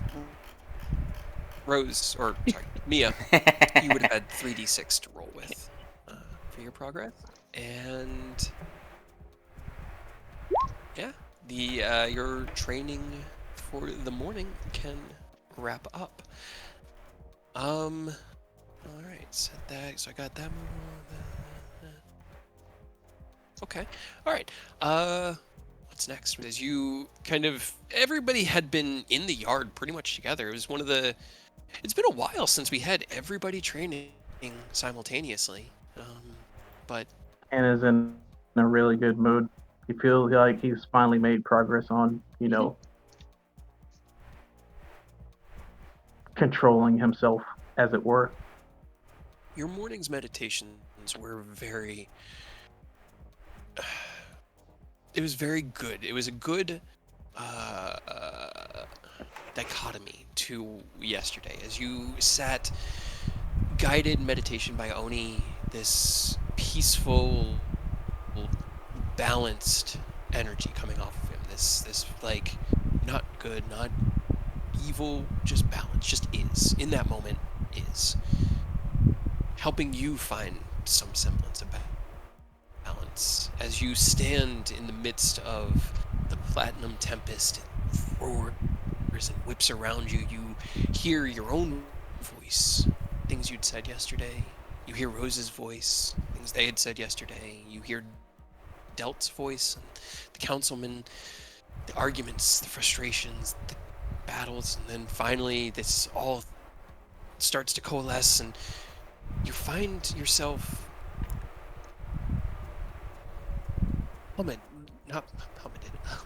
buffeted by the energy as it coalesces. But with each subsequent blow, it becomes easier to handle, and you feel parts of yourself kind of relaxing in that meditation. Did you want to work on your... Did you do your defensive fighter today too? You did. Not today. I did it yesterday. Oh, you did it yesterday. That's right. Yeah. All right. Did you want to do that as well? Because Oni went out for his yard training afterwards. Might as well. Let's keep a good time rolling. Your Ascalon training is special. That is its own thing. So we're doing wisdom again. Yeah, wisdom at this stage. And I can even help you while doing both of those because the echo exists. If you need somebody to defend against the echo, you can just throw an attack here or there, just so. Okay. So as you all train your new companions, learning each other's fighting styles, and gaining some more familiarity with each other, that's 2d6, Ken, on your defensive fighting.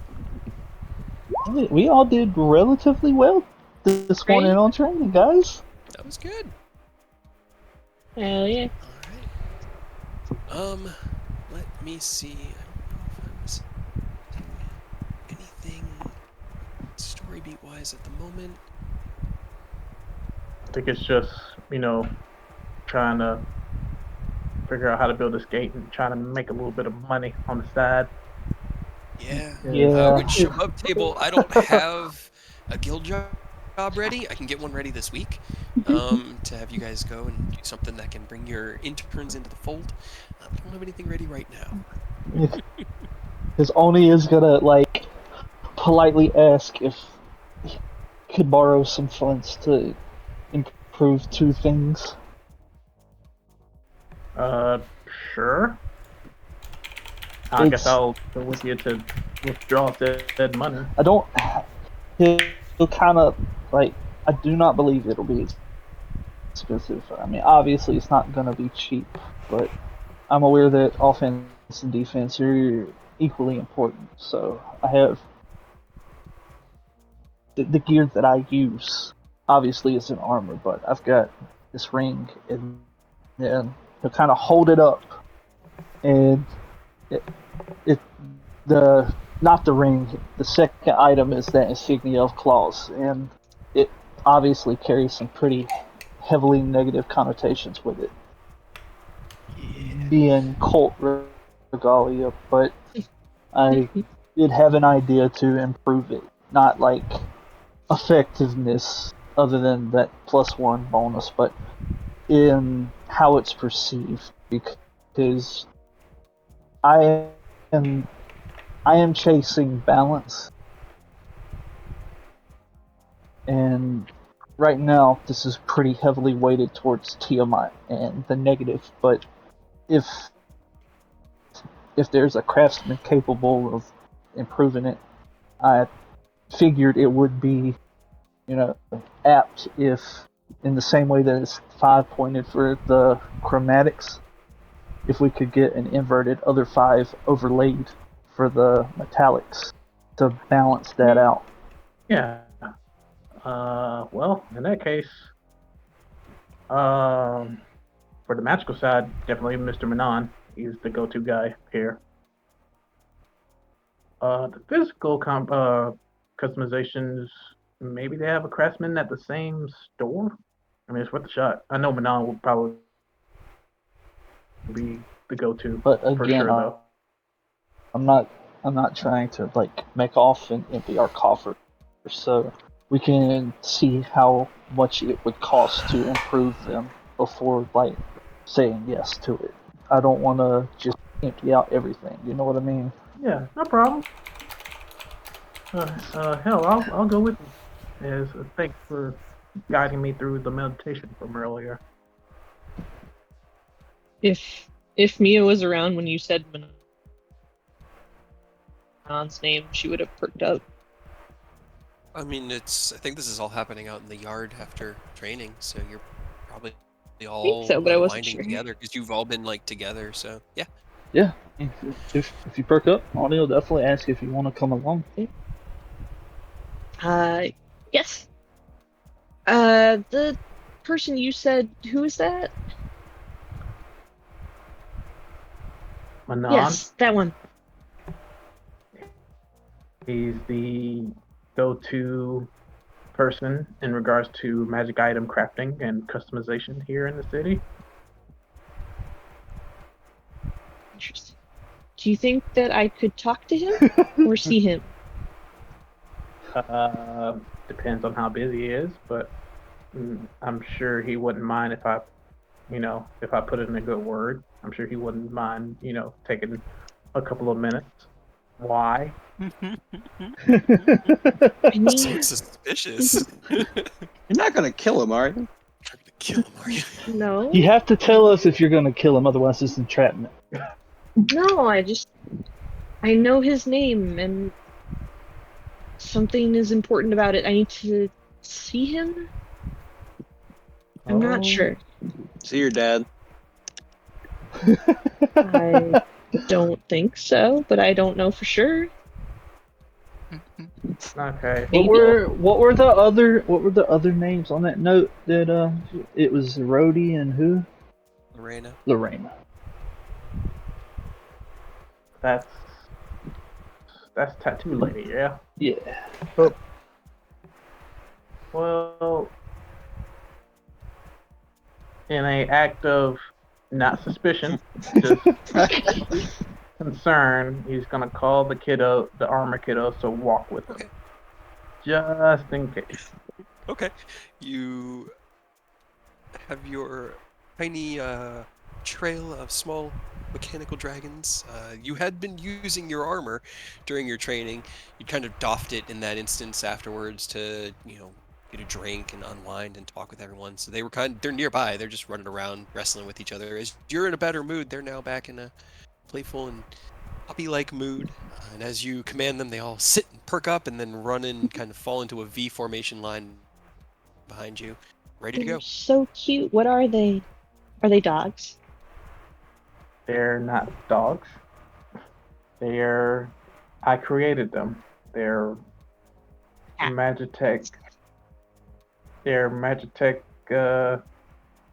constructs in the shape of dragons. Oh, those are what dragons are?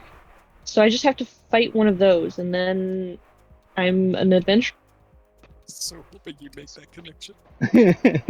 No, you do not need to fight my construction. Nobody said that I needed to fight a dragon to be an And then adventurer. those aren't dragons, and dragons are really big. Nobody's like, no, don't get me involved. I didn't tell you to fight kids. If there's an actual dragon, there will be people screaming dragon. Okay. And then I fight it. Depends. Yeah. We Okay. kind of took care of all the nearby dragons, so it might be a while. Unless a dragon randomly decides to appear and attack the city for some reason. Right. But then, so I can't be an adventurer until I kill one? No, that's like a high level adventure. You fight dragons. You can be an adventurer who doesn't fight dragons. So not yet. But later? Maybe. Perhaps. Maybe. Technically, you are an adventurer now because you are an intern. So, congratulations. I like how we're having this conversation walking down the street, and all these random people are probably like, What? are these guys insane? What are killing dragons? What? No. Oh, and you're not They're gonna get her killed. you're not even walking with the man who literally wore dragons on him anymore. I mean, Ken she's is a half walking around dragon. with a yeah. That is technically, true. yeah. That is Yeah, true. do not fight Ken. Or, I mean, you could. Fighting is a very good way of understanding those around you. So if you needed to fight Ken, not maliciously, but as a way to get a grasp on who he is, you could. Not here. In the training area. Then where would I fight him? Training area. What? Not here in the training area, but also in I the thought we were training walking. area. I think you guys are in the streets now. You're Yeah. heading towards Oh, the okay. Yeah. You want to limit the violence in public spaces as much as possible. Oh no. Man, I can't get this stupid thing to connect. Yeah, I know. It's unfortunate. My one headphone died, and I can't get the other one to reconnect to my phone. So now I can't like have it open when you guys are talking, but then I can't answer. I know. I want to connect. Do you want me to come help? I don't know how to. The That's what I was gonna do. The struggles of D&D. I know. It'd be so nice if we all lived close enough to just be able to show up and play in person. That would be so There, I awesome. think connect. Okay. That sounds better, yeah. Okay. Don't fight Ken here, fight Ken later. Okay, got it. Ask permission first when you Okay. do want to fight him Ken, do you want to fight? later. Later. You some sense of understanding, sure. Okay. Who knows? Maybe it'll help me too. Awesome. Okay. So when we get back, then we'll do that. Oh no. As you guys turn the corner, you see, because it's only a few blocks away, the familiar large building, the storefront of Manon's Give Me Wings to Fly. Pushing through the very familiar front doors, you see the the middle-aged elven woman sitting at the desk, and as the entire party walks in, but only some of it she recognizes, of varying stages of familiarity. She kind of smiles, looks over all of you, and then stands up and kind of meets you halfway between her desk and the front door, which she's never done before. She kind of walks up towards you, kind of looks over everybody. Well, the entire party here today. How can we help you? Are you Manon? No, dear, I don't have a name yet. Or if I did, I gave it to you guys like 2 years ago, and I've forgotten it. So we're just going to disregard that for the moment, but I'm not Manon. I don't have a name yet. This is not Manon. Maya. We're gonna see him in a bit. Hopefully he's free. Okay. But my friend here, Mr. Oni, is requesting a upgrade, and well, he's inquiring about the price of an upgrade and physical customization of a magic item that he has. Yes. Well, I know that Master Manon has been assisting with some other arcane endeavors. I can see if he's available to take another commission today. Would you wait here for just one moment? Okay. Also, let him know that I have a device concept that I've completed once before. If he's interested in, selling through his store, making a little bit more money. Very well. I will inform him that there is also a possible avenue for retail goods, as it were. I will be right back. Please make yourselves comfortable. You kind of like step back through, because Manon's commissions make them a lot of money. Heading back, she's gone for about 5-10 minutes, but will eventually return. If there's anything you guys wanted to do, it's up to you now. Otherwise, Make Ken's sure in a Mia little- doesn't touch anything. She definitely starts looking at everything very heavily. Yeah, Ken's in a good mood, so he's gonna just walk around, tail wagging. He's like humming here and there. I see Aerith typing.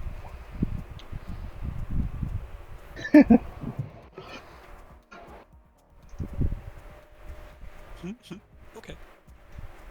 That is right. You did want to do that. Now, that is a type of training. Gaining proficiency in something is a type of daily training, Aerith. And you have done your spell sniper, so you could... Damn it.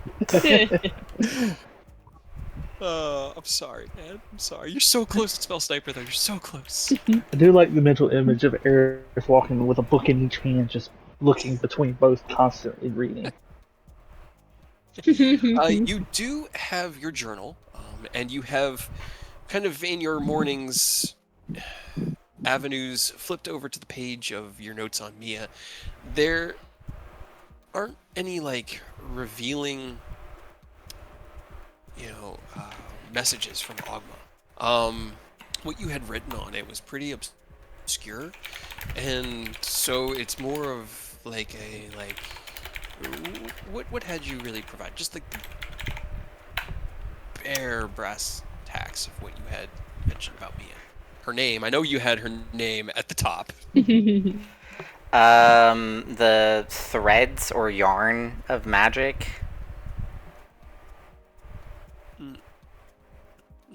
Okay. So how she was describing that. I also had the notes on the Stargate. That would have like. Okay. The notes on the Stargate have compiled so far with Ken in both of your books, so you can get Ogma's. His messages are very much a interesting concept, intrigued to see more kind of thing. Keep posted.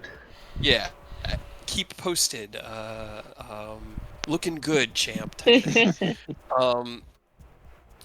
Mia's, there's like question marks next to certain parts, like talking about the threads, and then maybe some sort of like at one point you see his handwriting where it just says "True Sight?" question mark. No. And then like it's almost like an ellipses where he wrote in there to show you that he's not any more clear on the situation than you are.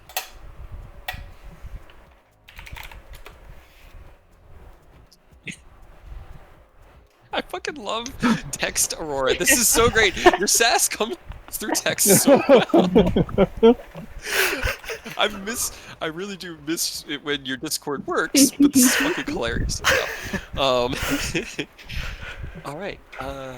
Well, as you look over Manon's, the various arcane bric-a-brac here and there, kind of radiating with gentle magic that you've all become sensitive to in one way or another. Eventually, the elven woman will return to the front and kind of clear her voice and be like, Master Silverlight, Manon will see you and your party now.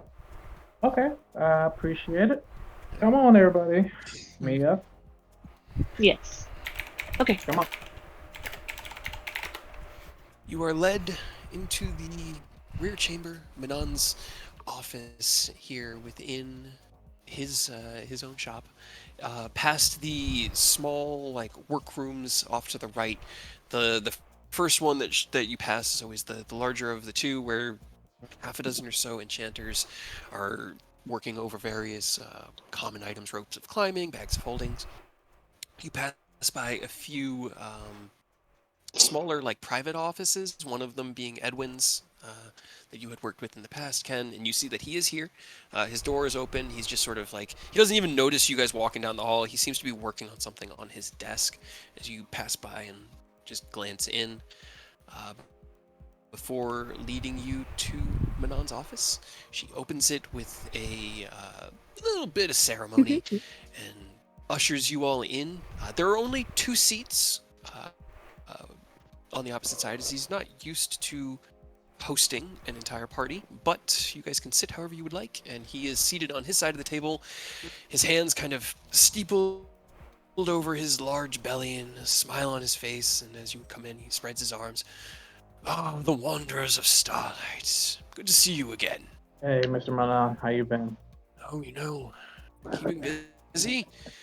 I hear you might have some work for me today. Yeah. This gentleman here, his name Oni, is a scholar monk. The best way to Okay. He was inquiring about an increase in defensive potency and a physical change to the item in question. If we're not looking at altering the enchantment on the item in question, that's relatively simple to do. Afternoon's work on my part, I could adjust some things without harming the enchantment. What are you looking to have the extra protective enchantment added onto? He looks over. He'll kind of hold his hand up and show he's got a ring of protection. It's just, I simply want to improve this. And then the Same basically for the insignia of claws, but obviously for the attack instead of defense because it's just a +1. So just wanted to get them both to +2 if it's doable. I hear you. I do. Okay.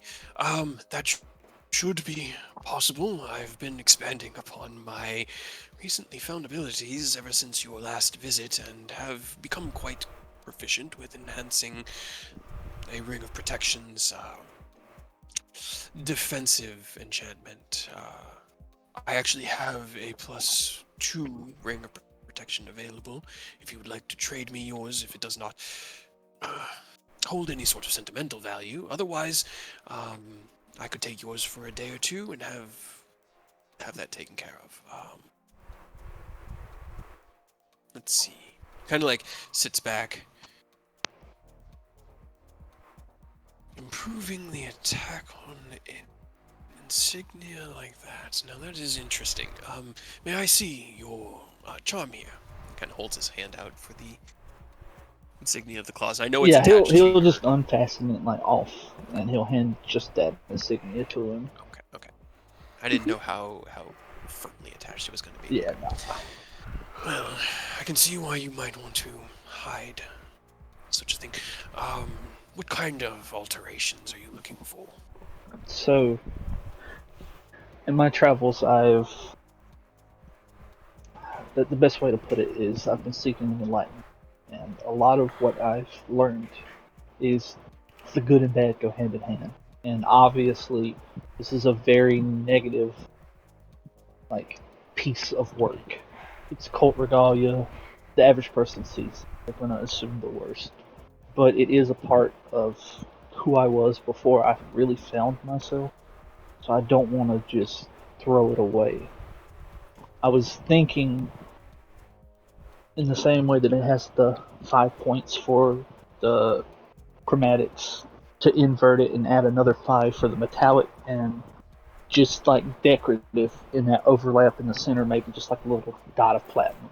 That way, that balance is there. I see.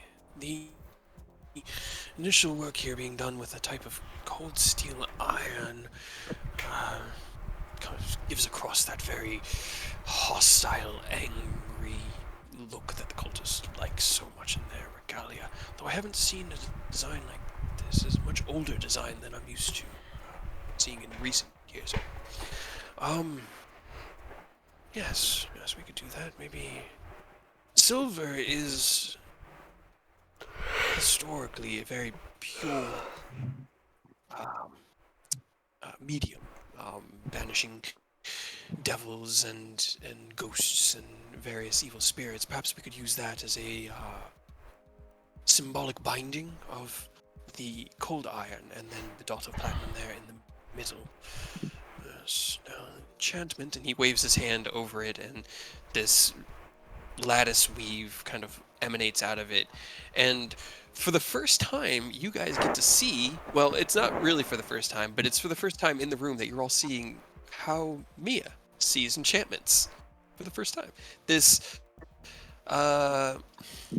spider web-like lattice of points that flicker and pulsate with energy that represent the enchantment and the arcane. This is how Mia, you don't really see anything different as he waves his hand. Right. But everyone else you see as the enchantment becomes visible and he starts like running his hands over it, and you see this small bit of energy reflected in the enchantment. Yes, we could. Here, this is the part that increases the. All right, it seems to be. He kind of waves his hand. Mia's just leaning face first into it as he's talking. He looks up at you. He's like, "May I help you, dear? You're a bit close." Sorry, I'm waiting my turn, but interesting. Okay, hold on. And she'll take a step back and just like clasp her hands behind her back. Thank you. Either way, it looks like the enchantment that increases the attack potency and accuracy within this object is similar to that of a defensive, at least in the base Therefore, I should be able to apply the same. He just starts going off in this like rambling. Let's say 1,500 gold pieces for each enchantment, and I'd have them done within the next 48 to 72 hours. So a total of 3,000.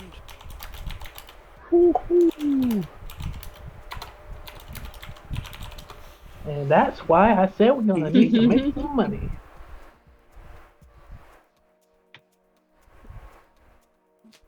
Okay, That that's is fair. awful pricey. I mean, I have no say in it because that's why I said we could find out how much it would be beforehand because that is steep. But Actually, I might have done that. Let me make sure I'm looking at something right. Sorry, I misspoke. 1,500 for the Ring of Enchantment improvement, 500 for the Insignia of Claws enchantment, and I'd have it done by the end of tomorrow afternoon. Insignia of Claws is uncommon. The prices are based on okay, the item. that's a little bit better. That Yeah. shaved $1,000. That's Yeah, so a total of 2,000, and I'd have it done by the end of tomorrow, beginning of the day after tomorrow. now. Could we potentially cut a little bit more cost if I trade this +1 in and just pick up that +2? Would that be cheaper than upgrading, or are we better upgrading the +1 to +2? Kind of like leans back. Roll me a persuasion check. Oh boy. Flash of genius. Sure. So that's +5. Oh, All right. 23. All right. So let's say if you were to trade your Ring of Protection to me, I can trade you the Ring of Protection +2, perform the improvement to your insignia. I could have the insignia done this evening, and let's call it 1,000 even. nice. Only look at Ken like, is that okay? Again, like he's not making any calls here because it's not his money. He was just trying to make sure he's outfitted to the best of his ability to help the party. So it is entirely your call. One moment. Let me scroll back. So 1,000 even. We're at 73. Well, basically 7,400 gold after the 1,200. I think it's doable. I looked to everyone. He's like, "Is this all right?" I mean, this is kind of all of our money. Who carried our money had to go other places now. Yeah. I mean, it doesn't bother me. Mia kind of just shrugs. She's still like staring at Manon. He has like glanced at you a few times. He'll make like eye contact, She just smiles. and then he'll like look away, and he keeps looking at you, and it's kind of like, yes, dear, yes, sure. Yeah. Well, it seems like everyone is in agreement. Yeah. Take that. I'll take that deal. Well, let me. He pushes himself out from the table. Let me go and get you your Ring of Protection +2. Real quick, do you have any parchment that I could write some notes and annotations on real quick? Of course, and he'll kind of like just pull out a small sheaf of very basic parchment, and like it is an arcane quill, so it doesn't have like an ink pot, but it has what looks like an ink pot as a pen holder, and he'll kind of just push it your way. It'll work, don't worry. I'll start drawing out like step-by-step instructions on how to build like the platinum defibrillators. Roll me an intelligence check at advantage.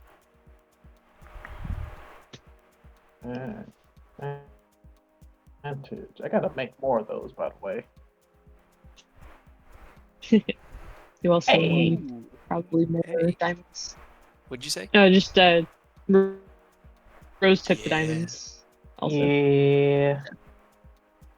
but those are easy enough to buy. 300 gold pieces worth of diamonds, though, so be kind of steep. Dwindling amount of money. All right. Okay. It takes you probably about half an hour to fully draw out the diagram, and while you're drawing it out, Manon does return. He comes back with the ring of protection in a small like wooden box, and hands it to Oni, taking your ring, so you can go ahead and upgrade yours to a +2. Hell yeah. And then he'll sit back down at his desk, looking down at the table. What are you designing? I told your assistant back there that I was willing to see if you'd be interested in artificer item to sell here. Yes, you did say something about having one of your inventions. Edwin has raved of the simplicity of creating bags of holding since you've taught him your ways, so I suppose I could introduce this to him. He might be able to. He kind of like looks down at it. What does this bit here represent? And he like points his finger at one of your like. So, in my mind, enchantment looks like an arcane circle, like a like there's a lot of scroll work and writing. It's very mystical. Whereas an artificer's blueprint is a blueprint and has like, you know, transistor markings, wires that show where the mana circuits flow and how they interrupt, and like, you know, and OR circuits and logic gates. So he doesn't understand a lot of it, but he starts like pointing at the various pieces, and if you wanted, you could I'll explain it. Yeah, sure. Why not? All right. It will substantially increase the amount of time that it takes to transcribe this. I mean, but roll me a charisma check. Alright, back to normal. Charisma. Fuck. Elijah Genius for an 8. I mean, At least that was fine. on this and, you know, you're meditating. yeah. It's all good. I mean, Edwin can, you know, help him understand it Yeah. later. Yeah, and it's not that you describe things poorly. It was mostly the charisma check was if you rolled high enough, he might have offered you a little bit more money off from Oni's enchantment. But it does take you about 2 hours to fully transcribe it. Manon seems to have a loose grasp of how it works. He has the concern over the required diamond being installed into it, but he definitely thinks it's something that he could sell here. If we were to sell your goods here within my shop, what kind of partnership are you looking for in this? I don't assume you are willing to hand over powerful enchantments like this for free. Well, I mean, my idea is to build inventions to help nurture the world at large. So I'm not like looking to make a huge profit from my inventions, but you know, like an 80-20 split sounds reasonable if I have to make some money from it. Kind of like you take 80, I'll take 20. Yeah, I figured. He kind of purses his lip. It does sound fair. Let's see. Request materials. We can sell them. It meets a price point. So, I'll tell you what. I will take your diagram for today, and I'm going to bring this to Edwin so that he can study it this evening. Come back and see me, and I will have a contract written up where we can finalize the numbers, dictating how much I will be retailing them for and how much of a profit you will be getting. Does that sound fair to you? Yeah, of course. You've done good to me, so I trust you to, you know, do what you gotta do. Very good. Well, I should get to work on your friend's artifact here, and I guess we will discuss things tomorrow in the morning. Yes, sir. I appreciate you once again. And I'll reach out to shake his hand. Shake your hand. He'll roll the diagram up carefully, making sure not to smudge any parts of it, and Oh, nods. while I'm here, this lady here, she's our Well, I was she's about to our ask. latest intern. She said she needed to speak to you. Question? Well, I was gonna say you have been talking with Manon, and you've had his enraptured attention for a couple hours now. Aerith, nobody, Oni, Mia, what are you guys? Did you guys just are you hanging out here at Manon's, or did you want to go and do other things with your day? Oh man, I don't really need anything. That was mainly to like. If anybody else needs help with anything, he will. Otherwise, he's just really along for the ride. Okay. Nobody? Pretty much the same thing. He's just along for the ride. As you guys just make yourselves comfortable in Manon's office, it is replete with books on enchantment, ranging all the way from like introduction to enchantment, all the way up to the highest level enchantment.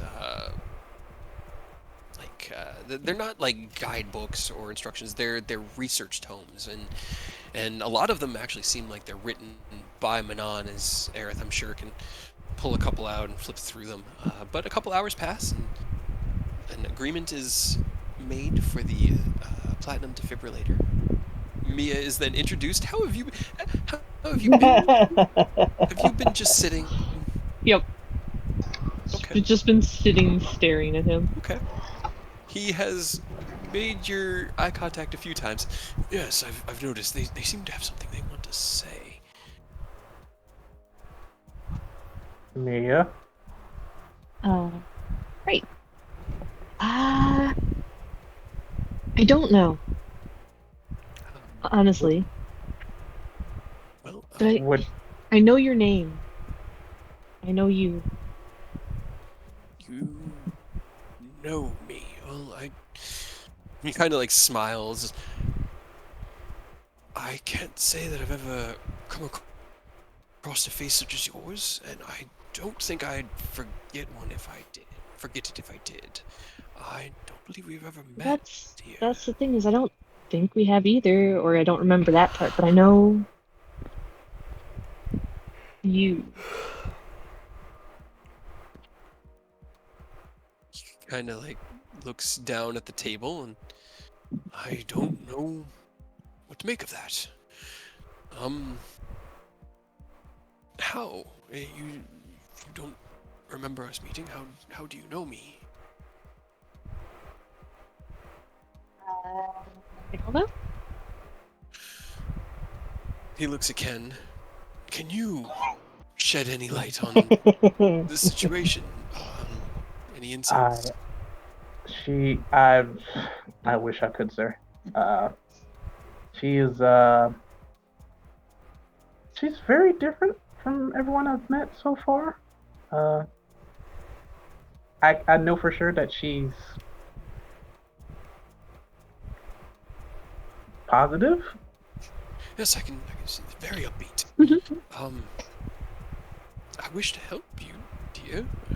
Can you cast something again? Kind of like reaches his hand out and casts detect magic. And just everything to him kind of like glows. He goes, oh well, you are all very bright. I should have known better. He blinks his eyes, kind of like it doesn't work. It doesn't work. She's just like, magic. as he casts the spell, she reaches out and grabs his hand. Just that. I know that. No magic. Well, you seem to know magic, yes. But your magic.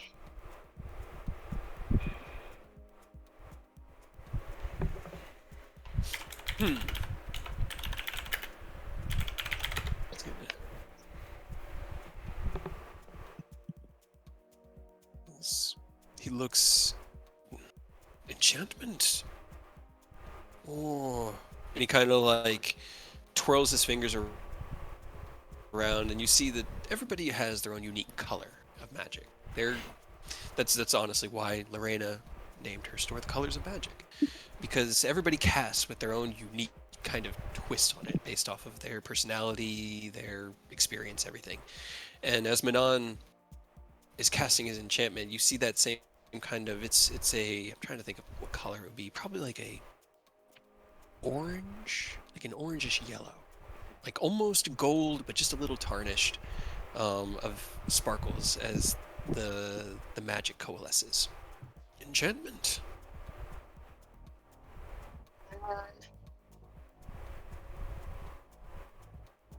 mean, perhaps you were an enchanter and you've simply forgotten that you learned magic and now are just casting it. I don't Can think you it's do that? just. Hold on.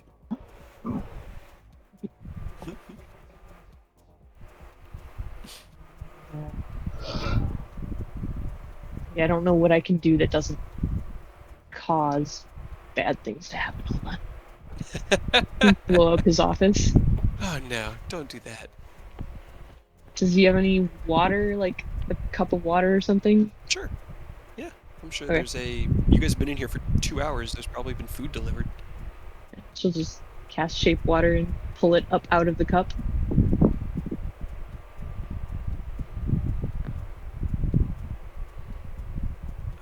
Roll me insight check. Okay. All right. You pulled the water up out of the cup. Your own twist on magic. So that was transmutation.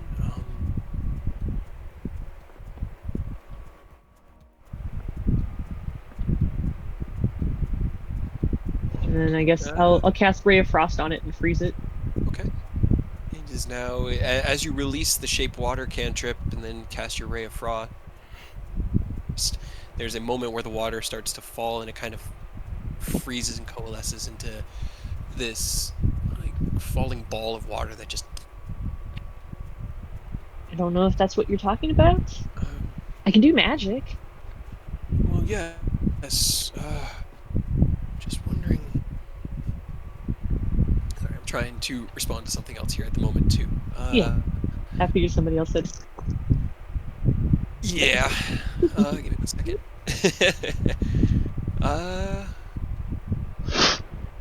Okay.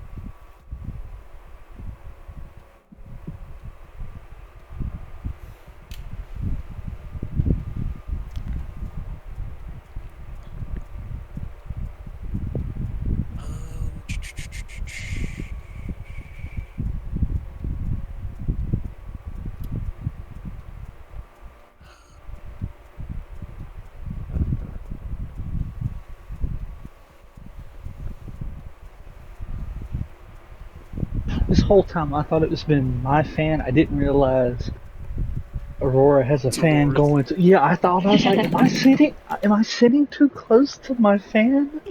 It's too funny. I keep hearing it. Like, Yeah, sorry, it's Aurora. not. Yeah, it's not even a constant thing. It's no big deal. I Just was every just. time your mic picks it up. Yeah, I keep thinking, is it me? Because I have a fan like pointed towards me because the duct work in my house doesn't do good in this room, and I keep trying to angle my head to turn so the mic isn't directly in the airflow. But this whole time I thought it was me, and I've been trying to get a position where I can sit that it's not doing it for you guys. Oh man.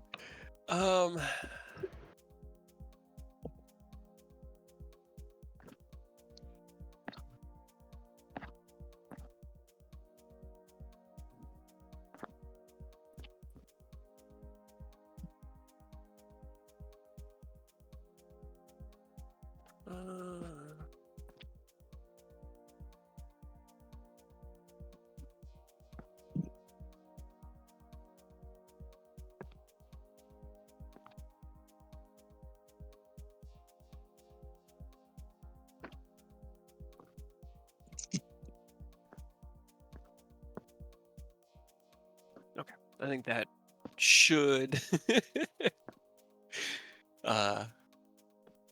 kind of give you what you're getting at, because that was a good insight roll.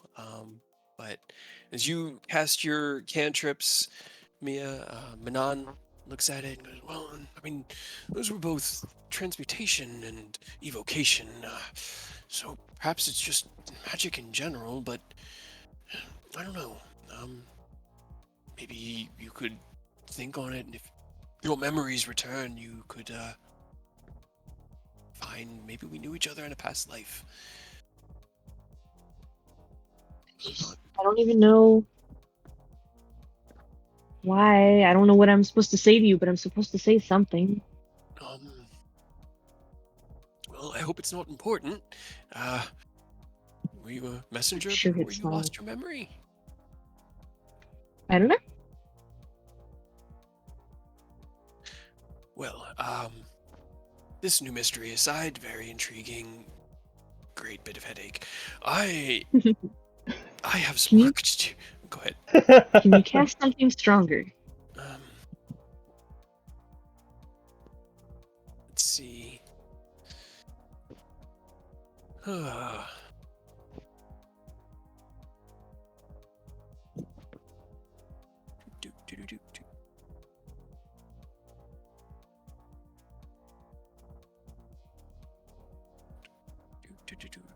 would he have? What would he have? What level caster is Manon? He's like 11-ish.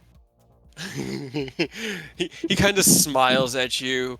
He's like, "Well, I do have one spell that I like to save for special occasions." Show me. Okay. He kind of stands up and he looks over at the rest of you. "I will need a volunteer. Who wishes to volunteer? You will not be harmed, I promise you. I do not deal in magic that causes harm to others, only enchantments that make others better at harming others." Very good. I was hoping. Stand up. See, motions to Aerith. Let's see. There is no saving throw on this. I love this spell so much. He sweeps his hands out in a massive gesture and begins chanting in a powerful... What was that?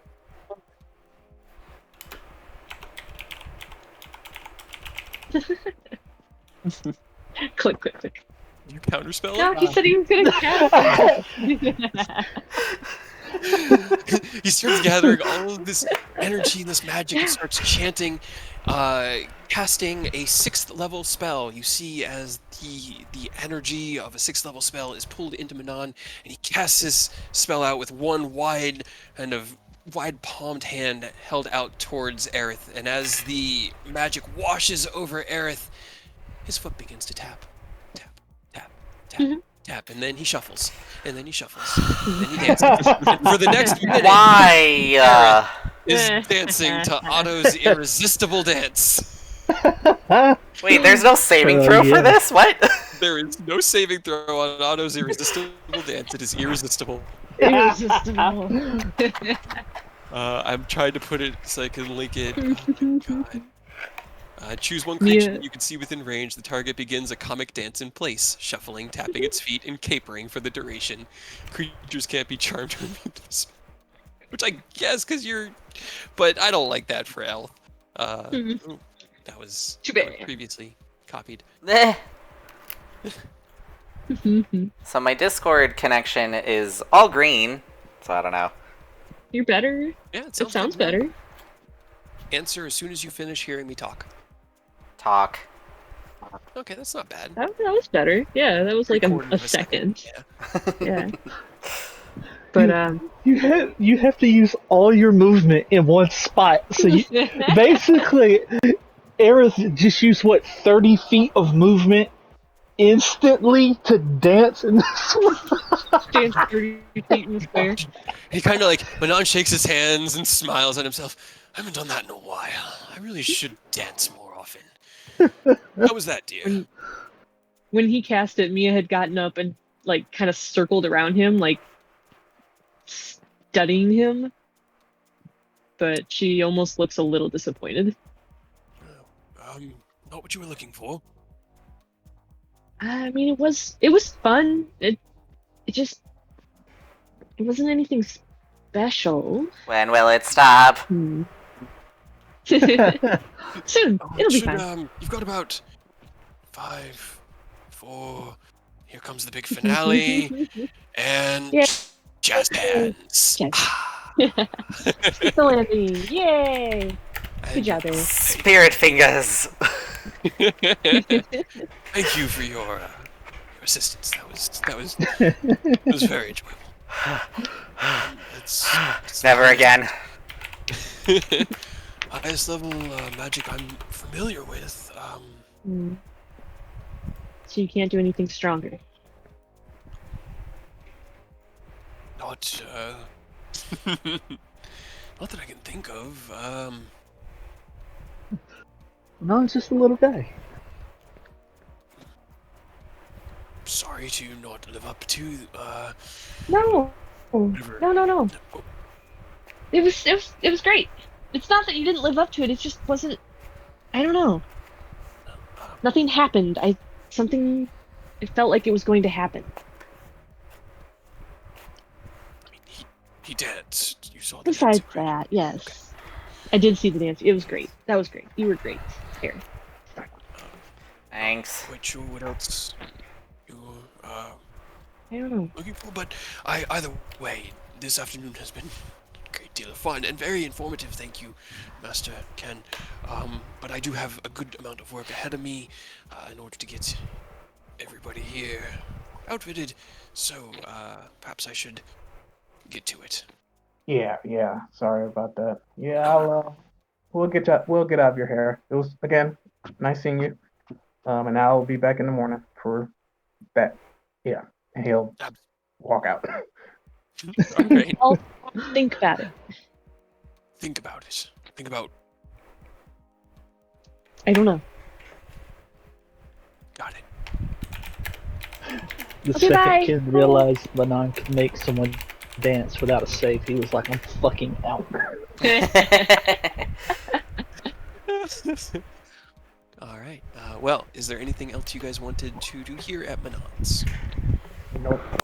Okay. Well, we're probably just about to call it Aurora because we've been 5.5 hours now, and I need to make dinner. So, as you guys step out of Manon's, it's about 11 in the morning, just before noon. Beautiful mid-spring day here in Eriobor. Birds singing, people going about their daily business. You just watched Aerith dance. Hell yeah. So it'll be up to you guys where you go from here on the next episode of Tyranny of Dragons.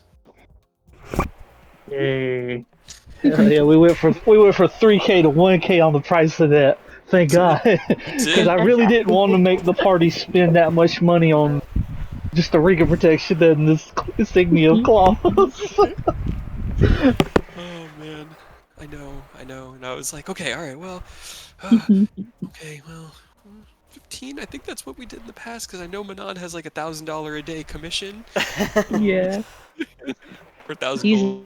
fancy. He is, but he does good He's work. the best. He's the best around. Right. Mhm. That's our guy. Is Mia a combat caster or is she a support caster? She is a combat caster. Wild Almost all of my magic. spells do damage. Yay, And damage. then Oni is a frontline or a skirmisher? Honestly, Oni can fit anything other than ranged, because with that ring, he's got a flat AC of 23 now, and if he attacks, it becomes 25, and he can bonus action dodge. Yeah, Yeah, he's he's a long-lived elf who has read the Manual of Dexterity twice. Jesus. Yep, that would do yeah. it. That would do it. He is in his 400, so he's had a little bit of time to let the book come off of cooldown.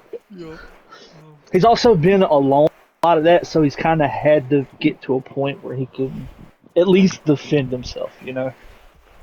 He doesn't do a ton of damage all at once. Eidos was like a mortar. He's like a submachine gun. He can do a bunch of attacks, but it's not like big hits. He's just more of a attrition type character. That description is going to be perfect. I don't know how I'm going to react because I have everything tuned in my mind on how to work with Eidos. Now Oni's going to come in. It's like, ah. Especially if Oni and nobody are both like having. Oh no! Both attrition based. Oh, God. Oh, I love it though. I can do damage, but go ahead and take a wild guess what my AC is. 15. Close. 16. 16. 16. 16. How about Sorry, your you can hide in the HP back. though? Oh yeah. What's your HP? You know, see, that's much better than a 47. It is better, definitely, than 40. But I feel like whenever Nicholas comes in, you two are going to be able to hold the fort down if you're damaged and he's like just control and prep work, right? So like you're going to be the fucking nightmare duo for anybody we run into. I will say Mia's gonna cause so much chaos just in how she talks and presents herself. You'll ask a question and she'll go way off the question. It's like, God damn it, that's not what I asked. I cannot wait. He doesn't know. Like I'm leaving it up to you. I've got some things working in the background, but unfortunately, Koro only has 1 3rd-level slot for sending, so she can only day? sending once a day. Yeah.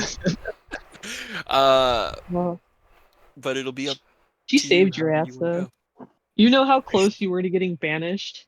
What, were you planning on banishing me? Oh, yeah.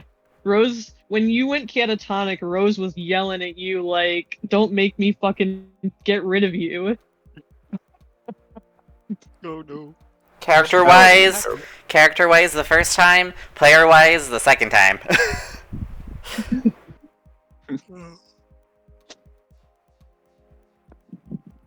Don't make me get rid of you.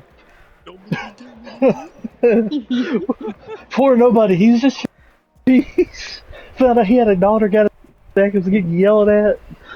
Almost fell down I some didn't know that was stairs. happening. 1 minute, he had just had like the worst time of his life. Your day had been super boring. Like I assume because nobody didn't. I mean, you interacted a little bit during the council. Actually, now that I'm thinking about it. Well, But if nobody. Because with what he remembers from his past, his job was keeping the world in balance. So he wanted to be more neutral. That was fair. Yeah. Ah. It was so good. It was so good. Because honestly, and it's great because that neutrality tracks the messengers from Elturel were messengers of Helm, which Oni knows and Earth would know from like the list I sent him. He's a neutral deity. He's not Yep. good or blind. He's a deity of protection and defense and guardianship, and so that's what they represent is defending their own, and they're not necessarily good. Also, I realized my characters have a habit of knocking Rose out. Yeah. Sorry, Rose. You guys clash a bit. Oh man, you dealt 72 damage to Tazmakella because she took those last 3 shots. Because once Rose was out, if all 3 of those had hit, which they would have hit, that would have killed Rose because it's 1 failed death save for every forced bit of damage. God damn. Yeah. Yeah. And it's Yeah, 2 I'm failed glad death you saves tanked in It's melee double if you hit him. Yeah, double if you hit him in melee. or crit. So it was either like you either needed to miss one, which was like, okay, he didn't. All right, well then Taz is gonna have to take the hits, which I mean she did because she didn't want Rose to die. But Yeah, thankfully you said that because whenever you mentioned that she would take the hits, I was gonna have the echo because there's no. By the way, there's no range limit on that imposing the thing for it to take an attack for something. By the way, you just got to be able to see them. Really? I was just going. Yes, there's no range limit. You have to see them. So because I was in the echo, I could see. Like, if I hadn't had my consciousness in it, I couldn't have did it because you have to physically be able to see something. But as long as you see them, you can teleport to them and take the attack as a reaction. I was gonna do that just in case they were actually trying to kill him, but it was only gonna be like if it looked like somebody in our squad was gonna die. So if they'd have turned on nobody, he would have took an attack for nobody. But luckily, she flexed and blocked, so he didn't have to do that. Yeah. Yeah, that's good. Oh, okay, I see. Ah. See, I'm like, man, was I missing all this stuff with Eris? Oh God, oh God. No, I only had 3 levels in Echo Knight. Yeah. You don't get Shadow Martyr till a little bit later. That's a little bit later, but I need to remember my 14 capstone for this. I get to roll twice on my surge table and pick whichever one I want. oh Hell yeah. yeah. Oh, hell yeah, I'm excited. Fucking, You I know, didn't realize you were dipped that heavy into Echo. the It's a 3-11 split. The next like 2 or 3 levels will be monk, but I wanted to get up to 11 for that just to help Ken tank because I know he was saying he was going defensive, but You kind of need more than one front. yeah, when we learned through, we need more than one guy that's there. Yes. I will say, nobody can now, with an ability, become a frontline. He can. Mhm. Did you see that Temporarily. the attack bonus also went up in your weapons? 'Cause it's it should be, I think it was a And the katana. yeah. Yeah, I saw that. You need to use Yeah, that more. A water katana sounds sick. It sounds sick, except for the damage is mediocre. It's a bladed weapon damage. Yeah. I guess I lose out on it's the kind of fighting expected. style. Yeah, it's kind of expected when you're built like for range, but still, water katana is pretty cool. Oh yeah, it's definitely cool. But It's he like can kills a definitely little become boomerang arm. It's not really good damage, but it's fucking cool. It's cool. Yeah. Oh, that stack, I just realized that the next game we're playing is spelled cheaper. Getting back to our little ones. Oh no. The babies. The babies.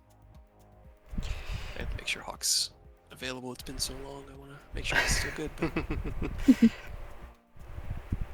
You know, for the combo with Aerith and Mia, first thing that I thought was fireworks. Because it's chaotic and random. You roll a chaos bolt, but instead of chaos bolt, it's like you roll a d6 and either lightning bolt, fireball, vitriolic sphere, like one of these random elemental spells just goes off. Just... No, I got you. Hang on. For Oni, since he's an Echo Knight, I was thinking just an army of shadow clones.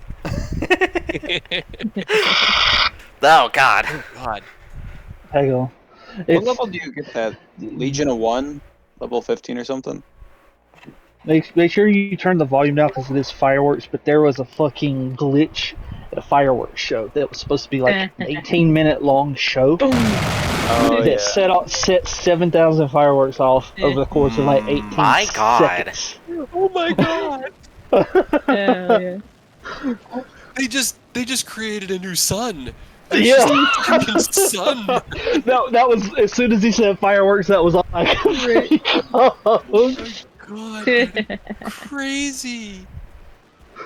And then Katy Perry's song Fireworks starts playing. Jesus Christ. Just how dark it is, and then when the fireworks go off, it's just like an afternoon day. Like, what the fuck? Yep. Fucking daylight. So yeah, we're gonna do that, Mia. Right? I was gonna say, if you do something that's just like, yeah, give me the option to like spin the wheel and one of like 5 different elemental things, I could just fucking go off. I was gonna say, you checked Nicholas's custom spells, right? That I was playing with. Yeah, a while ago. I know now that we've I'm guessing. I was trying to do like one a session, you know, like lead Eidos out and bring Oni in, and the next session lead Mia out or lead Rose out, and then on the next session bring Rose or Mia in. You didn't bite at all of my bait at the end of last session, so we had to wait. It wasn't quite. I know. I know, it's all good. We I almost had love to. the way the story unfolded. Go ahead, sorry. No, I was just gonna say we almost replaced everybody except for Ken and Aerith at the same time, because if I had banished nobody, you're not from the material plane. You wouldn't have come back. That would have prompted it. That would have done it. I would have had to ask Kyle what he wanted to do. Yeah. Yeah. But that could have prompted it. But like, you know, just trying to keep it a little bit staggered, so it's not all at once. But I hadn't forgotten that you had Nicholas on the back burner, and I know you want to bring him in.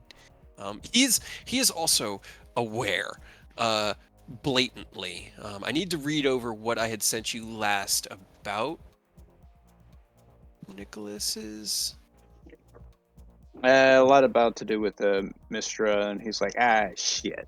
Yeah. 20 years ago. But no, with Mia and Nicholas, because one of the custom spells was the magic amplification sigil, and it would buff everyone's magic inside the sigil. Hell yeah, that would be so. Mia as a damage caster, it would just turn her into a nuke. That would be yeah. awesome. So I'm just going to go ahead and copy and paste this for you, Kyle. That would have started for Nicholas a few days ago. Around the same time as when you spoke with, yeah. Yeah, I do remember that. I kind of want to finish out this thing with Horo. Yeah, that's why I wanted to get nobody's story not wrapped up, but culminated. And the point where you can, drop out for a little bit. That's it. And give you a chance to switch things up and keep the story moving forward. I'm so sorry that your sister had to betray you, Ken. And she really hopes that you don't see it as betrayal. Like, really. That's why she put her hand on your shoulder like, I'm really sorry. And then she bonus action far stepped and then had to dimension door from there. Oh, man. Oh, for shame. Yeah, don't get mad at me, Ken. I might have beat up your sister a bit.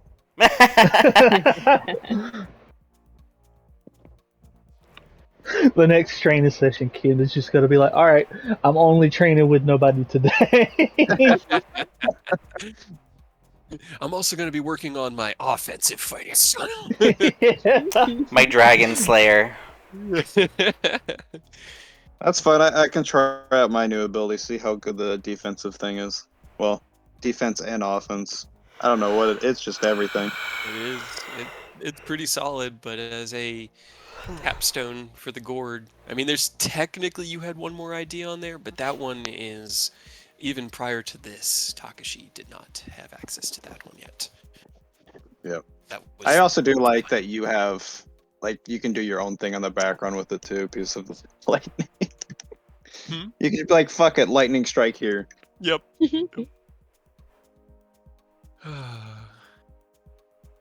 So what is Mia's unique item, by the way?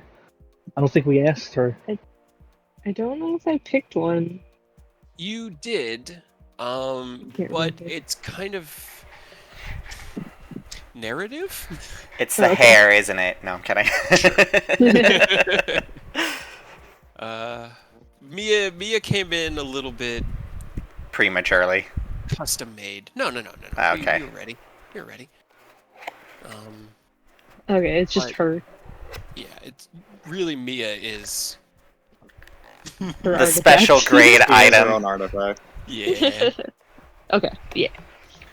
I'm still so confused as to what race she is, but she almost acts like a fae. You'll never know. Never know. Well, you'll know eventually. I'm sure the story will play out. I'm sticking with my guess, which is Azamar. Azamar? All right, that's fair. It's an insightful guess. But no, in actuality, Mia's a fucking Zanpakuto. They just forgot that they were Zanpakuto. Oh shit! I am Fate Render. Punk. Hell yeah. Yenos in the shadow fell. Like, all right, Raven Queen, what have you for me? Oh shit! Where's my sword? I left it in my other pants.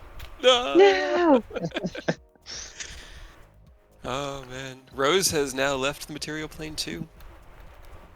They had to wait until this morning, but they're no longer on the material plane anymore. I know We're we off- joked about it one day where we said that Rose would become the Fey Queen and then wreak havoc, and now I'm worried that's actually going to be what's happening. It probably will. It probably will. You should have seen the smile on Fox's face when we first went over that, and you guys were joking about Rose becoming a Kid Archfey. So excited. Oh, so you guys planted the idea. Awesome. It was not intentional at all. We can Hey. still backtrack. We could still What's retcon gonna it. happen? You know what? What's You gonna know what I happen? didn't see? I didn't see Taz McKella going with her. That's not something I predicted. Right? Her going with I didn't them. think I could take with. Star I have a Child. new friend. Oh, that's a cool. There picture. you go. Yeah. Dude, AI art, it's so fucking comes up with some really cool stuff. Some of the stuff it can like could be a little bit weird, but I love the Right? art It's around just it's just dope to fuck around. Like, as long as people aren't using it to try to pass it off as their own art, Yeah. the AI can do some dope stuff. It really can. And that is like legitimately Mia is wearing an outfit like that. That is what she's wearing and carrying a like long ornate beautifully carved staff. As you had used your detect magic Aerith on it, you would see that her robes as well as her staff as well as her were all very very Her. magical. It's very And high you're, powered. and you're a very short human in terms of looks. Is the only thing we've got. Yeah, she's Everybody, 5'3". She's everybody's five so what? high magic power right now, and Oni and nobody are just out here like he's got magic Right? water. I can do boom and blade once, like just Yeah, because I'm she an didn't- elf. She didn't have much to say about you guys, but Aerith and Ken. Harrington were very intriguing. We're just martial people. Are like, hey, I found this cool magic stick. Never doubt a magic stick, man. Magic sticks can save the world. Magic stick in the power or in the hands of a guy who can swing it multiple times. Yo.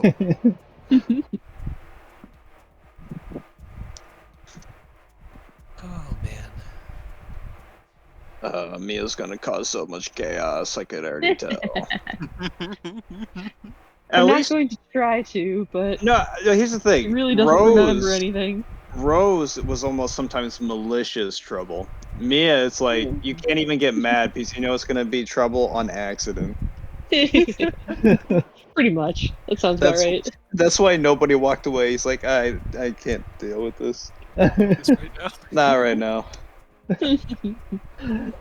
I gotta say, I'm really glad that Kid started feeling better after the initial day, because like disgruntled Ken was gonna send shockwaves through the campaign if he had to carry that for very long. Yeah. I don't know if the campaign could survive Dark Ken. I mean, Not well. we got a taste of it with Ascalon. Ascalon Yeah, wasn't and he almost Dark killed Ken. everybody. He was just Judgment. judgment. He was yeah. he was overzealous. Yeah. He wasn't worried about the minutia. He was looking at like the big picture. Mhm. That's it, yo. But even he hadn't lost faith. He just was like, "Fuck it, we're gonna cut the arm off. I can't save it." You know? This must be purged. Yeah, darkness must be purged. Corruption must be purged.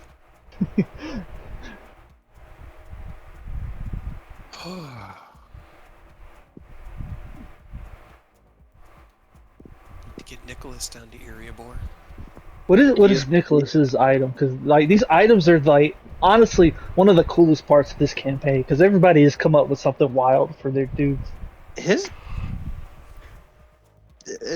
kind of like a 2-in-1. It's his book is his magic item, but part of the reason it's so special is the Philosopher's Stone is inlaid in the book. Oh.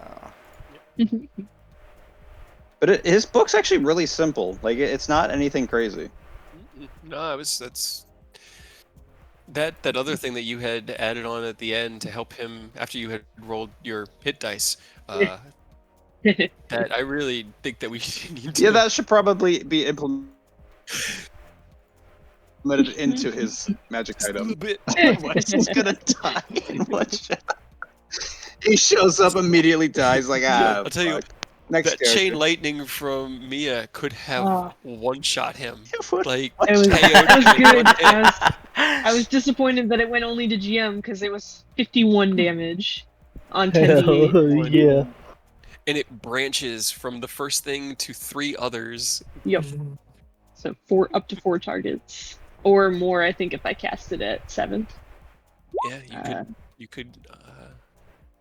Yeah, I get 1 additional bolt, so up to 5. Yeah, 1 additional bolt, so up to 5 targets. Yeah. Yeah. There's 5 of you. She could hit 5 targets. Is it coincidence? I feel like anything could kill Nicholas at this point. We definitely got to keep him safe. Yeah, that's why he needs a party to protect him. Yeah. Well, he also has to do his job as a divination wizard and make sure he knows what's going on at all times. Yeah, he doesn't right now, and it's very concerning to him. He doesn't like it. He's like, I don't like this. I don't know what's going on. And now he has to get his hands dirty, and he hasn't done that in ages. 1,000 years? Yeah, give or take. Probably. He'll be fine. What's the worst that could happen? Insta die. No. Let's see. We still have Garrick, and Elzrin, and Malachi, and Severin.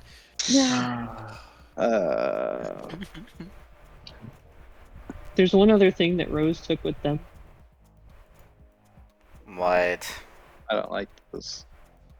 I'm not going to tell you because it's more fun that way. You don't have Oh. to think about it. All right. What did she take? Think. The flask. Oh no.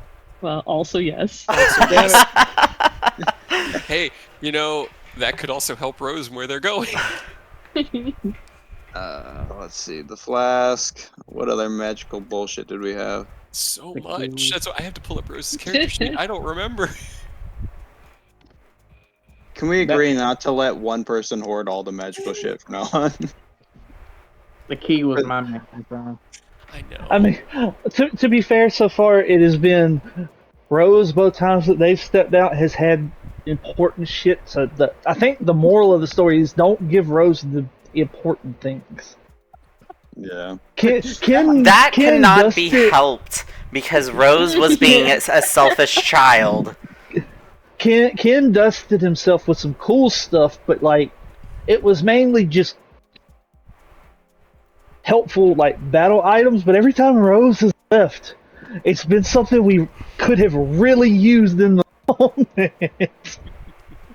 know. Even Robert, when he left, she's like, "Here, I'll give you your stuff back." Yeah. Yes. Yes. Thank you for jogging my memory there. Oh no! Think, guys, think. It's important. I don't remember what she carried. You want me to tell you guys? Any magical weapons? Well, I Magical will say barbers? they used it at one time, and then it bit them in the ass. So they took it off, and it was stolen. Oh, I thought we destroyed the mess that we had. The black one. The black one. God damn it. Fuck. I mean, yeah, it sucks, but like Rose isn't with us, so it's not. Like, it can't really bite us in the ass, unfortunately. Oh well, Really she becomes a them. worm speaker, and we have to fight her later. I mean I wouldn't that's mind easy that. to deal with because we know she's or they're the word speaker.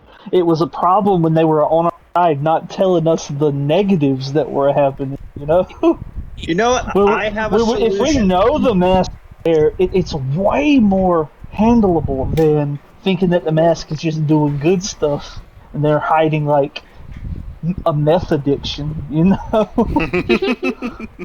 Yeah, 'cause I know you have guys I have a destroyed possible solution. the white We get one and Robert. the flail. Oh, sorry, go ahead. I'm sorry. I was gonna say a possible solution if Rose turns evil, just have like Robert, go get her. Because they do not like each other. Oh man. I've thought of that. Oh. Oh no. Demon army versus Fey army. It's fine. It's fine. It's fine. It's fine. It's fine. That hasn't been terrible in the past. What's the worst that could happen when if we took the mask into the Feywild? Yeah. I believe we have made a few poor choices in this campaign. I mean, based on everything we've seen, the cult has had their fingers everywhere. There's a good chance they already have a foothold in the Feywild, so it might not be a bad thing. Maybe Rose could take them down and like become some tyrannical ruler with dragon mask, take down the cult, and then come back after they've grown up a little bit or something. That's a lot of hopefulness. Time does move weirdly enough in the Feywild, so... Yeah, how Rose has been acting recently, I'm not, like, I can hope, but I'm more worried. Maybe they just need to get into a three-way mutually beneficial relationship between themselves, Taz McKella, and Thorn. The three of them can just succeed, and everything will be fine. Oh, yeah, I'm sure that will work out just fine. That's exactly how it's going to go. Everything will go perfect. Rose will come back, and nothing can go wrong. Nothing can go wrong. You really want to test that theory? What could go wrong? No, I already know everything's going terribly wrong. No, honestly, like as good as things could go for Rose and for the party, Taz leaving with Rose was not something I had planned for or foreseen, but it does help them and help you in that same way. That is true. Taz has always at least maintained some bit of stability around Rose. They're just also... She likes Rose. Thorn! If it had just been Rose and Thorn... that could have been... That boy is bad influence wrapped in bad influence. Taz, I'm sorry for shooting you. Please keep her on the right path. The next BBEG. Yes. Oh my God. Well, to be fair, you were aiming for Rose, not Taz, so... Yeah. She had to I twist. think it's rude. Shoot a You person when they're attacked already me down. first. This is the same with the Robert. You attacked me first. I didn't attack you. I attacked everyone, including myself. That's the same difference. No, it's not. This is the exact same conversation we had. Right? Really. The only thing though is nobody is more neutral on this, but he's still annoyed because this is playing out exactly like Severin. Yep. It is. Are you that surprised? There were some Maybe parallels. Yeah, a lot Well, of if it parallels. happens with more than one person, you have to think to yourself, maybe it's me. That is definitely not Am my I the interplanar threat? Is it my fault? Nobody is the interplanar threat all along. Who would have guessed? That'd be frightening. He could fucking hide anywhere.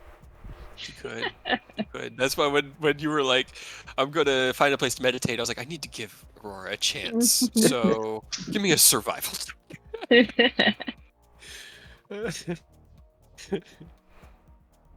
Alright, I really need to cook us something to eat because it's been like 9 hours since waffles and I'm feeling the lack of food. I was gonna say leftovers. So Just that waffles? was great. No, waffles and bacon. Okay. You know, Waffle. yeah, they're like, I mean, like, I make good, not like Eggos, man. These were like Kodiak cake Actual protein waffles with like eggs and milk in them, and they were designed to keep us full through the game. But I'm very hungry, so I'm going to hop out and get to work cooking. I don't know if Fox is going to be on Discord or not, but if so, I'll talk to you guys soon. If not, I'll catch y'all later. Take it easy.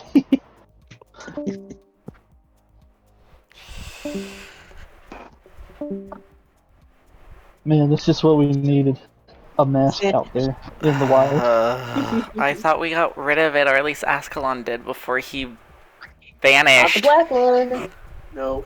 We got rid of the green and the Green and white the white. one. You destroyed the white one, but you opted not to break the black one because you weren't quite sure what the energy was, what was happening with it when it was dissipated. And then Eidos, when he left it with us. Yeah, he passed it across the table, and Aerith gave it to Rose and said, "I'm trusting you with this."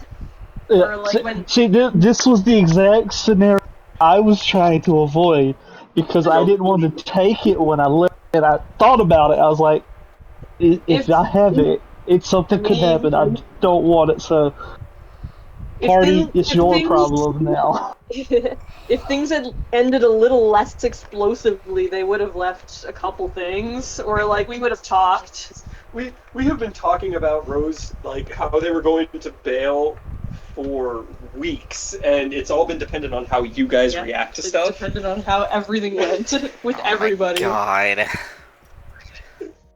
Oh man. But nobody doing what he did and like really pushing home and just no, you're a kid. Like shut up and listen to me, and that pushed them over the fucking edge.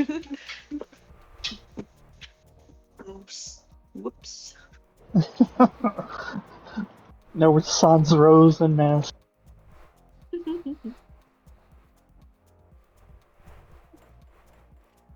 Oh man. But It's he gonna be was fun right, playing you some were a characters For a child. little while, though. Did you just say they were a child? You were right, they were a child. Exactly, yes, I did. Yes, that's the thing. Yes, they are. That's why they do this shit. They're a kid. Like They're a child who learned at a very young age they could put on an adult face and manipulate people, so they skipped the whole growing up part of being a child. yeah, they had no parental influence to tell them what was right and wrong. They got what they wanted by becoming other people. They were not well adjusted. Nope.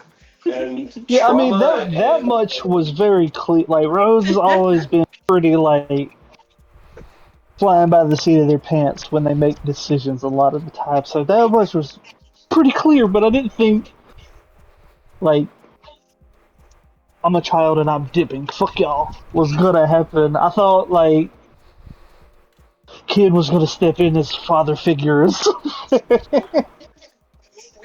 we thought about it.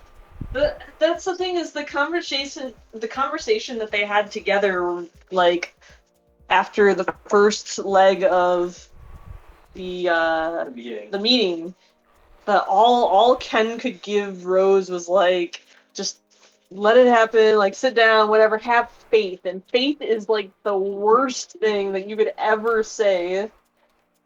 Because like Rose doesn't give a shit about any of the faith and stuff.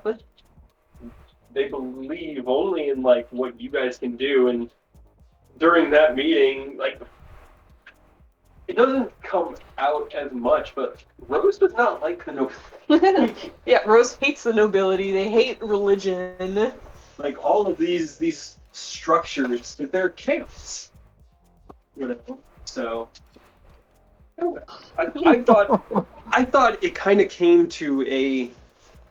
I thought it came to a good head. I didn't expect nobody to just lay in like that. Just and I'm like, ooh, okay. That was rough. Like, yeah. Ow. Taz, get in there. Because, the hope is one day, like, in the end, I want Eodos and Rose and Aerith and Ken there fighting Tiamat. I realize now, at this moment, things are really tense between Rose and the rest of the party, and that's fully understandable. I just hope that between now and when Rose makes their return, Things cool down a little bit. yeah, some things can change, but Mm. I think the council is just a I lot. feel it.